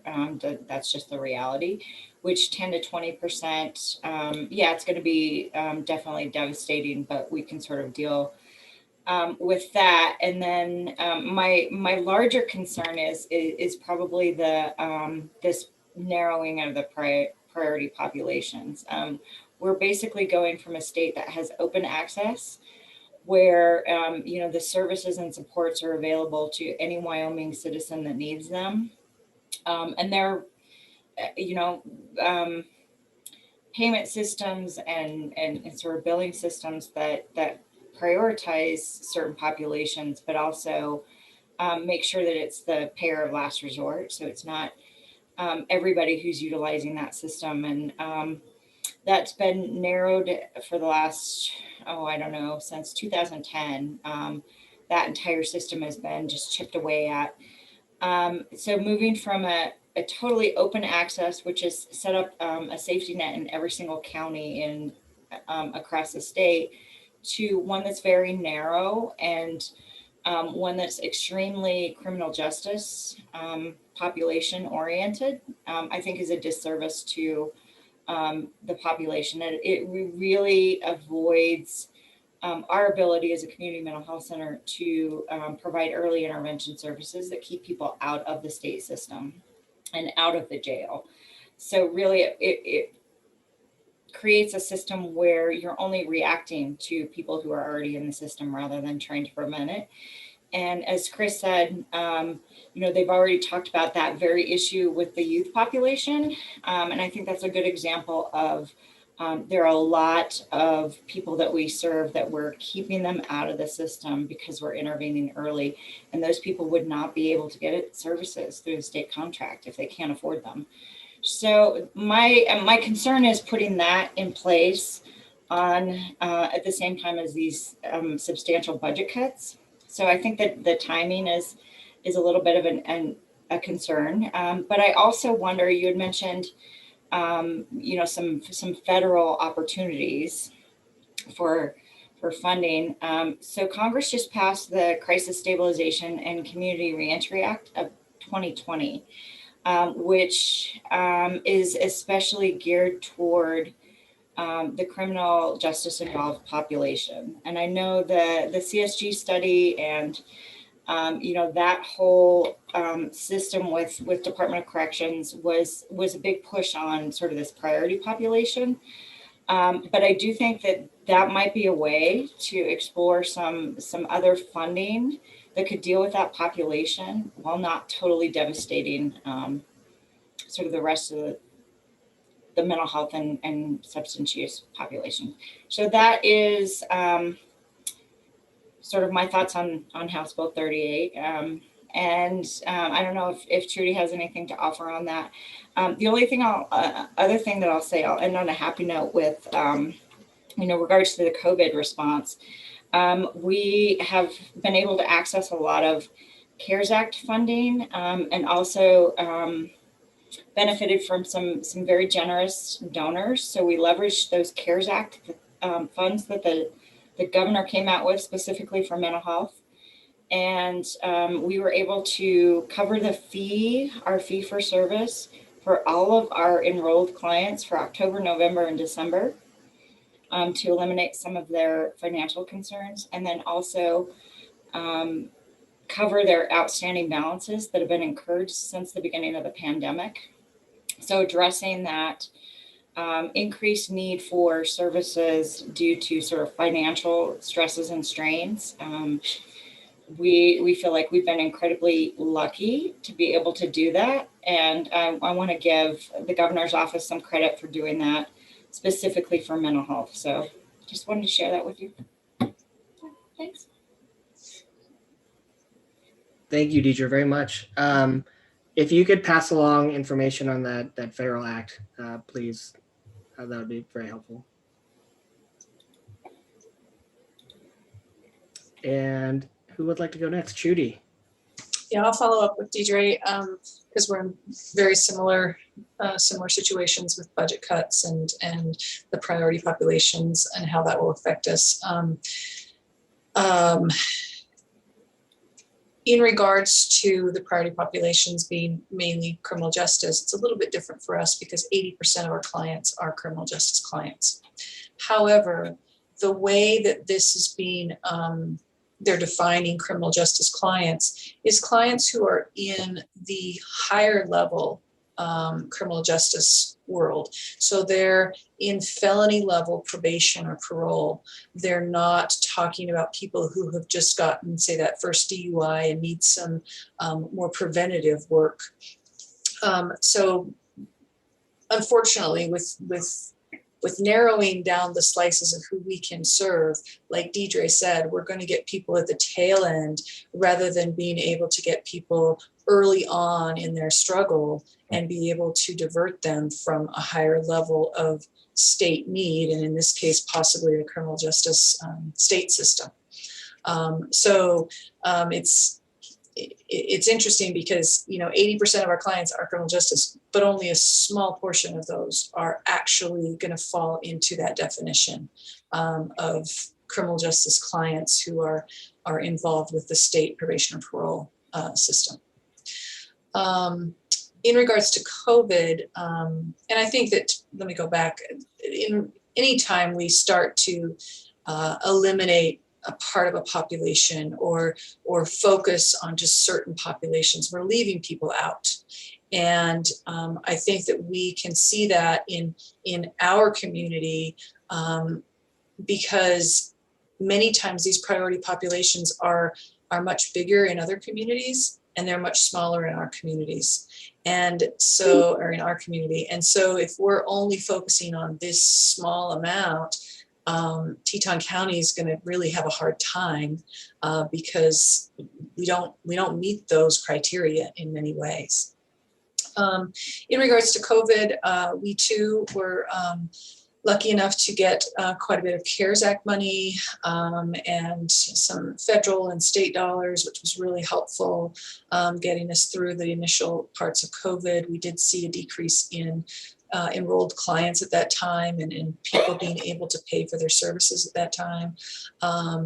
Things have gone back up as far as client numbers, but we also have been able to use some donations to eliminate the fees for services for many of our clients. And recently we had a year-end gift that we were able to reduce everybody's outstanding bill by at least 20%, some were more. So that's been really significant and helpful for our clients as well. And yeah, we are, half of us are now have our vaccines, and I'm going in tomorrow for mine with several other staff. So that's exciting. So it feels like we are moving forward in that respect. Yeah, other than that, I think a big announcement I guess I can make is that I will be retiring in May. Many of you already know that. So the agency is going through a bit of a transition right now. I'm doing my best to get us through to the end there and find a new replacement. So thank you all for this time. I'm gonna miss you, Trudy. I'm just jumping in. Mike, let's let this run over time because we still got a ways to go. And yeah, I would like to give everyone a chance. So we will just keep chugging along. It's very sad to hear that you're leaving, but thank you for everything that you've done, Trudy. Thank you. Who would like to go next? Andy. I will be fairly brief. Thanks for being here, everyone. Do not have any Andy Cavallero from Community Safety Network. We don't really have any bills to discuss. There's nothing pressing to bring up. We will kind of jump right into COVID. We've operated in a few different ways, but we've been able to provide pretty consistent service throughout COVID. We are all back in the office as of a few weeks ago, and we're all grateful that we're going to be getting our first vaccine tomorrow. So that will really help kind of calm everyone's nerves and our ability to really provide the service that we want to. We've been, the recommendation at the national level for us was to operate at about 50% occupancy through COVID. So that's how we've been operating. So we've had to really adjust our emergency shelter services using hotels, using our apartments on campus. But we have been able to provide everyone emergency service that has requested it. The one thing that we have really noticed throughout COVID is we've had increased call volumes from people kind of figuring out what service might look like. And we've also seen an increase in the level of violence of people that are actually victims that are coming in to receive services. And what's really come up in the last few months has been a lot of mental health calls that we have been having to refer over to the counseling center. So thank you for that, Deidre. That's really been something that has not been something that we haven't seen as much except over the last few months. We, like everyone, are seeing significant cuts. We saw about 12% last year. We are still expecting between 10 and 20% this year, and that still has not been confirmed. We're not sure what that's going to look like.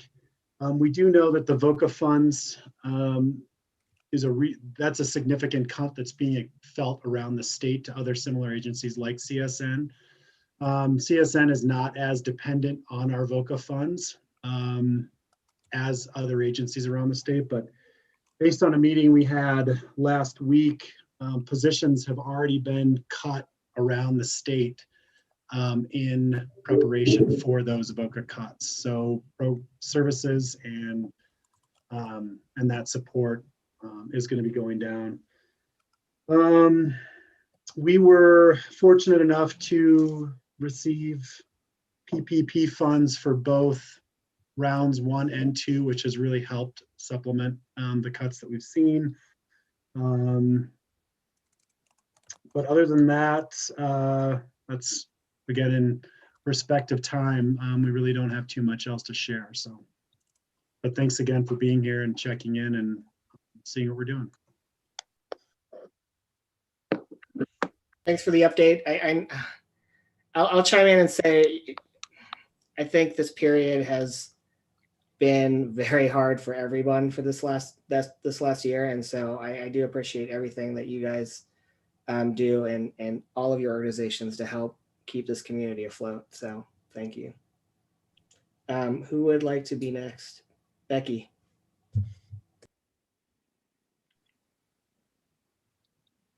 Thank you, Becky Zace, Senior Center. Thank you for taking the time to meet with all of us. It really is exceptional that you do carve out the time to meet with us annually. Much appreciated. As you mentioned before, Representative Schwartz, the biggest thing on our horizon is the complete cut of the Wyoming Home Services Program. And I know I've communicated with you all about that and the concerns of that. This is the only program that allows in-home services to vulnerable seniors on a sliding fee scale. So in our community, people who have plenty of means can hire in private caregivers for their needs and be able to age at home. But those who do not have substantial means are given the option of, if there is not a sliding fee scale in-home service, their options become really limited. And the most frequent option that is taken is that someone ends up going into a nursing home situation.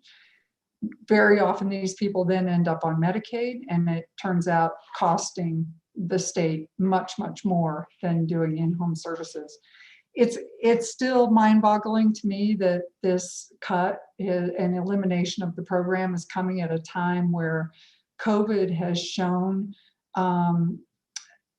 some vulnerabilities in institutional care for seniors, and some have closed, like our Legacy Lodge is in the process of closing. Fewer options there. And nationally, there's talk about how we need to bolster up in-home care. It's a very cost-effective way of keeping people in their homes and keeping people aging well. But at the same time, we're looking at cutting a program completely. So we are asking for restoring those funds. It's 2.7 million for the year. We are looking at other ways to, there are some people that could go on to an in-home waiver program, community choices program, but the vast majority of that is not an option for them. So I'm hopeful that we will be able to restore funding to this program. It hits seniors not only in Teton County, but across the state with really essential services. Just the other thing I want to make sure is on your radar is we also are looking at a cut to, I believe it's a 10% cut to the Wyoming Senior Services Board funding. That funding directly affects all of senior centers across the state. And while 10%, yes, we can live with that. We just want to make sure that that doesn't get increased. Those funds are essential for senior centers.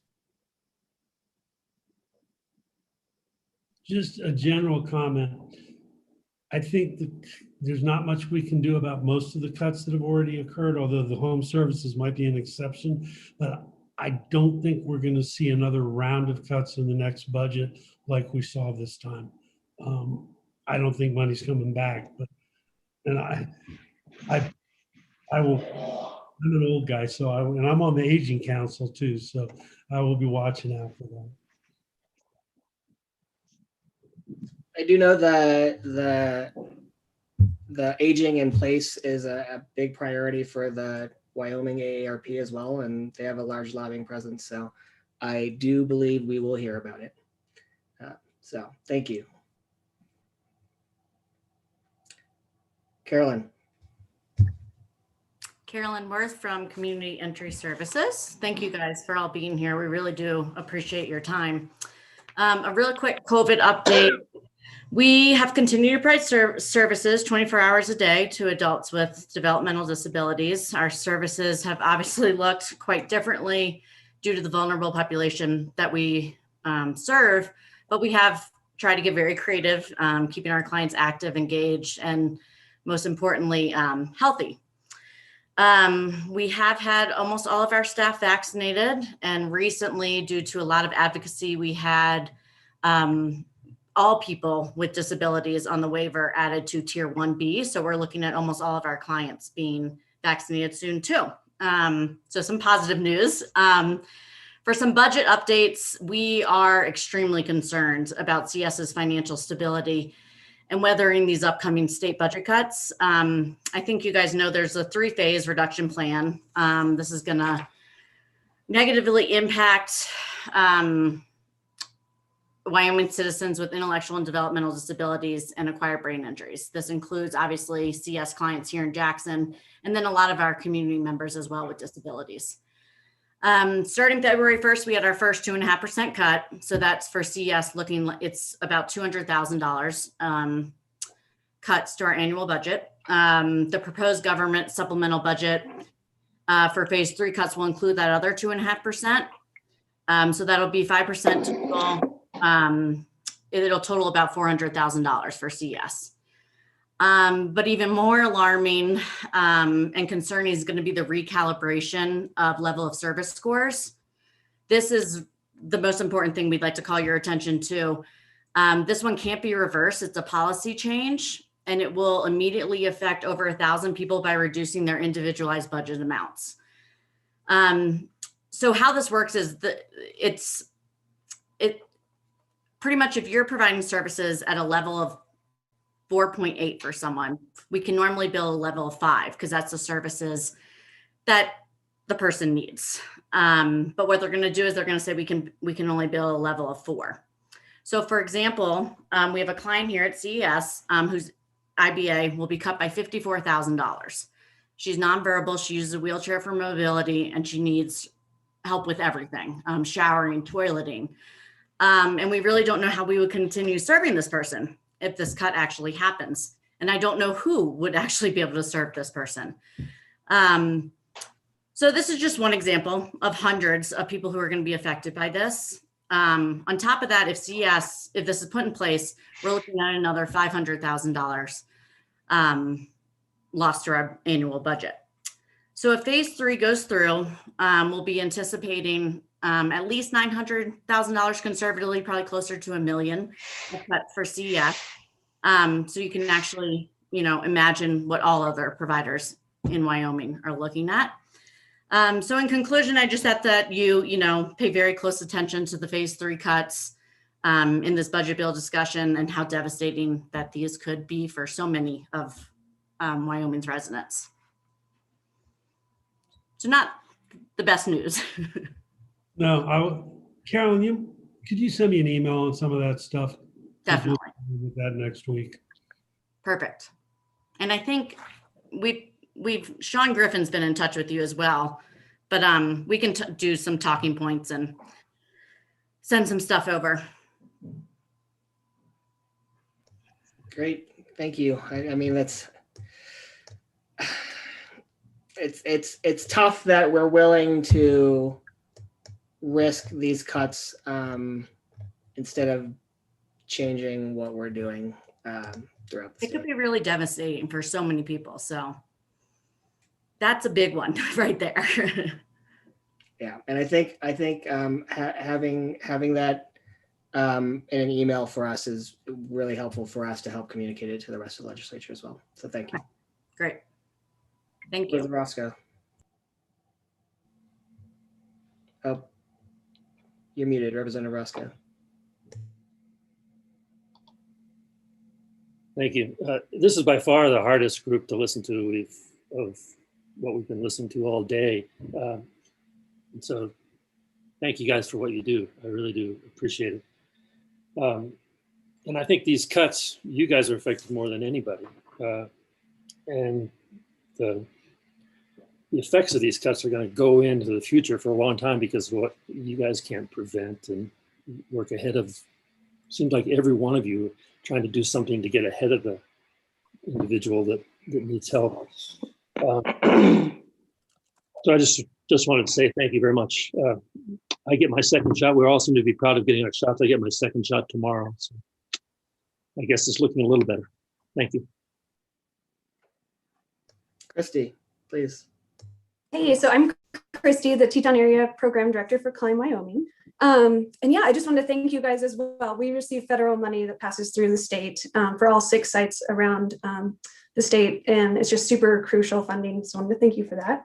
And then I'll just share, we were able to convert our certified nursing assistant training to mostly over Zoom this past year, and got 12 new CNA women certified, and they're working in super critical jobs currently. We have 4 at St. John's Health, 2 at the Sublet Center, 1 at Star Valley Health, and 2 more at Legacy Homes in Star Valley, which is just super exciting. And we're happy to celebrate that. So that's really all I have. I just wanted to give that positive update and say thank you.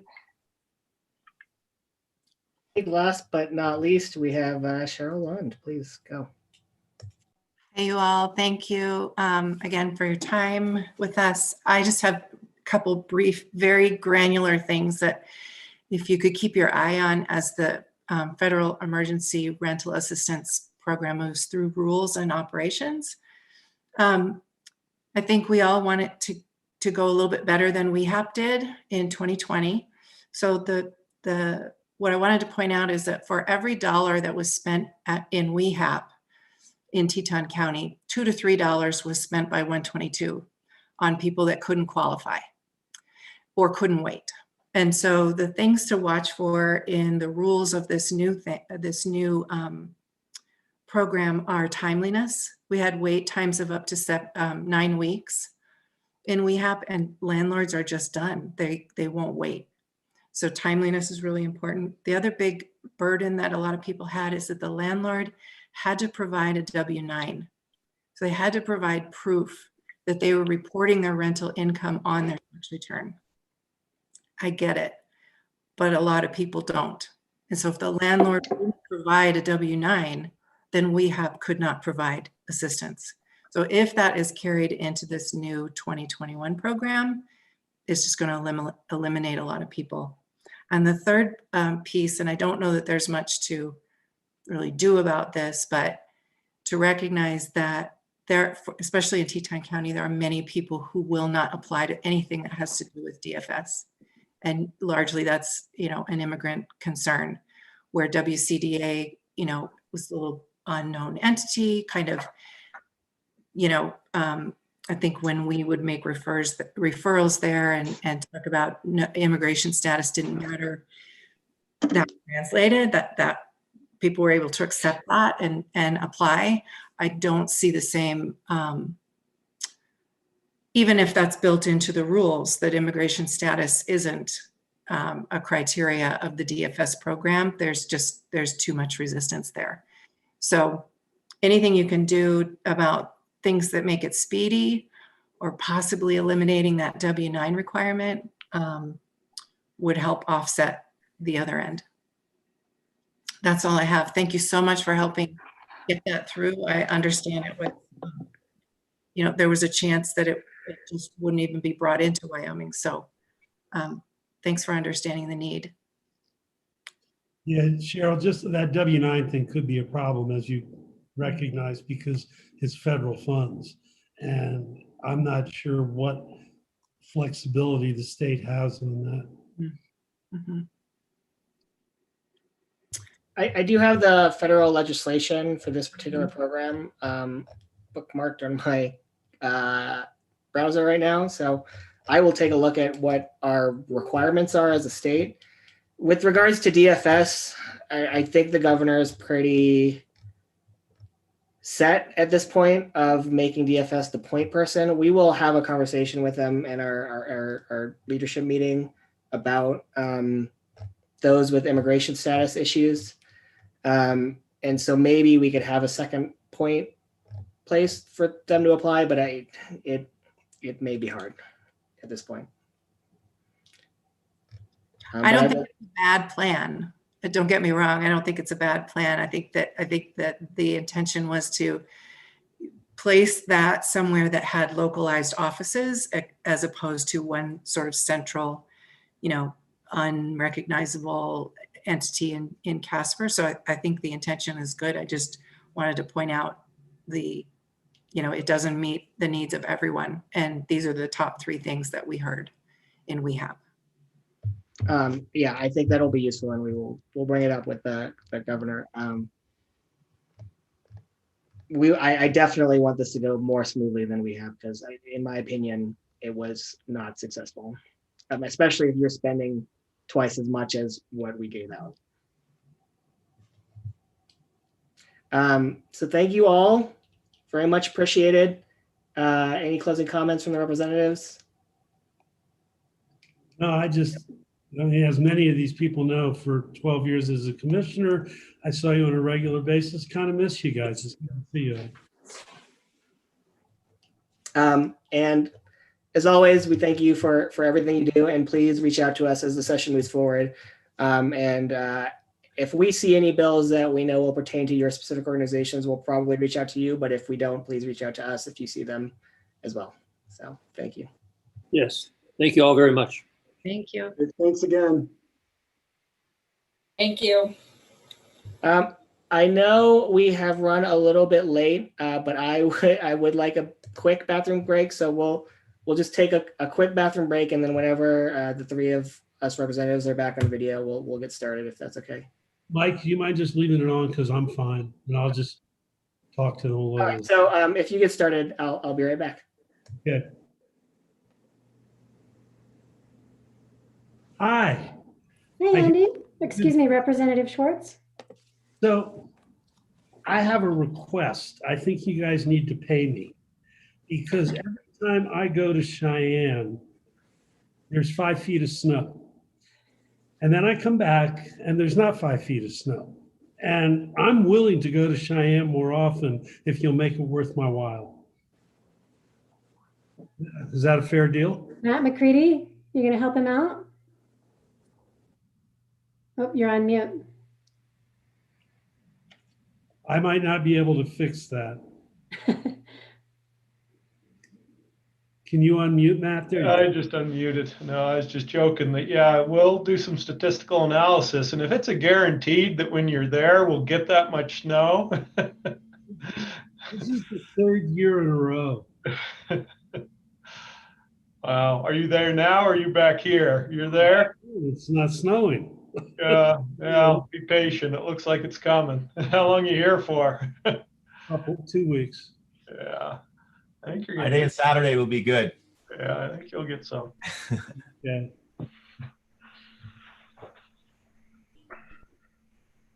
Okay. Representative Schwartz, would you like us to jump in with Teton Village, or do you want to wait for Representative Yin to return? He has returned. I am here. Oh, he has returned. We can get started. So thank you all for joining us. I'll quickly go over what we went over with the other folks, which is where we're kind of in the middle of the session right now. We had a mandatory constitutional start date of January 12th. During that first day, we enabled some special rules for us to allow virtual participation. So this first part has been 8 days of virtual legislative session, which we went over bills that committees over the last interim worked on. So no personal bills have been worked on yet, but they will be worked on as we go back into session March 1st. And the March 1st session will be the remainder of our session, including the budget, where we will also convene in person. However, our virtual special rules will still stay in place. So that will also allow virtual testimony for anyone that would like, which is a great opportunity for Teton County because we live closer to 3 other state capitals than we do Cheyenne. And in the middle of the winter, it's hard to get there back and forth, especially as the legislature moves very quickly. So I would ask that anyone who would like to participate virtually, please sign up to participate virtually in our committee meetings. It's an opportunity that we haven't had before and one that I hope we can continue having in the future as well. So I'll pass it on to Representative Schwartz and Representative Roscoe, and then we'll open the floor for you guys. Thank you. Yeah, I don't have a lot of Teton Village stuff in mind. I know the one thing that may come up, probably not this session, is expanding sales tax to services. And I'm just guessing that you guys are not big fans of that. Beyond that, I don't know how that's going to go, but pay attention. And Melissa did give me some other issues that you might be interested in. And I'll just say it's getting kind of late to get personal bills drafted, but keep us informed on that. If not this session, next session, we have interim coming up. If we can broaden some of them to make them more applicable statewide, that helps. Representative Roscoe. Thank you, Mike. I'll just let you know that I've changed from labor health to corporations, and I'm on revenue again with now with Representative Yen, which is good news. And I suppose Teton Village would have issues with maybe some airport issues, possibly, and certainly the state lands, that big chunk just south of you guys. That's all I have right now. So I think we mostly want to hear from you all. So we'll leave the rest of the time up for you guys to speak, and then we can answer and have some sort of discussion. So please, anyone who would like to start. Great, thank you, Representative Yin. I'm going to jump in. We did for the Teton Village Association Improvement and Service District and Teton Village Resort District have a couple of items we just wanted to let you know are on our radar and ask if you have any feedback for us. And then I know Mary Kate and Matt, who serve on those boards, are also on the call. So if they have items specific to Jackson Hole Mountain Resort, and then we do have some representatives from some of the other Teton Village districts as well. So I might just run down this list, recognizing that we're short on time, and let you all address them if you'd like. I know that you did have some discussion this morning with the Board of County Commission regarding that state land parcel, you were discussing more broadly all of the state land parcels in Teton County. I understand there is the meeting scheduled tomorrow. So any further discussion, certainly know that we are interested in supporting a conservation option on the parcel off of Highway 390 and very interested to see what happens there. So would look for any information you have or again, any support that you might lend.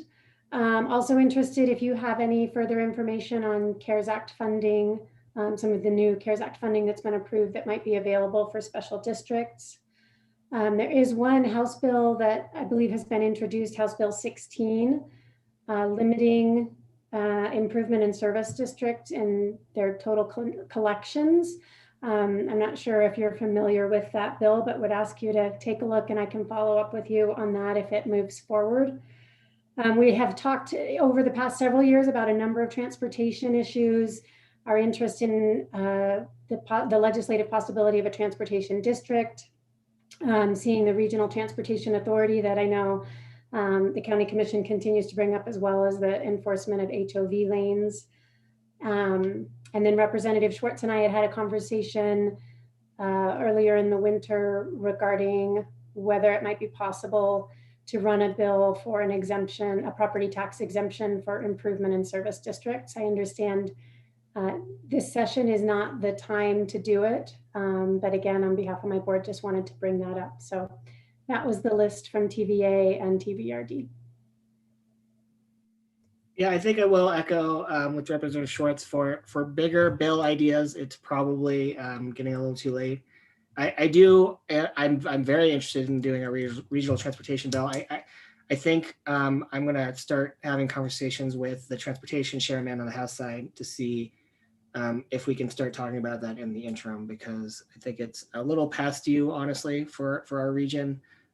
So I'd like to get that moving if at all possible. Anybody else would like to go? Matt? Oh, Representative Roscoe, please, briefly.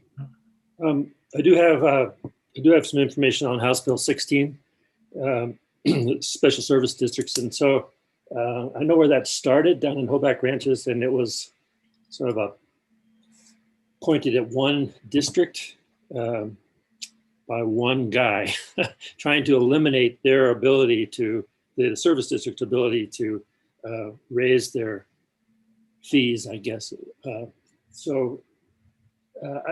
I fought it, trying to kill that bill initially, but it passed, and it's coming in front of corporations, which I'm on probably within the first week of March. So I'm not sure how you guys feel about it, but it seems to me like it really limits the ability of a service district to, it was down at the Hoback Ranches, and when they had that huge fire, they needed to raise their fees to cover the roads and infrastructure that they had. And so I am curious how you guys feel about that bill itself, about limiting the ability of these service districts to raise some money. Thank you. Thank you, Representative Roscoe. And I can say, I believe on behalf of Teton Village Association Improvement and Service District, that we would not be supportive of such a bill. Matt, go ahead, please. I was going to go back and ask about the service tax potentially. You said not in this round, but maybe in the second. What's the timing, of that deliberation? When would that start? I'm assuming it would be an interim conversation, probably with appropriations, but I'm not, it could be revenue. I don't know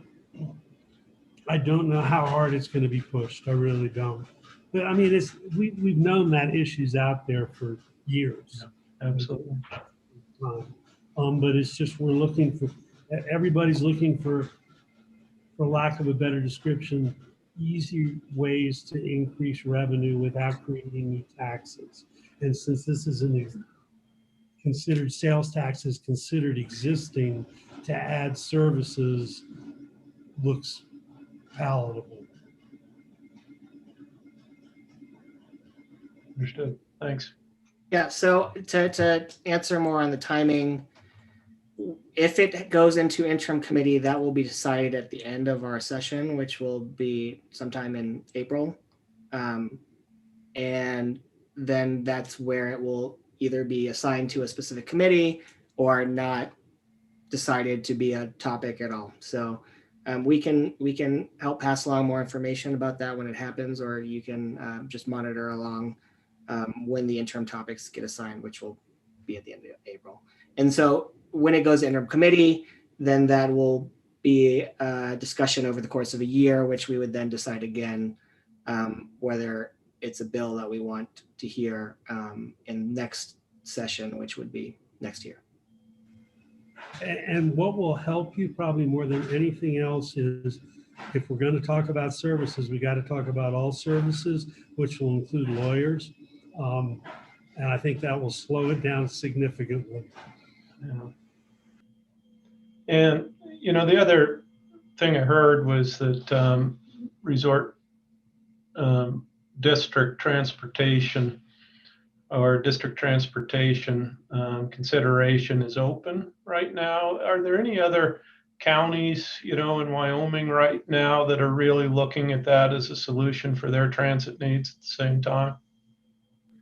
Not that I'm aware of. Yeah, I think the only other transportation system that is of any size comparable would be in Cheyenne.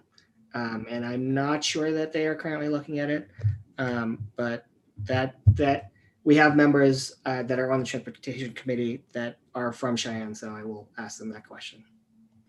Yeah, but that wouldn't be resort district. What they're looking at more is either internal in Cheyenne, or actually there's a significant workforce coming from Colorado to Cheyenne. And Yeah. so that's the bus system that they'd be looking at. And we may align with their interest there, just because our needs are between Idaho and Wyoming, right? So we have similar interests. You know, I'm curious, you mentioned the airport. Would you be involved in the decisions regarding closing the airport in April of 2022? Is that what you're referencing? No, I was just opening up for any airport questions, I guess, funding from the state, and that would be it. No, I'm not even aware of the closing of that airport. Yeah, I would say that the Joint Powers Board has most authority over the airport. Are there any other topics that you guys would like to talk about? Are there additional topics that other representatives from other Teton Village districts wanted to raise?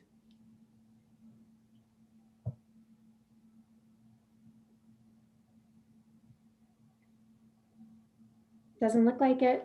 Just to clarify again, to circle back on the transportation, you know, there are two different mechanisms that we are interested in. The one is the Regional Transportation Authority that you discussed, Representative Yin, that would go across state lines and help with that commuter transit. And then the other is the possibility of a transportation district, which we've discussed either within Teton Village or perhaps to help with the connection between Teton Village and Stilson. And so I think you're aware of the statutory changes that would have to happen for the Regional Transportation Authority. And then a transportation district doesn't currently exist. There's not a form for that in Wyoming, so that would be creating a new special district. I think I would be interested in working on that topic, so I'd be happy to follow up at any time. That'd be great. Thank you. Representative Roscoe, please. Thank you, Mike. Melissa, this getting back to House Bill 16, I think the best chance to kill it, I hope people are in agreement that that's what should happen, but will be that first week in March, on the corporations committee. And if we kill it in committee, I think that's a lot more likely to get the job done than if it goes out to the floor of the whole House. So maybe you could just, if you just send me your email, I think I have it anyway, but if you were to email the members of the corporation committee saying that you are a district in Teton Village, and this would only hurt you or limit your ability to provide what you need to provide. I think that might, I'm going to be working on these committee members hard. So I think input from another district would help. Thank you. Thank you, Representative Roscoe. I will send you an email, and I believe I have the contact information for the Corporations Committee. Certainly know where to find it. And I know this is on the radar of the Wyoming Association of Special Districts as well. So I will certainly make sure that they're aware that this should be coming to the Corporations Committee the first week in March so that they can rally other improvement in service districts. I'm not sure that any improvement in service district would support this bill. Great, that's good news. Thanks for your help. Thank you.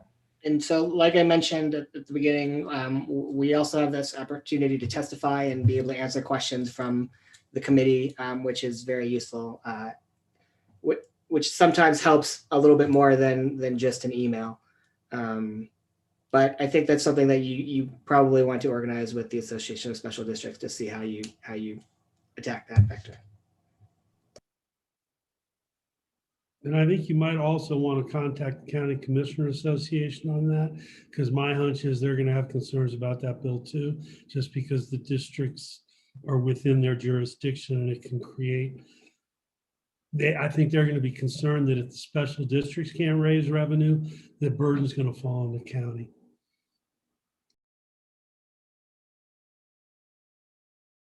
Well, great. If there's nothing else, very much thank you for joining us. I'm going to start tracking snowfall a little more carefully so that I can make my case for this subsidy.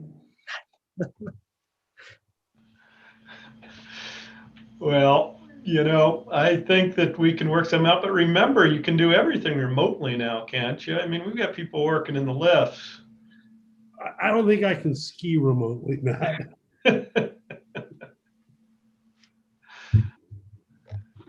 Thank you again. We very much appreciate it. We have 3 minutes before our next group. So again, if there's anything else, please. Thank you all. It was great to see you. Thank you. Thank you very much. Bye. Thank you, gentlemen, very much. I'm going to just stay on. I'm on the Chamber's Government and Community Affairs Committee, so I'm going to participate in your next meeting as well, if that's okay. That is perfectly appreciated. Thank you for doing this. Yeah, I do miss being in the chambers, meeting with everyone in person, but next year for sure. Absolutely. And I'm glad to hear, Mike, that you think that the legislature might hold on to some of these virtual ways for constituents to participate. I really think there is a lot of value to it. And so let's, we got to take advantage of the silver linings from the pandemic, right? So something Senator Gierau mentioned when he was here before he had to leave was that it's worthwhile to let committees know as well that we're all thankful that the option is available when we give testimony. So, okay. Well, I'll keep that in mind. For sure. Yeah, thank you. Melissa, this is great that you're on House Bill 16, and I will certainly email you exactly as soon as I know about when the Corporations Committee is going to look at this bill. That would be great. Yeah, it should never pass. I'm sorry to hear it made it into committee, but yeah, hopefully we can get rid of it before it moves any further. Yeah.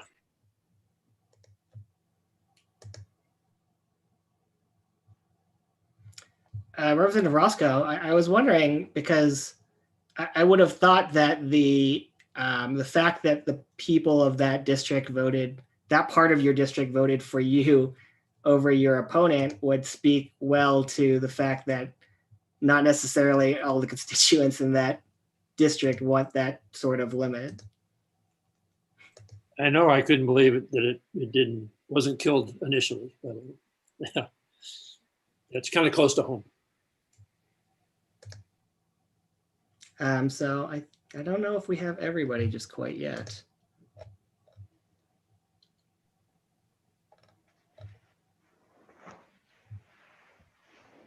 Wow, look at all those early birds from the chamber.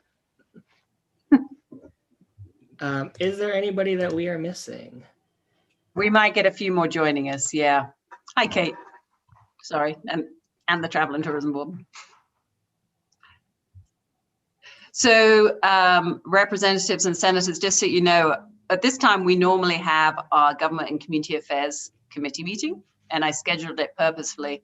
So everybody on that committee could be face-to-face with you and check in. And I did have the opportunity to check in on the town meeting and the school district meeting you guys had this morning. So it was great to hear a lot of the other pieces that are going on.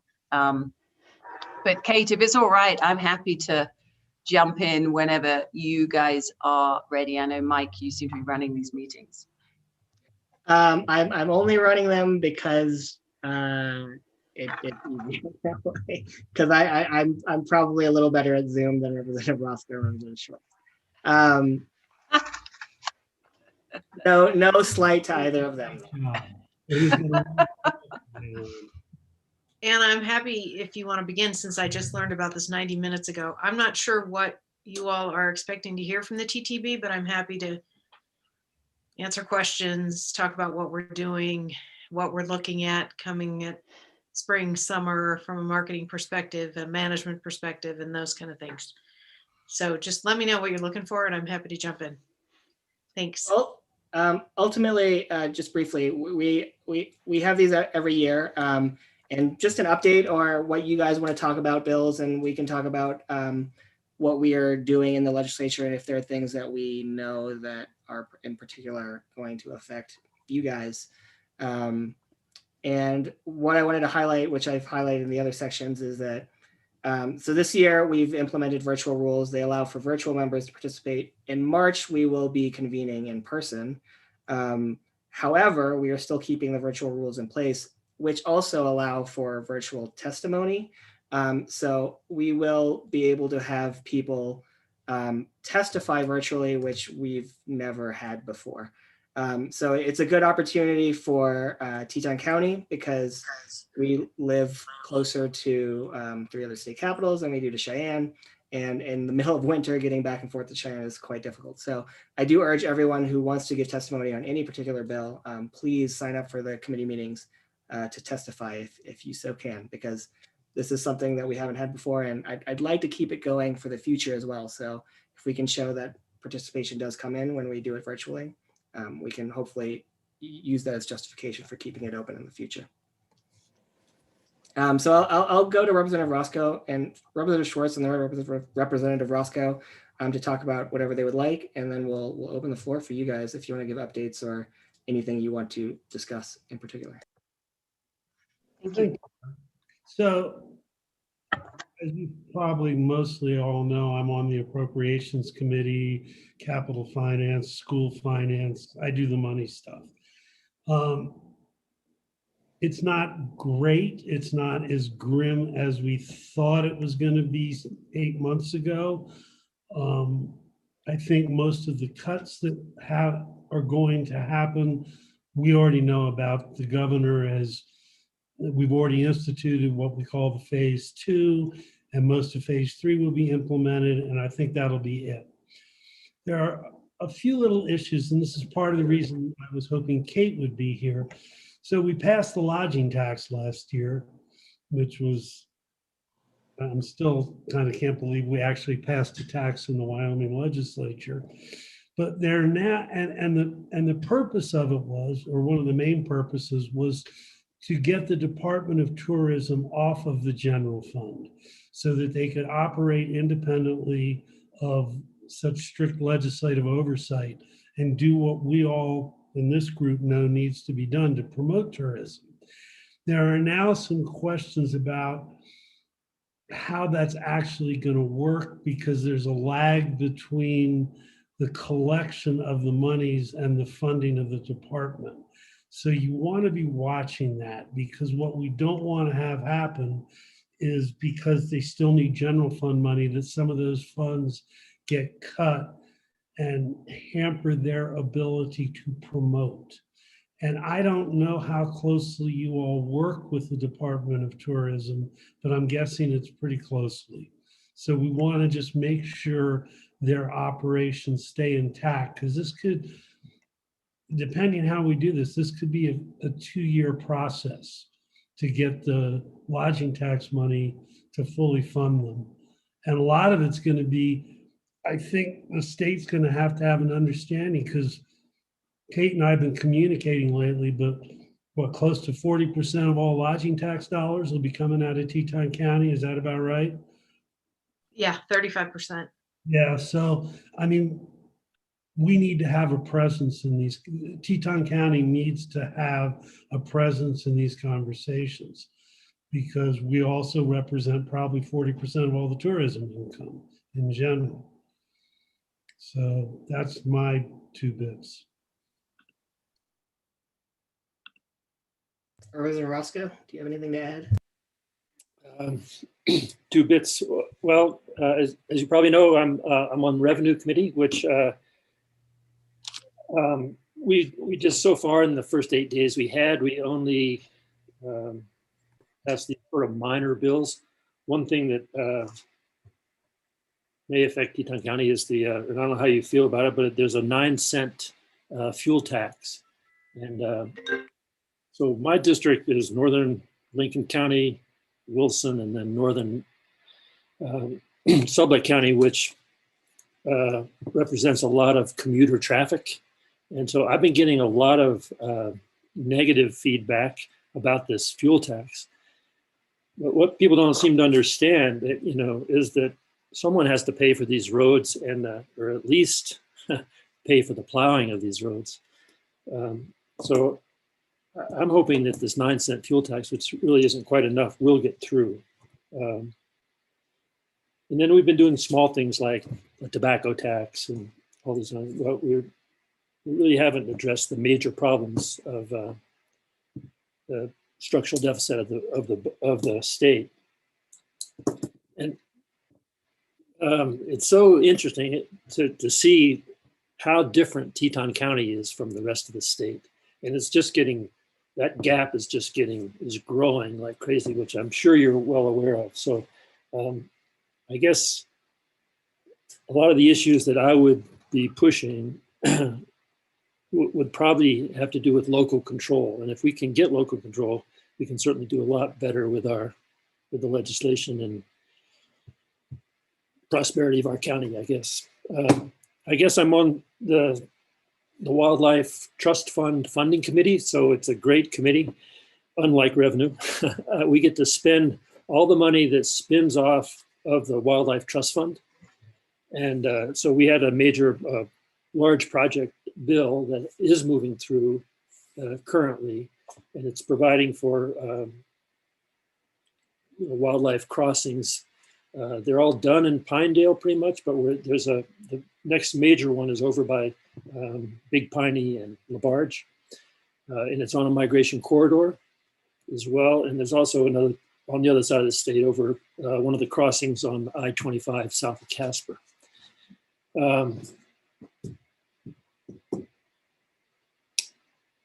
That's about it. I'm on Select Water. There are 2 major bills that got through already.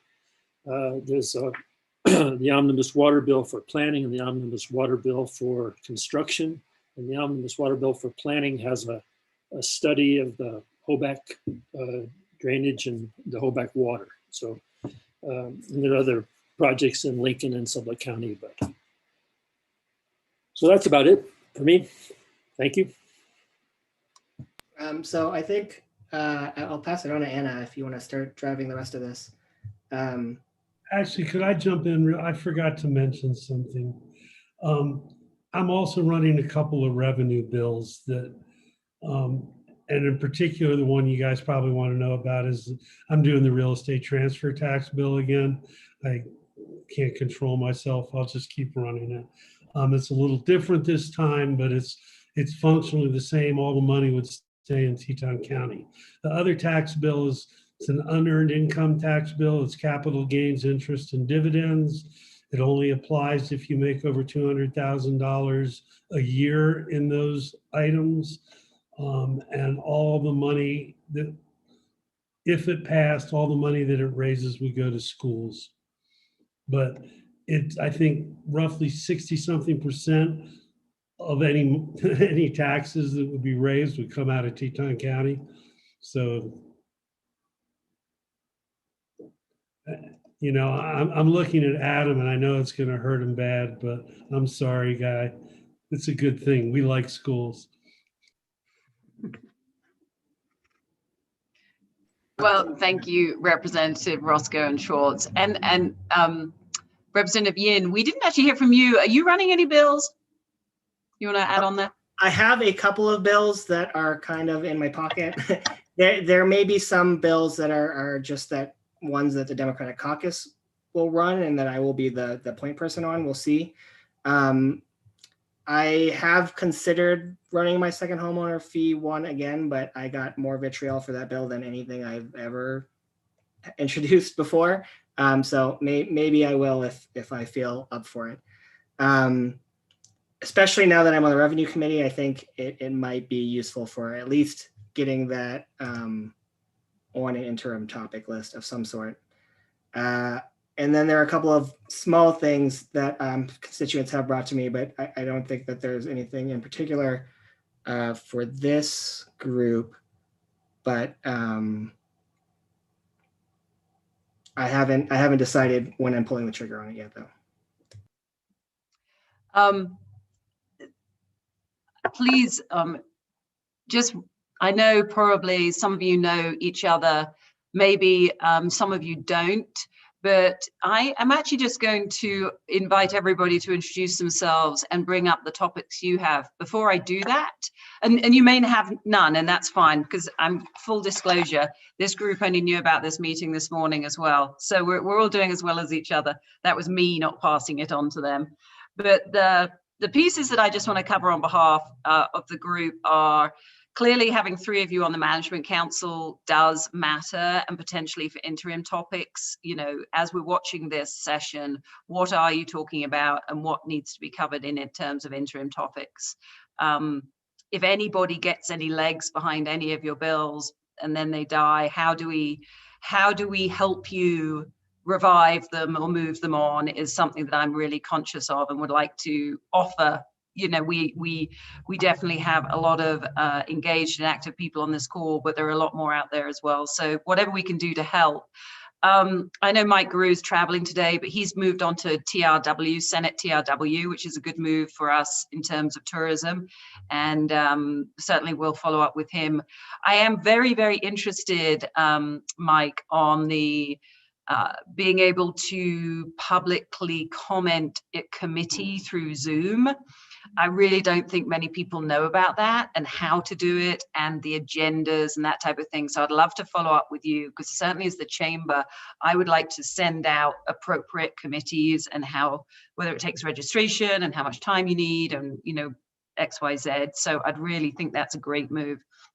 And then I'd like to go back to Representative Roscoe on the 9-cent fuel tax as to what that really means for YDOT's budget and how, if anything, it impacts Teton County, and future discussions around the transportation issues of 22 Junction, or if you even get into that kind of level of conversation about what would the money be used for. I'm not sure if the 9 cents, from what I've read, is actually, because there was a report out that they're 350 million short of what they really need this week. And I don't know if the 9 cents actually covers that, or is backstopping, or is actually putting them in a position to do some different things that would benefit Teton County in the long run. So with all of that, I just think it's appropriate. You know, you guys all showed up for this meeting and these are your representatives. I would really like to hear from you all. I will start with my board chair, Adam Meyer, if that's okay.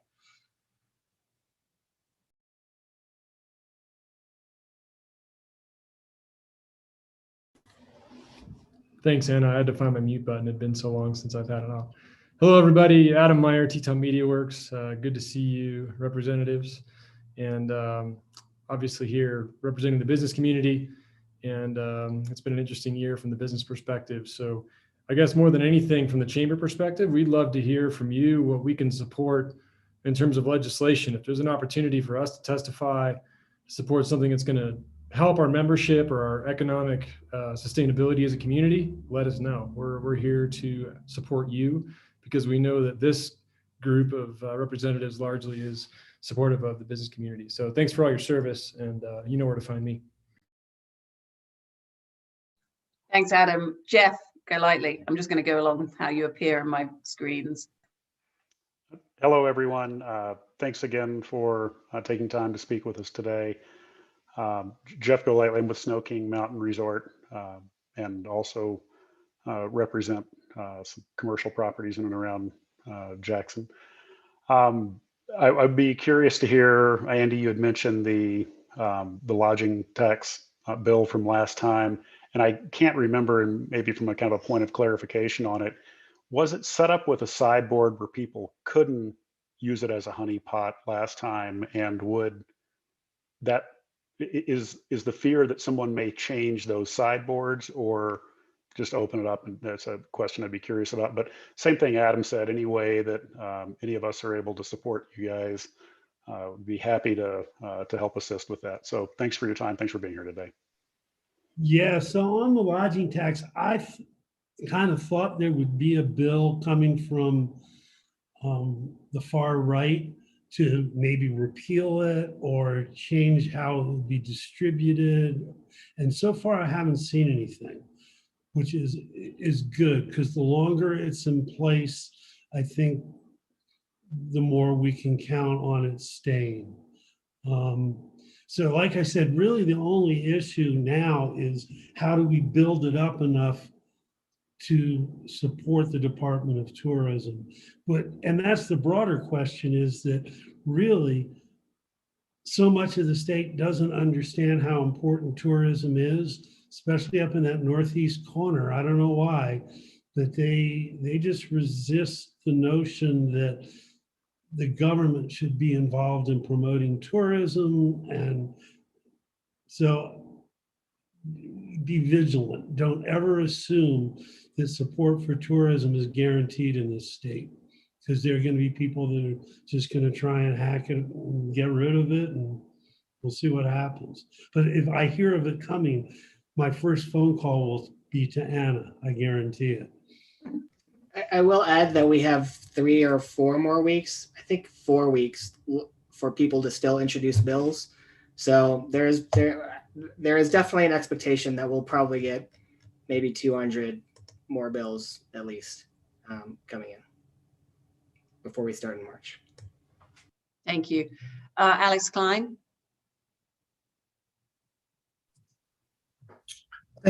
Adam Meyer to find the mute button, but I don't know if anyone timed us. I'm Alex Klein, Vice President, General Manager of Grand Teton Lodge Company, Flag Ranch Company. And, going into this legislative session, it's kind of odd to really not have a dog in the fight, so to speak. The last few years, I think I've been a little bit more active, whether it was corporate income tax or statewide lodging tax or other initiatives that took me down to Cheyenne.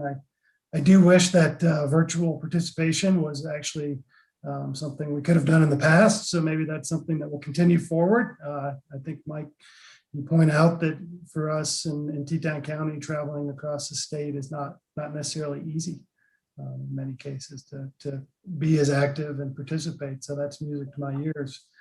I think legislatively don't have too much going on. I know that the Wyoming Restaurant and Lodging Association is supportive of the 9-cent fuel tax, and that's something that we're supportive of and feel can do good things for the state.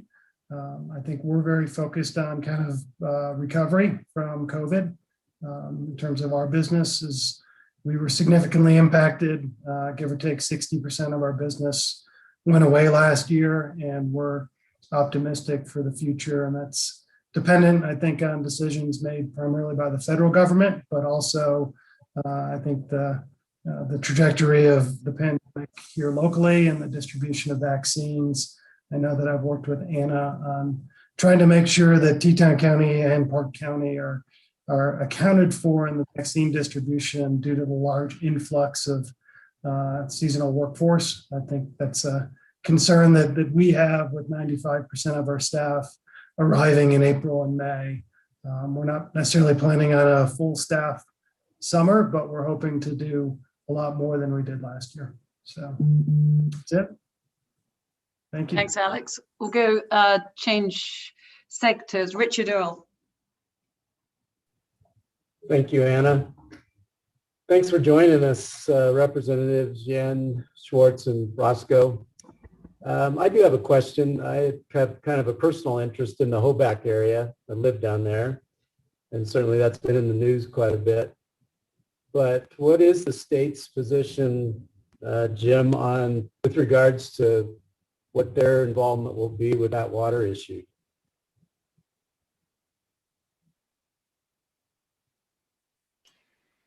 One of the projects for the Water Commission is studying that. I wish I could tell you more details on that. It's been handled locally really well so far, I think, getting the issues out there. And when maybe a solution arrives, there might be some money from the Wyoming Water Commission that could help out. I wish I could give you a better answer than that. I'm sorry. Yeah,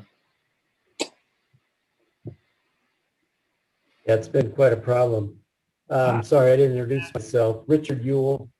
I'm with First Interstate Bank here, market president, and part of the chamber board and executive committee as well. Anyway, thanks for joining us. So Richard, excuse me a moment, Anna. On that water issue in the Hoback, I mean, the county's on top of it, but there's either the Water One account is available to provide funding for situations like this, which would be the committee that Representative Roscoe is on.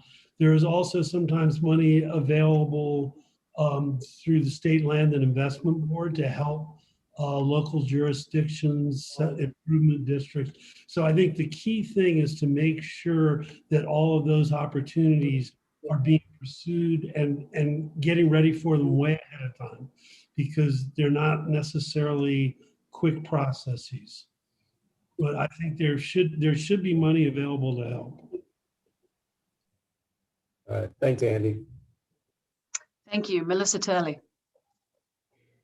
Thank you, Anna. I'm Melissa Turley, the director of the Teton Village Association and Teton Village Resort District. And we actually had an opportunity, leaders of Teton Village, to speak with our esteemed representatives just prior to this meeting. So they've heard my issues already. Thank you. We don't get to hear your issues, Melissa. Okay, we'll come back to you on those. Jim Waldrop, why don't we hear from you?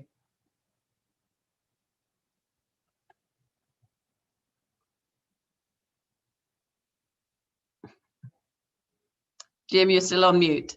Jim caught the Adam Meyer syndrome. He's still looking for his mute button. All right, I think we got it. It's with no mouse, I'm kind of lost with this laptop, but thank you all for your service. A couple of questions. Do we think that the 9-cent transportation tax has a chance in the Senate? I don't know who wants to take that, but it's my understanding that it doesn't really much. I know that tourism is supporting it, and I support it, and that would be a question. I do believe that there was also a bill brought forward through appropriations about altering the lodging tax scenario, and I believe it got tabled. Maybe I'm wrong, but maybe Andy can help us out with that. And then lastly, it's the first I've heard, as you know, maybe all of you, but certainly Andy, with calls at 10 o'clock over the course of the past 3 years. We worked hard to get the lodging tax bill through, and thank goodness we did. But one of the main things that we were, was the foundational about getting that bill through was the preservation of the local option lodging tax. So I'm a little alarmed to hear some of the 2-year kind of funding delay type things. So I'm hopeful that we can work through that. So I really don't have any issues with you guys. I really appreciate your service, but those are a couple of my concerns. Thank you. So to address that, Jim, so here's the problem. So we're just starting to collect the lodging tax money January 1st. And the problem is we need it to build up to create enough money in the reserve account. So when we do the next budget, it still won't be enough by next fiscal year to completely fund the Department of Tourism, because it was done on a biennial basis. So we did table it. We just have to figure it out. I don't think on the Appropriations Committee, it's about defunding tourism. It's just about how it fits in to the overall budgeting. Now, with the general body of the legislature, I'm not as confident. And by the way, the Senate, Senator Dockstadter's. Yeah, Senator, sorry. Yes, Dan. It would be better to ask about the gas tax. Yes, Dan, please. So I'm not sure if Senator Dockstader caught the earlier question, but Senator Dockstader, the question from Jim Waldrop was, what, if any, is there appetite in the Senate to move forward with the fuel tax increase? As he's driving. Yeah, as I'm driving, I was going to look for a place to pull over, but let me just, speaking of the fuel tax while I'm driving, right now it would not pass the last count. Senator, I stopped your video because you were driving, and I knew that there were bandwidth concerns with you before. So please let me know if you want me to turn it back on. No, I was going to turn it off myself here. I was just getting to the right place. I just wanted to make sure I was still connected with you. I agree from conversations that I've had with senators. You're going to get a lot of 14, 16 votes in that Senate chamber. And I think the fuel tax is one that will not make it through, unfortunately. Correct summary. If I could speak on that a little bit, I think that's why the 9 cents was put on there. It was just, they were hoping it just hit that line so it could pass the Senate. But it really doesn't do a whole lot, back to Anna's question of possible future work. And it really does, it just will keep our roads being plowed, basically. So YDOT needs a lot more funding, and but it seems really hard to get it passed. And as you know, my district has a lot of commuters coming from Alpine and coming from Pinedale, and there's a lot of complaints about it. I don't think I talked to you guys about this before. We've talked so much, but and just the average voter votes against it. They don't seem to realize what it takes. You know, probably the most expensive road per mile was that road from Jackson to Alpine, and no one seems to realize what it takes to maintain it and keep it plowed. So the director said, well, if we don't get this thing, you know, some roads are going to go back to gravel. So it's not a pretty picture. And correct me if I'm wrong, there's also a perception that 9 cents, people think that it's going straight to the pump, and that's not the case. Is that correct? That is correct. And there's another bill too, and it's probably not helping. There's a bill about mileage, you know, you pay for how much mileage you use. And that's a complicated bill about how you're going to track all that. And I think it's some kind of an attempt to maybe look into the future. And so at some point, we're going to have to charge people for electric cars, like Representative Yin. And, and I did hear that GM is not going to make a internal combustion engine after 2035. So I guess it is coming. But It is coming, Representative. I'm going to move us on. Thank you for the questions about that. Senator Dockstader, thank you for joining us today. This is Anna from the Chamber. We're just running around. I have the Government and Community Affairs representatives on this call and asking them to introduce themselves and bring any issues to light that they have. If it's okay with you, I'll just continue. We have about 3 more, and then we'd love to hear from you, about what your priorities are. We're going to hand it to Dick Stout. Good afternoon. Thanks for inviting me, and thanks for joining us. I'm an attorney in private practice here in Jackson. I was going to ask about following up on the Hoback water issue, Representative Roscoe, but that's already been addressed. But I would be curious if there's anything you can say about what's in that bill for Sublette County. I'll have to get back to you on that one. I can probably find it in the next couple of minutes. Thank you. Thank you. Where are we? Karen Connolly. Hi, everyone.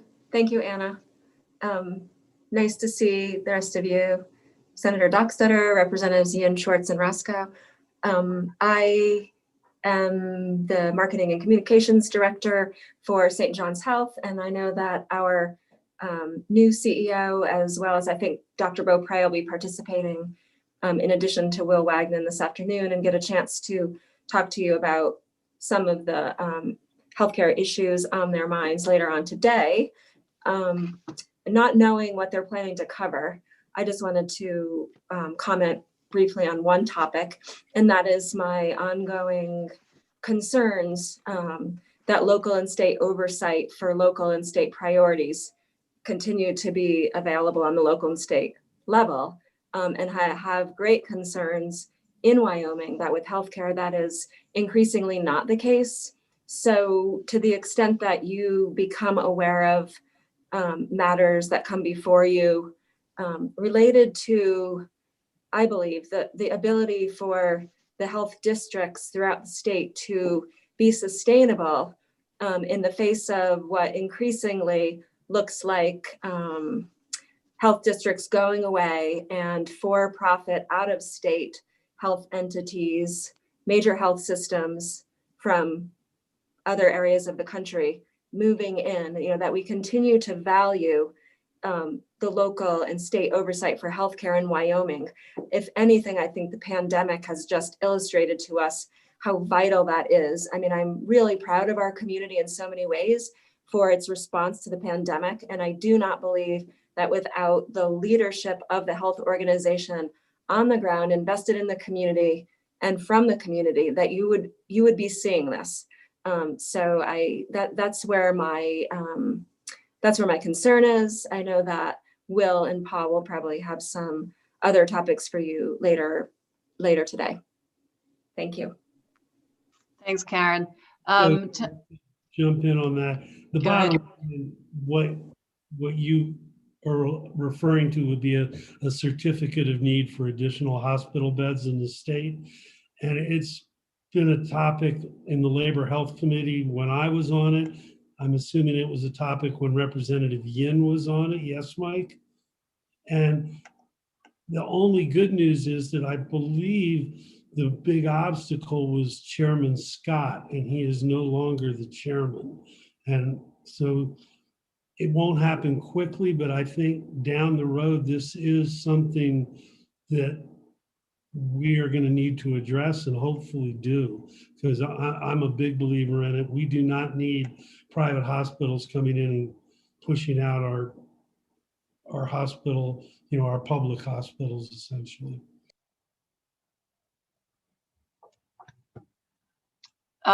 With that, we'll thank you, Representative Schwartz. We'll move to Kevin Olson. Hi, Representatives and Senator Dockstader. Thanks for the time, as we've all mentioned. Andy, as the most senior representative of the crew, I have a very serious question for you. With the discussion in northeastern Colorado of seeding, a county seeding from the state of Colorado, what keeps Teton County from seeding from Wyoming and truly becoming the People's Republic of Teton County? I do not know. We have amongst ourselves joked, I believe Representative Yin wants us to become a principality. There's some, I don't know how that works.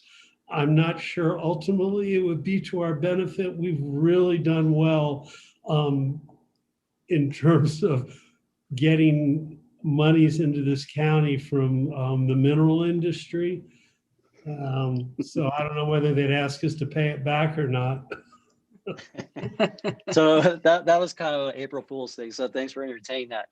The actual question for any of you to respond to, I saw the stat, and I don't have the exact numbers, but what is it? The average Wyoming resident gets $28,000 in government services, yet pays a little bit less than $6,000 into the system. And with that stat known, and whether that's widely known among residents or not, it doesn't take a lot of math to understand that Wyoming is headed in a very bad economic direction. Why isn't there more time spent in committees across the board looking at reducing expenses or increasing revenue? It's just a general question for you guys, whomever, to respond to. But I think Wyoming residents can get a little bit frustrated when there are seemingly tangential bills happening, when the elephant in the room is that we could be on the road to bankruptcy. I'd like to jump in on that. Those 20,000 in services, a lot of that was based simply on the fact that Wyoming's mineral industry, that was what was helping people's lives all across the state. Everything from brick and mortar schools to the healthcare services, everything. Now, do we turn around and replace what the mineral industry can no longer do and turn it into a tax? If we keep up that same lifestyle, if I can use that expression, that same lifestyle that brought us 28,000 in services, then we've got to reach into somebody's pocket in a big way. And I did pull over, Representative Yan, just for you. I'll allow you to start your video. You allow me, okay. Apparently, it's once I stop your video, it won't allow you to restart it. It's all right. Don't worry. Let's go on. While the representative and senator debate their Zoom control, has Representative Roscoe got anything to add on that as the Revenue Committee?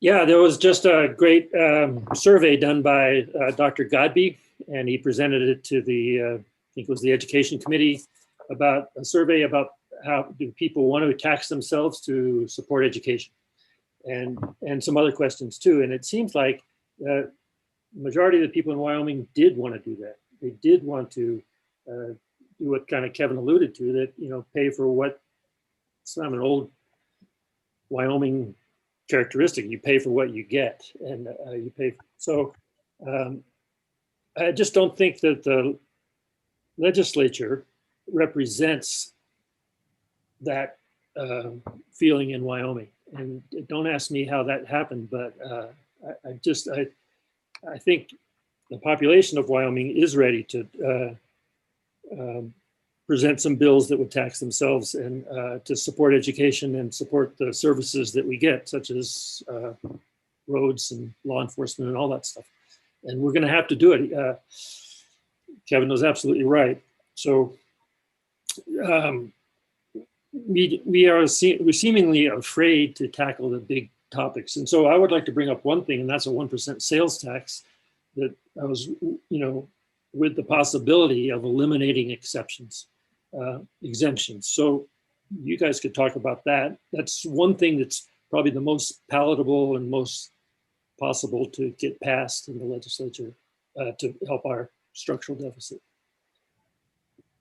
So I'll add a little bit. I think it's our place as elected leaders to try to prioritize the discussion a bit, especially when it comes to our state budget, because that's our responsibility as the state legislature, to make sure that we can pay our bills. And so I think now that I'm on the Revenue Committee as well, as well as on management council, it's going to be a lot of highlighting to folks around the state.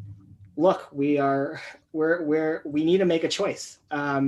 And is the choice we take major cuts to our education system to the point where it may be unconstitutional, or not have people plow the roads, or do we figure out a new solution for moving into the 21st century with how we generate revenue in the state? And, I think other states have done this transition, and, it may or may not be painful, but we can figure out how to work with the folks to figure out what is next or what they want to move on to next, to figure out how we structure our state. And so, not to ramble on too much, but it's really just about continuing to push the message that this is what you need to go to the ballot box for, is deciding how you want the state budget to look like, how you want your state government to look like, what kind of government services will you miss when they go away, and what kind of government services do you need to make sure that our economy keeps moving? So, thanks. Just a quick follow-up, if I could, please. Don't make it quick. A lot of people that ran this time around ran on the premise that they were not going to increase taxes, so they're trying to stick to that. But I'll give you an observation from the Senate floor late one afternoon, that when we were deciding funding for towns and counties, I told them as we started that part of the session, I said, now you're going to have to reach down deep, because this comes down to your small town and whether or not they're going to be able to replace that backhoe or even repair it. And I said, you're going to get a taste of how hard these votes are. And that was it. The debate started, and you could see the angst on their faces and the problems they were trying to decide, because it was all about, we're going to cut budgets, we're not going to tax. But all of a sudden it was coming right down to the small town that, are they going to be able to upgrade their equipment? Are they going to be able to do that extra street? All of that. And it was a close vote. And then there was even a change of vote as from what was started to when the final vote was. They changed it because they realized how hard it was for their little towns and their counties in some cases to survive. Thank you. It's such a pleasure to have you, Senator. I might follow up with a question specifically for you. Sorry, Representative Yin, I did know you're on revenue too, and I'm delighted. Senator Dockstader, from your experience and leadership role, how do you explain, either on the House or the Senate side, bills that clearly only go for a small segment? And I will use Representative Schwartz as examples of unearned income or real estate transfer. How do those bills get lumped together in general tax bills? This is how it looks like from the outside. I'm sure there's nuances internally. Why do they not get through as well, when clearly it is not an impact on the majority of Wyoming citizens? Can you speak to that? It's really hard to understand that.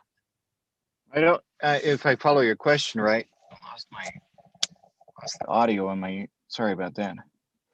Okay. You can hear me still? Yes, we can hear you. Okay. Could you hear my question? Right. So, yeah. Yes, I did. Thank you.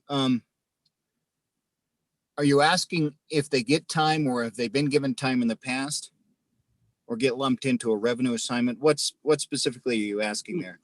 The question I have specifically is, they've always, yes, are they going to be given time? But two, in the past, they haven't passed, whether they haven't even got to the right level. But if they were to get to the floor, everyone says no revenue taxes will get through, revenue bills will get through.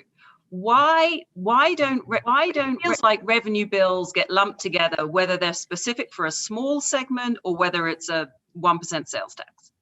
Someone gets voted in and says, I won't be raising taxes, but clearly the lodging tax did go through last year. I'm trying to find a crack in the door to how do we get these things through that make sense to some Wyoming residents.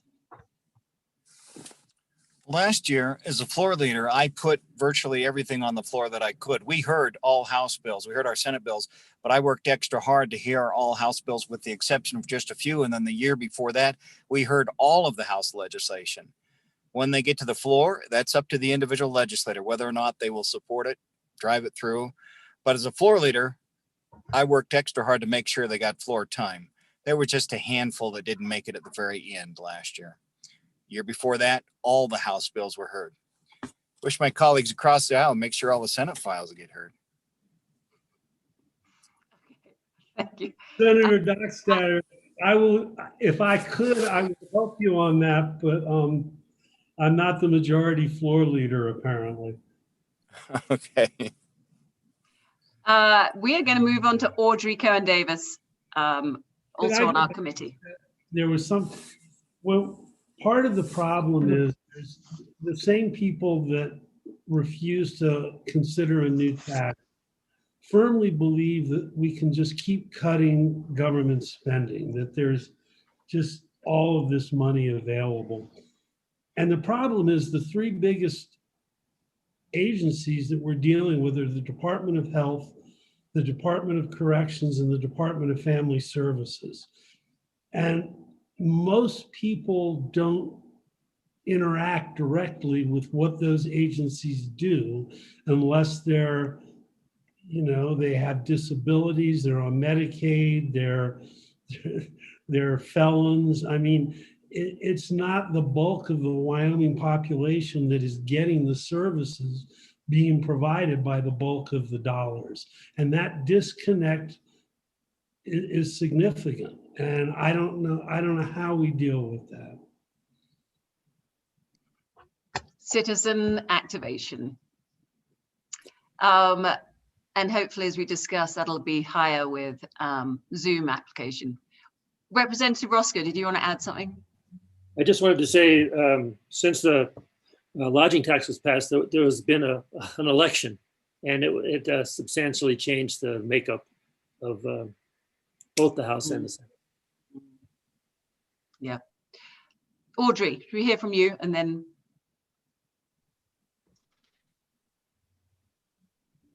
Am I unmuted? You get. This is Audrey Cohen-Davis. I had the pleasure of working as city attorney for 13 years here in Jackson, and I'm in private practice now. And I've also had a family situation going on, so I would not profess to be up on all of the bills and where things stand. But what I'm curious about, and forgive me if you've already answered it earlier today or otherwise, but what is the effect of, on the federal level, these actions against oil and gas in terms of the state funds and the effect on businesses in Wyoming? I don't really have a sense for that. I've heard a lot of hubbub about that. I do agree with Karen's sentiments about the healthcare oversight. I do think being in Jackson and throughout a rural state, that's a real issue that would be great if districts could be sustainable and local. And I guess my only other question, and again, forgive me, I'm a little bit out of the loop, is as you all know, in Teton County, particularly the workforce housing issue had been highlighted last year between the state and Teton County, and now it's become that much more insurmountable, it appears, with the influx of people from all over the country moving in and taking up housing stock. So I just was curious where it stands, if at all, on the state level, because it as I recall, the state was a little frustrated with our local officials. I'm happy to jump in, should I? Go for it, Senator. Okay. As far as the housing and the costs go, that's a grave concern, not only in Jackson now, but south of the canyon. And I'm not sure where we are over in Teton Valley, where these places are prime support areas for Jackson. our housing costs have all of a sudden just escalated beyond what the average person can even afford south of the canyon now. Unless you go into these types of really small units, if you come into Alpine, you take a ride, if you're headed out to Idaho and you look at those real small units, that's it. But do you want to raise your family in something like that? Do we have an answer for it at this point? I don't know.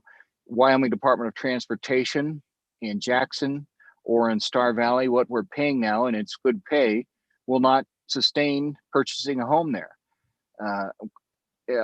I'm on the Lower Valley board. Lower Valley Energy Board, we just recently bought that segment of land just simply so that we were paying our people good at Lower Valley Energy, but simply that we could build some housing for them and help them afford to live in Jackson so they don't have to do a commute. And even if they do a commute now, they can't afford it. And we invited in the Wyoming Game and Fish Department and the Wyoming Department of Transportation and said, okay, here we have this land, you have some land too. Perhaps we should team up and put these homes together, smaller units on the Whiteout property, larger units on the Lower Valley Energy property.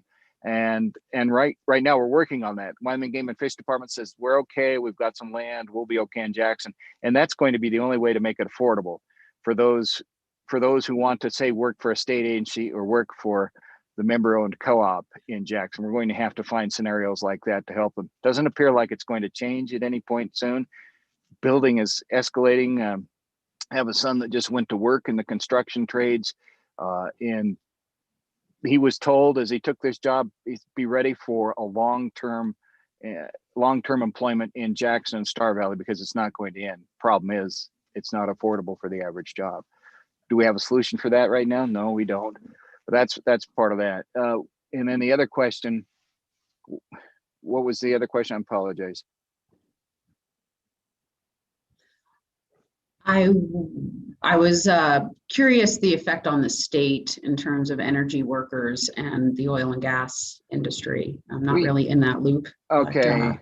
My biggest concern is what it does to the schools. And if you pull up on the Wyoming Department of Education website, you'll see Superintendent Balo. She's issued a statement on just how much it's going to hurt the schools.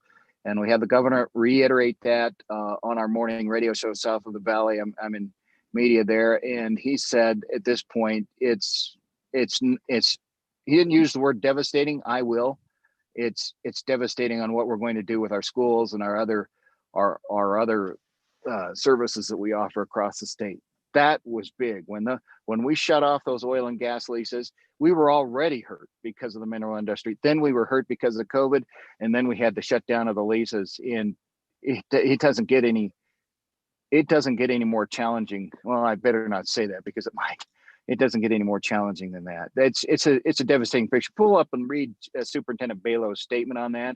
To me, that struck home because schools are at the heart of what we do across the state. And I'll leave to the other folks, and I'll just say all the best with your family as well. So, okay. Thank you.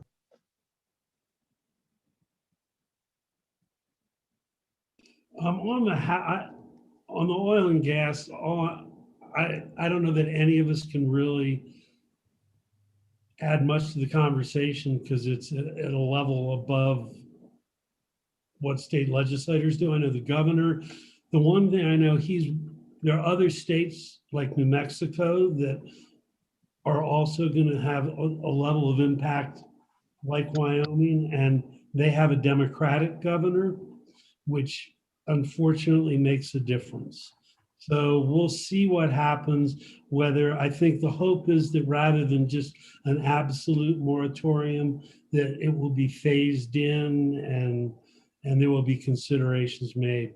As for housing, I think, I've been fighting this in Cheyenne ever since I went down there to little effect, but it's starting to come up in other communities and in different ways.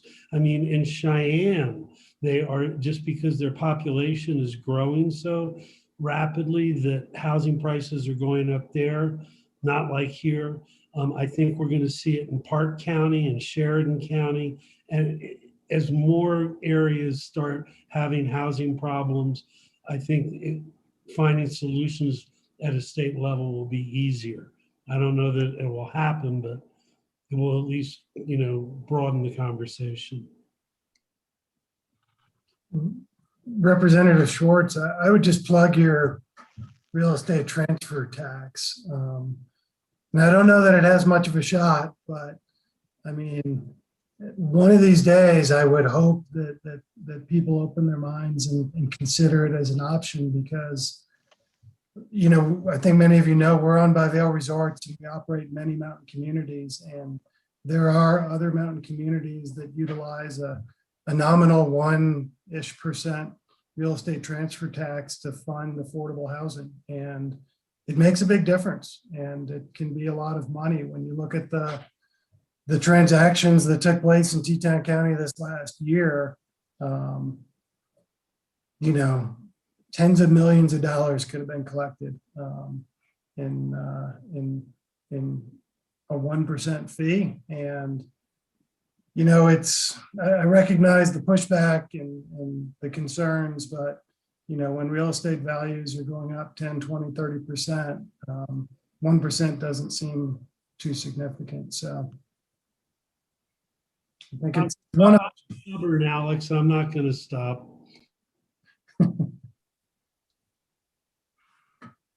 I know we're wrapping up the hour here, and I appreciate all your comments. Kate, I just wanted to return. Obviously, you started and have heard a lot and about the lodging tax. Is there anything else you would like to add? Thanks, Anna. And again, thank you all for hosting this. I'm curious about H Bill 58 with the state parks expenditures and independence and how that's looking, because we are all of the communities, not just Teton County, are experiencing this tremendous influx of visitors due to COVID. And we're all playing a little bit more of a management role in this new world that we live in. And this state bill, the state parks bill, will allow them independence and the ability to really control how they spend their money and move it around a bit. And I'm just curious how that looks and how, you know, we talk about independence and sustainability, and I think all of the communities are going to be faced with these challenges. So if anyone would like to speak to that, I would appreciate it. Yeah, so that bill did pass through the House with 2/3 of the House in support. So it is passed on to the Senate side. How the Senate will feel about it is a whole another question. I'm sure Senator Gierau will be in support. Senator Dockstader can speak for himself, but I think that it's one more step for getting the state parks from that side off of general fund, because this allows them for more use of fees for their operational costs. And there was debate about the bill on the floor about whether it is the state parks, it will grow the state parks. And, you know, it's kind of weird that they're even questioning that growing state parks is a bad thing necessarily. So we'll see how it goes on the Senate side. I'll let Senator Dockstader answer any questions. Do you recall the vote count on the House floor on that? It was 44 to 15, one excused. Okay. Well, we'll take a look. It goes into Chairman Ellis's committee, and we'll take a look when it gets here. It was a pretty serious debate, Senator Dockstader, but I don't believe that they're asking for any money. They're just shifting the money around within the Park Service. So getting more creative about how we fund our parks, and that's always been an issue. Yes. Well, protecting our assets is certainly something that we prioritize here. I realize that the crew from the hospital are waiting to have your attention, so we'll give you a minute's breath in between. Thank you so much for all your time. I look forward to following up individually, and great work down there or from your Zoom room. Nice to see you, Senator Dockstader. Thank you for the opportunity. Thank you all for taking the time as well. It's good to see you. Thank you. Hey, this is Mr. Stout. The water projects down in Sublette County are, there's a Hoback River watershed study. So that's down in Bondurant. And then there's cloud seeding that's going on in southern Sublette County. And that's largely paid for by some beneficiaries in Colorado. But it has to do with the reason there's a lot of debate about it. It has to do with supply, keeping up with the Colorado River Compact so that we can, if we don't give them enough water, then we have to curtail irrigation and our water use. I'm very familiar with that. I guess I was more curious on that HOBAC side of things. It's a study about potential development, like water storage development. Do you know? It's a general watershed study. We've done it almost, I think this is the last watershed in the state to be completed. And it actually, I believe it goes all the way down to Alpine because of the nature of the HOBAC. And I'm going to promote that they reduce the number of guides allowed on the river between HOBAC Junction and Alpine. Other than that, I think it should be fun. Agreed. Thank you. Well, thank you all for joining us. We have, it's just 2:00. So we have our new president of St. John's with us and Jen Simon. And former President Paul Beaupre is here. So thank you guys for joining us. Normally at the beginning of the sections, I've been giving like a little spiel about the format and where we've been going and then let other representatives talk. So just briefly, we have had 8 days of session. So we're technically in the middle of session right now. We had our opening constitutionally mandated January 12th, I believe. I might have that wrong. And then have had 8 days of virtual session. So we implemented certain rules to allow us to have virtual session and allow members to participate virtually. What that has also done is allowed public to testify virtually as well. And that will continue into our March continuation of our session. So in March 1st, we'll have our full rest of the session, but pretty much every member will go in person. However, our virtual rules will still stay in place. So members could be virtual as well as people can testify virtually in committee, which is something that we've never had available to us in Teton County because we've been in the middle of winter and getting to Cheyenne is quite hard, especially at the speed that the legislature moves. So I do recommend that everyone who can take advantage of being able to testify virtually on any bill, please do so we can also continue having this option in the future.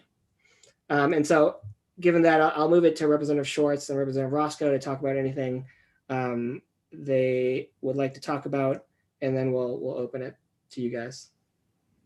Great. So Paul, always good to see you. We will meet, I'm sure. Over the years, I have stayed in close touch with St. John's, both because it's a critical part of the community, but also healthcare in Wyoming is a huge problem. It's horribly expensive. The access isn't as good as it should be. And the level of understanding doesn't always seem to be at the highest level. So I'm on the Appropriations Committee, and unfortunately, all the cuts we did, because the Department of Health is our biggest department, it also got the largest dollar amount of cuts. And I think the real question is going to be is how you guys perceive them today, but more importantly, a year from now, when you have a true opportunity to see what those cuts meant, what we're going to need to do to fix it. So those are my thoughts. Okay, well, first of all, I'd like to introduce Will. Will is the new CEO at St. John's and has been here, I think, 9 days now. Yes. And so he asked me if I would come in and, we've done this for the last several years. And I really appreciate the opportunity to get in front of all the electeds. We both do the opportunity. And I see that Jen and Audrey and Karen are on the conference as well. Just a couple things. First of all, this last year was all about COVID in healthcare. And it was a challenging year. We had to turn off elective surgeries because we were federally mandated to do that for a period of time. And because of that, we set up the current budget for this fiscal year to actually result in about a $4 million operational loss if we break even on the budget. And so it's taken us a while to recover from COVID. I do think that all of you should be aware that St. John's should be very proud, and Wyoming should be very proud of the way we handled COVID this year. We were the first hospital in America to set up online education for our staff surrounding COVID. We did that in January. We were recognized by HealthStream as being the first hospital in the country to do that. We quickly moved away from in-office visits to telehealth visits. And we've done many thousand telehealth visits now for our primary care docs. Again, we invested in 4 separate type of rapid PCR testing for COVID so that we could help the community make good decisions about who actually had COVID and who didn't.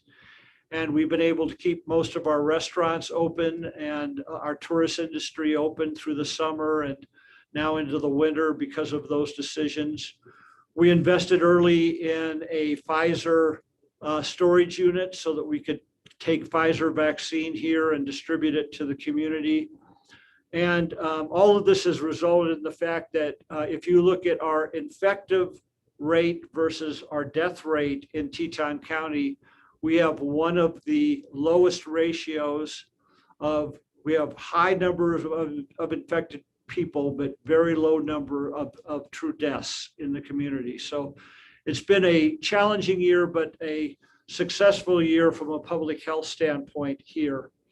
One of the things obviously we're concerned about and Will is fully engaged in this now is the health of this hospital as we go forward.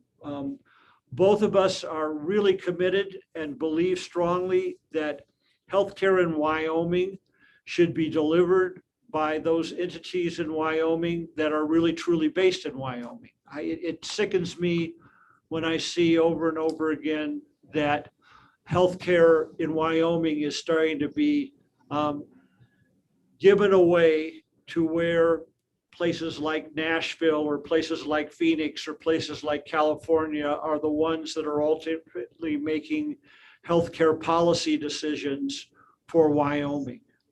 And you know, you can see the insurgence of for-profits and non-for-profits that are headquartered outside of Wyoming. And I think that's really bad for the state. So we're very proud of the fact that we're still Wyoming based and in Wyoming, and we'd like your help to keep it that way, to make it more capable of other entities being able to do that.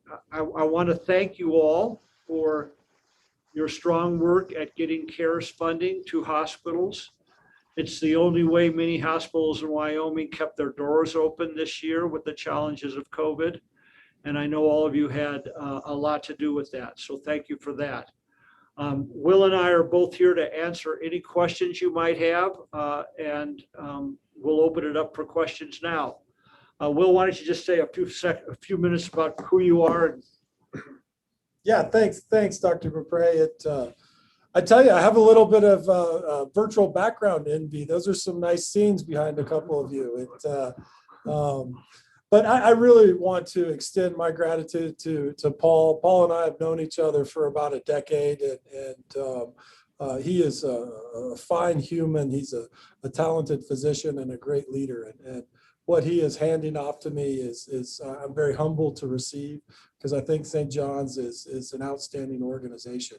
One of the neat things about this organization and this transition is that we're able to have warm handoffs on these kinds of issues, so that there's plenty of runway for us to make sure that we can impact a successful transition, and St. John's and Teton County aren't impacted by that. Paul's also agreed to defer his retirement and help leverage his clinical background as our COVID czar, which has been really appreciated by our community, so that because that's really what's top of mind. selfishly, that really helps me out because I can learn our culture and I can really get my head around where we are today and maybe start to think about where we'll be in 3 or 5 years. And so I think maybe we're like peas and carrots right now. So we're happy to be working together.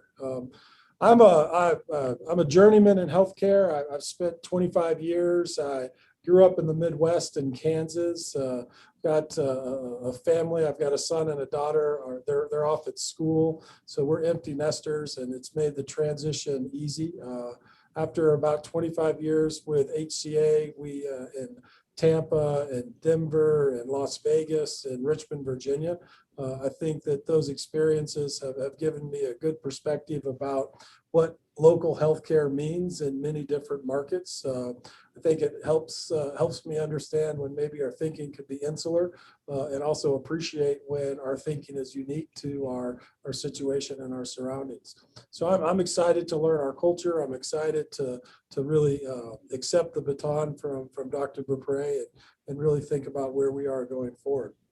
As I start thinking about that, I echo Paul's comments. I really think that how we can have the alignment that we have here between our governance structure and our community and the fact that we're making decisions based on taking care of people from Wyoming is a perch that is ideal. And when I really think about threats to our organization down the road, it really is investment from private equity or other people trying to be opportunistic that could come in. And it's such a delicate ecosystem that we have. When you think about St. John's Health, we spend more time thinking about wellness and preventing acute hospitalization than we do. And we spend a ton of time thinking about how we take care of you. So I always use Humpty Dumpty as a simple analogy. And in some markets, it's sick care. And what do you do when Humpty Dumpty falls off the wall? I think St. John's is really thinking about how we keep put a seatbelt on Humpty Dumpty, keep Humpty Dumpty on top of the wall. And if Humpty Dumpty happens to fall, we can put Humpty Dumpty back together again with an experience that's in the top decile of all hospitals with outcomes that we could demonstrate as evidenced by our Leapfrog A scores or our CMS star ratings, and do so in a way that's affordable. So that we think that we really have the right intersection of the value proposition to our communities. So thanks for a minute to introduce myself. It's exciting to be here.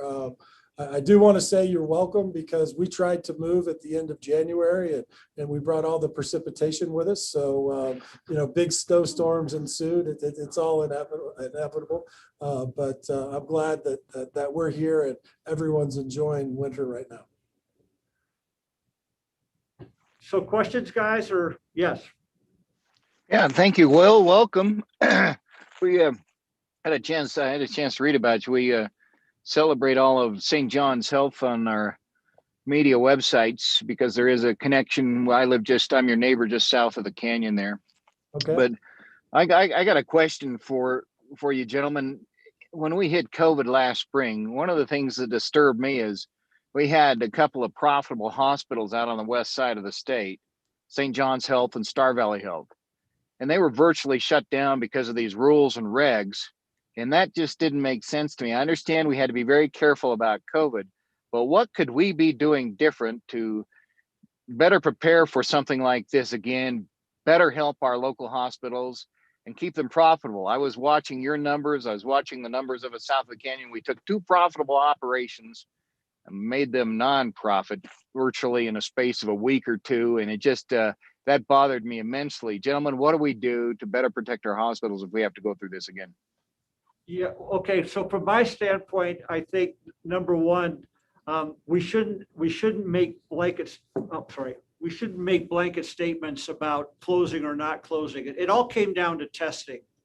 So what we really learned about reopening was having rapid tests where right now today, even anybody that comes in for a procedure at St. John's will get a rapid Abbott test. And literally within 20 minutes, we know whether they have COVID or not. What does that do for us? It doesn't necessarily mean that we'll cancel the procedure for the person that's here. If you've gone through a bowel PEP for a colonoscopy and it happens to be that you're positive after that bowel PEP, you do not want that procedure canceled. But we can make good decisions about who has to don PPE and who doesn't have to don full PPE in those settings. So we can stay open regardless of what we see now because of our testing capability.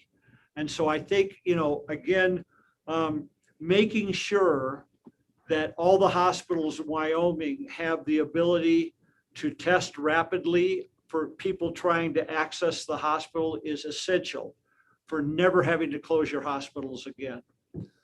And the connection that I'm sure you're making is that the difference is the lack of elective or emergent or elective procedures, really a lot of surgery and things like that.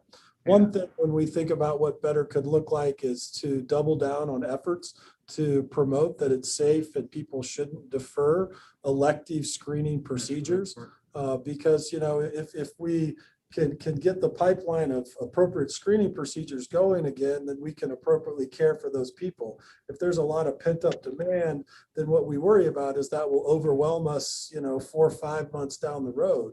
And that's really something that we need to get the community focused on, accessing mammograms and colonoscopies and appropriate preventative screening services so that we don't have a bolus that's going to overwhelm us from a deferred care standpoint. Agreed. I'll close out and give it to these other gentlemen, but I think we ought to get the hospital association, make sure we don't stun our hospitals like we did last spring. That was a bad deal. And Will, I can't believe you wouldn't be impressed with my scenic view out here on I-80, how beautiful it is, Interstate 80. I didn't comment about that. Oh, look at my view, right? I just yeah, have okay. Colleague, okay.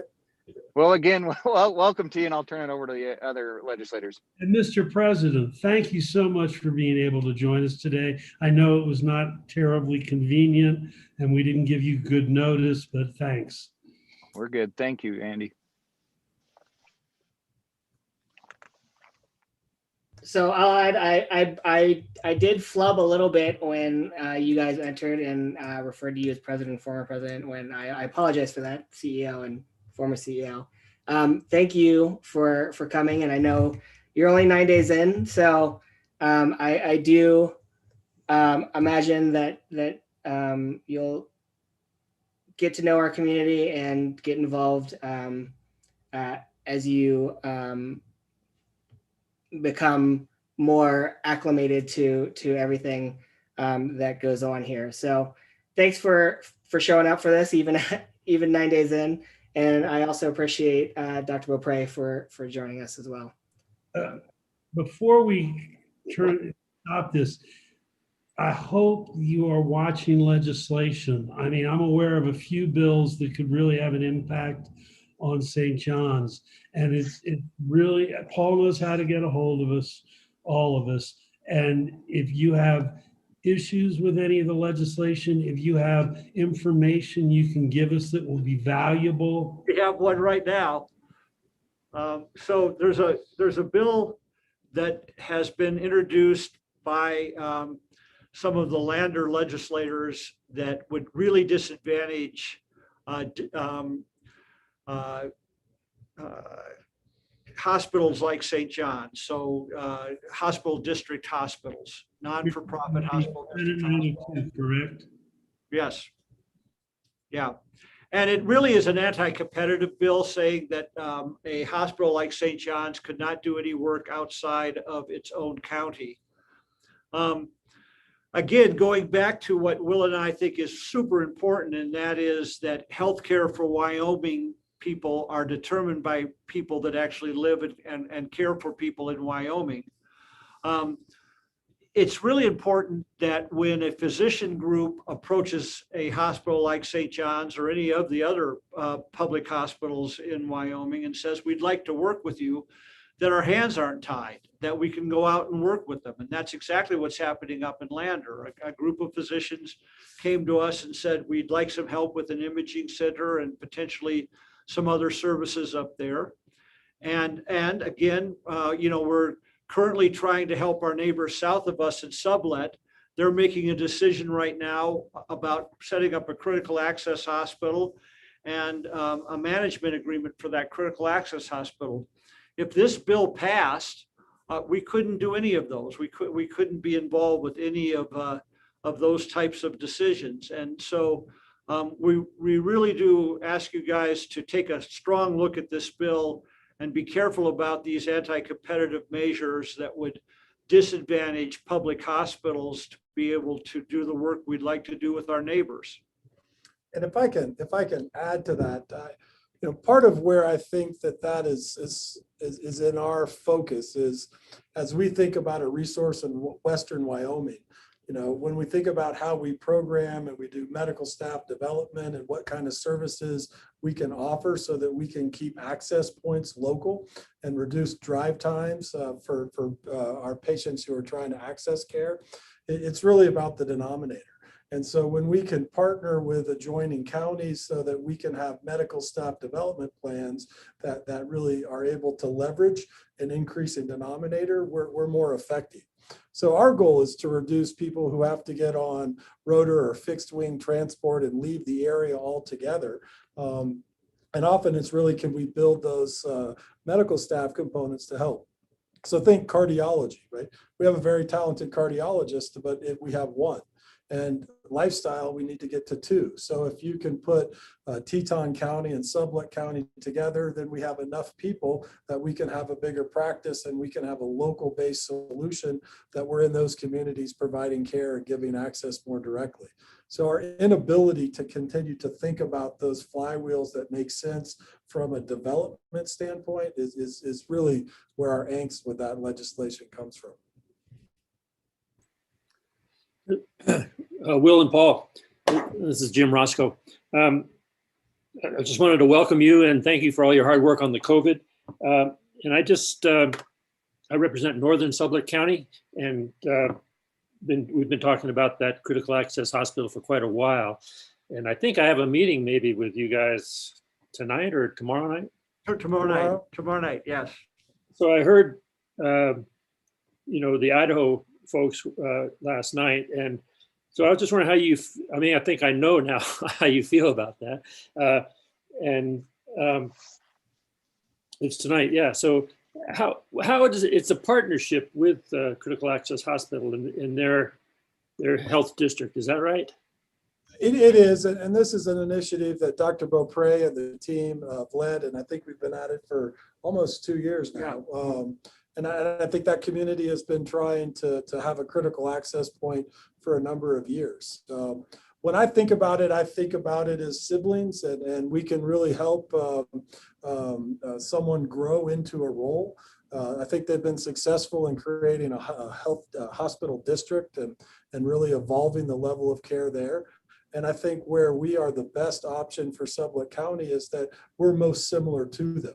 Because what is in their best interest is in our best interest, which is to build a regional medical staff that can provide outlets so that we can reduce drive times to access for care. And our model is really predicated around local access points. What's in it for us is that it helps us grow our medical staff, and use that cardiology example again. If we have 2 cardiologists who are located in a 90-mile radius, is better than having 1. And I think people both in Sublette County and Teton County win for that. And that's really why we're interested in partnering, because I think it's a rising tide for all of us in Western Wyoming to really make sure that we're able to keep as many of our residents local for the most sophisticated levels of care possible. I do know that a lot of people in Sublette County use St. John's exclusively, so I think you're a good fit as well. Great, thank you. Thank you. As a follow-up to that, I listened to it all last night before it went south with somebody jamming up the system. But I'll just tell you, I was unimpressed with our neighbors in Idaho and how they spoke of our healthcare facilities in Wyoming. And had we not lost the signal, I would have said, we've got 2 great hospitals out in Western Wyoming, and we don't really need to gain anything by going across the state line when we've got 2 great facilities. Two of my children were born in St. John's, over the years. I'm an old guy now, but in those days we needed C-sections and St. John's was there for us. And I know there's cooperations between the two Western Wyoming hospitals now. But rather unimpressed with the presentation that came over from Idaho. They didn't speak well of us. I think we have great hospitals in Wyoming, both with St. John's and with Star Valley Health. In fact, we got something so unique with Star Valley Health. I brought out Chairman of Labor and Health to see it, Senator Scott, who's lived healthcare, more decades than I can remember, overseeing it in the state. And I said, you got to see it. I don't want to hear one more time in front of a Labor and Health Committee, you can't do rural health care. I says, come out and see it. And we took him on a tour of it, and like the same tour that you received, our CEO from Jackson received a couple of 3 years ago when I met you there. And I said, how about that, Charlie? Can you match anything like that across the state of Wyoming in a rural healthcare setting with equipment, doctors, trained staff that's trained in surgical suites back east, in specialists, in orthos, all of that? We've got it all. And so that's, we've got two great situations, both with St. John's Health and Star Valley Health. But I just wanted to throw that in. A little unimpressed last night. Thanks, gentlemen. Well, thank you. Thank you. And Will, I wanted to add, please, if there's anything that you have gained from outside perspectives from living in other places that you think that would be useful and work here that we can help with, please let us know. Having that outside perspective is very useful sometimes if we feel like we've gotten stuck in a rut, especially when it comes to healthcare in the state. Thank you. Will do. Will do. I'm not bashful, so I'm just new. Well, thanks, guys. It's coming up on the half an hour, and I know you guys may even want a little break before you meet with the general public. I don't think Will and I had anything else necessarily on our agenda that we wanted to talk about. And Will is super competent at this. He's going to do a great job.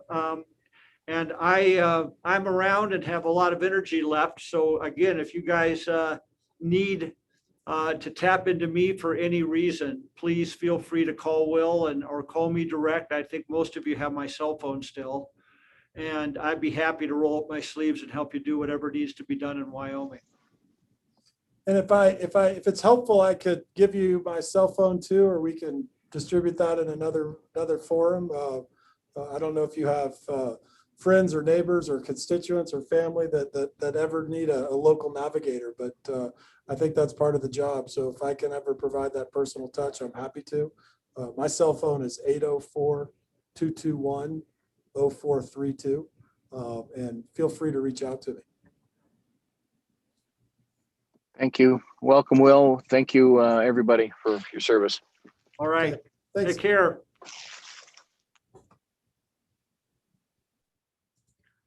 Okay, so we have 2:30 scheduled for public comment. I did request when I publicized the update that people email me if they would like to provide public comment.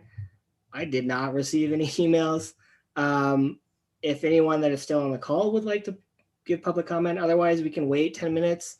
If anyone feels like they would like to chime in, or if anyone who is watching the video, which right now I don't think anyone else is, can put in the live chat that they would like to give public comment. But I think we may end it early if we don't get anybody else.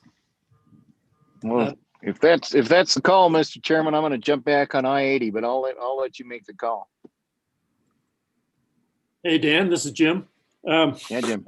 I just never get to see you anymore. When I go into the hospitals, both Star Valley and St. John's, they both say we should, at least the people I've talked to say we should pass Medicaid expansion. I think that's probably a moot point in trying to get it passed, but yeah, we don't have the votes on our side of the building. I don't know where you are on your side of the building on that, Jim. We have. Probably not. Yeah. Maybe eventually. One thing I'd like to do is work with you gentlemen. We can't have what we had last spring. We had St. John's Health, Star Valley Health were running big guns. They were profitable. It was a good thing. They were examples to small hospitals around the nation. And we can't have a shutdown like that again. We gotta rethink that. It's you can't do that. I mean, because it takes some years to recover from something like that. Well, we will have that task force. Hopefully that'll be part of the conversation that they're talking about. I hope so. Yeah, I think having an in-depth conversation with all the stakeholders through the task force, it makes the most sense for me to really hammer out what are the specifics that we screwed up, we did well, where can we find the middle ground, and that kind of stuff. So, yeah. So Dan, are you on your way to Cheyenne? No, I've been down taking care of some stuff down the southern part of the state. I just nose around in everybody's business, and that's what I'm doing today. Because I was just noticing that around Arlington, the wind gusts are around 65 miles an hour. And I just did that on Saturday. It was a fun drive. So hold on to the steering wheel. I will. And this camera's jerking around now because of the wind. So, and I'm parked. Well, that's Wyoming. That's Wyoming. Well, Dan, I haven't had a chance, Dan, to congratulate you on becoming the president of the Senate. It's great. It's great to have the president on this side of the state. And I think you're great. Yeah.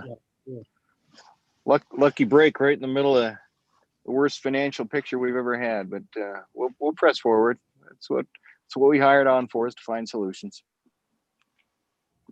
Agreed. Appropriate. Be glad at least you're not on appropriations. Oh, I've been watching you folks. My God, my goodness. I just all the best to you, Andy, with that. Yeah, thanks. I mean, but really, in a way, the governor did us a favor, because he's got the all those cuts, and as much as there are some I'm not crazy about, our general fund side, we actually have $20 million right now available to use, which is pretty good. Yeah, that's what I heard. Is that the price of oil, Andy? Mostly it was the cuts. Oil's almost up to 60 though, West Texas. So Andy, a lot of people are saying we need to cut, and I keep saying we have cut. And I think the previous 3 years before COVID, we had cut, according to Schwartz, we'd cut almost $1 billion out of state government. Is that right? 800 million? I think going back to 2015, that sounds about right. So we have cut quite a bit. And yeah, I mean, it's a question we will debate, in both houses. Is fine. We've made cuts. What are the future cuts you want to make that will, and what are your constituents willing to put up with? Like I said, the problem is we could cut the Department of Corrections, and most people in Wyoming would go, fine, do it. But I don't think, they've taken a lot of cuts. I don't know what that would mean to how we, take care of incarceration. And we could get in trouble with the feds. We cut too much money. The federal requirements related to inmates are pretty strict. I don't know. It is. Yeah, they are. We saved a little money. We hauled some of the prisoners down to South Lincoln there, put them in the facility there for a while, and it saved some money. But we had to make sure that we were still meeting federal requirements by doing that. I mean, they were low risk, and it worked out really well for a while. But they hauled them back. They hauled everybody back over to Rollins. Right. Well, it also helps we've got Rollins mostly stabilized, because we lost a lot of beds while we were doing the fixes to the settling issues. Yeah. So it still doesn't appear that we have any public comment incoming. So maybe 2:35, and then we'll call it at that point. Good plan, Mr. Chairman. So Dan, there's one bill I just got my prime sponsor notice.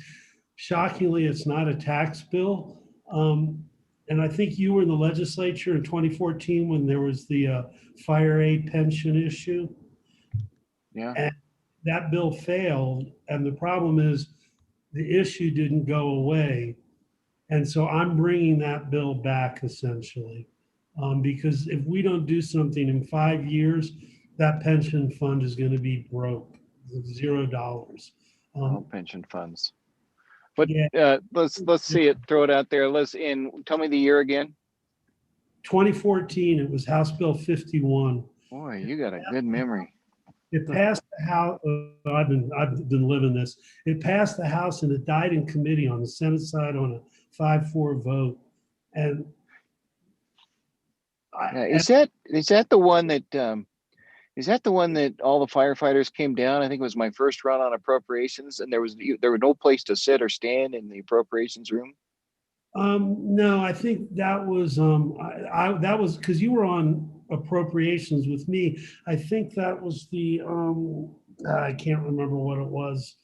The description is escaping me, but that was more about doesn't matter. Anyhow, this one is, this is the remnant. There's only 272 firemen left in this pension fund. Most of them are in Fire B. And when it runs out of money, we're just going to have lawsuits because they want their pensions. And it was an issue because they had a 3% compounded COLA built into it, and then we stopped the contribution. It's just been a series of unfortunate events. So I'm actually going to be filing it in the next couple of days. So we do have a question on YouTube. Janice Harris asked, is there any advice on how we can move the needle on expanding healthcare? Who wants to take it first? It's a kind of a broad statement. For me, I think the priority is reducing the cost of healthcare and making sure that your distance from being able to get healthcare is shorter than it is currently. And that's a tough one.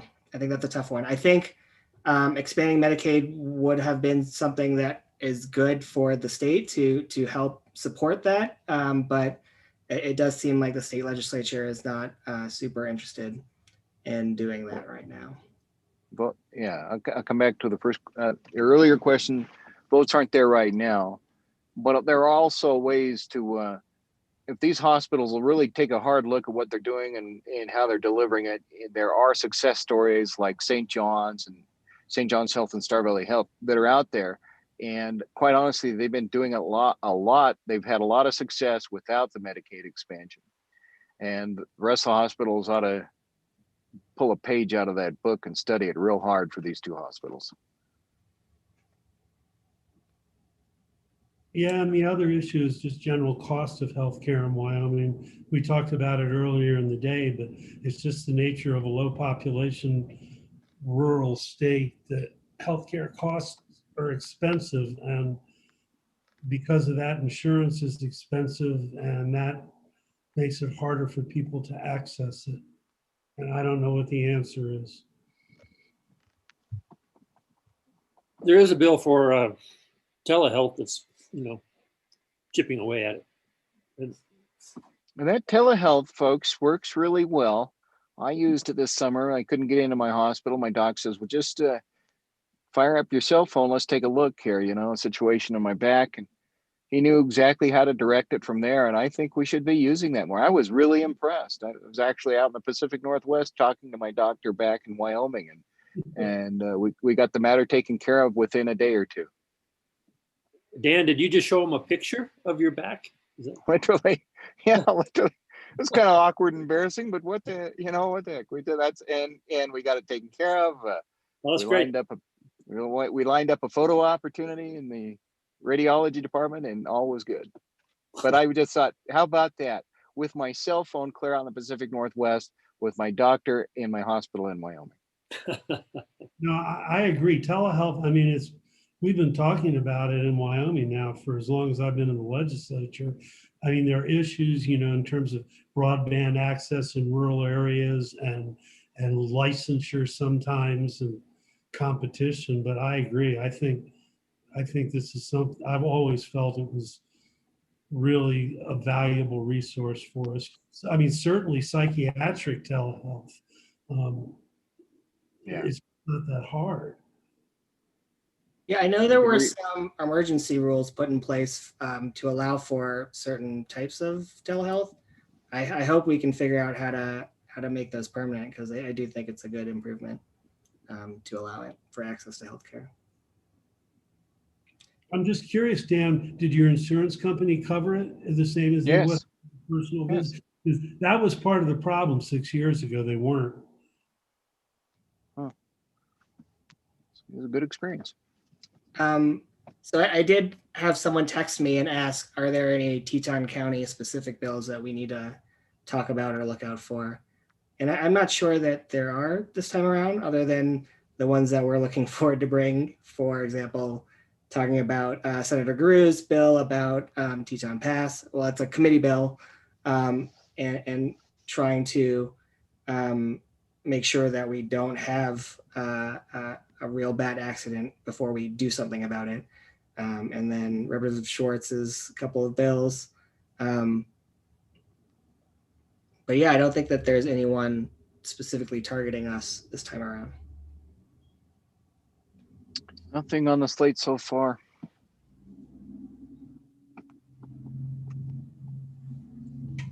Oh. Well, if we're about there, gentlemen, I've handled a lot of topics like small businesses and everything else. I'm going to go talk about a trail system because I think somebody passed like a national outdoors bill or day or something like that. Oh, there he is, Andy. I think I'm going to go take on the next topic and jump on I-80. We good, gentlemen? We are. Thank you, Senator, for joining us for the time you were able to. I very much appreciated. Okay. Thank you. All the best to all of you. Yeah, look forward to seeing you in March, Dan. Okay. Thank you, Dan. So it's just us? Yeah, so Claire also commented, what about HB 22? Will it rear its ugly head again? I think that as of now, we're not planning on seeing that. I've talked to Shelley. I don't think she's not going to do it. And the thing is, the issue is not, there's not an issue right now because they changed the mitigation rate. So temporarily we have a reprieve. Cool. So I think we may end it then at 2:41. Well, great. Thank you, Mike. Yeah, thank you, Mike. But I have one more question. Tim Young, who's a folk hero of mine, who does all the trails, pathways and stuff, he would like me to amend the 9-cent fuel tax to have 1 penny in for pedestrian safety, which is bike paths, all that. I'm afraid it would kill the bill. And but so I don't think a penny is right. But what if you just put like a quarter, a quarter of a penny just as a placeholder? You think? I don't know. I mean, I agree. I don't know that it would kill the bill. I don't think you could get the amendment passed. I think it's worth trying. Why not? It wouldn't hurt. Yeah, I might ask him to do just a half a penny or something like that. I think much of the legislature doesn't even consider thinking about pedestrians. So just having the topic up for discussion is worthwhile. And I would say talk to some Cheyenne people, because Cheyenne's that they've got, I won't say a robust pathway system, but they have one, and they are becoming more pedestrian conscious. I'm trying to, maybe Landon. Okay. Yeah. Yeah, any community that it's looking to make itself more walkable, I'm sure would be And another person might be Bill Landon. I think he's a bicyclist on the Senate side. Freeland was a huge bike nut, but he's gone now. How about Brown? Right? Yeah, definitely. Yeah.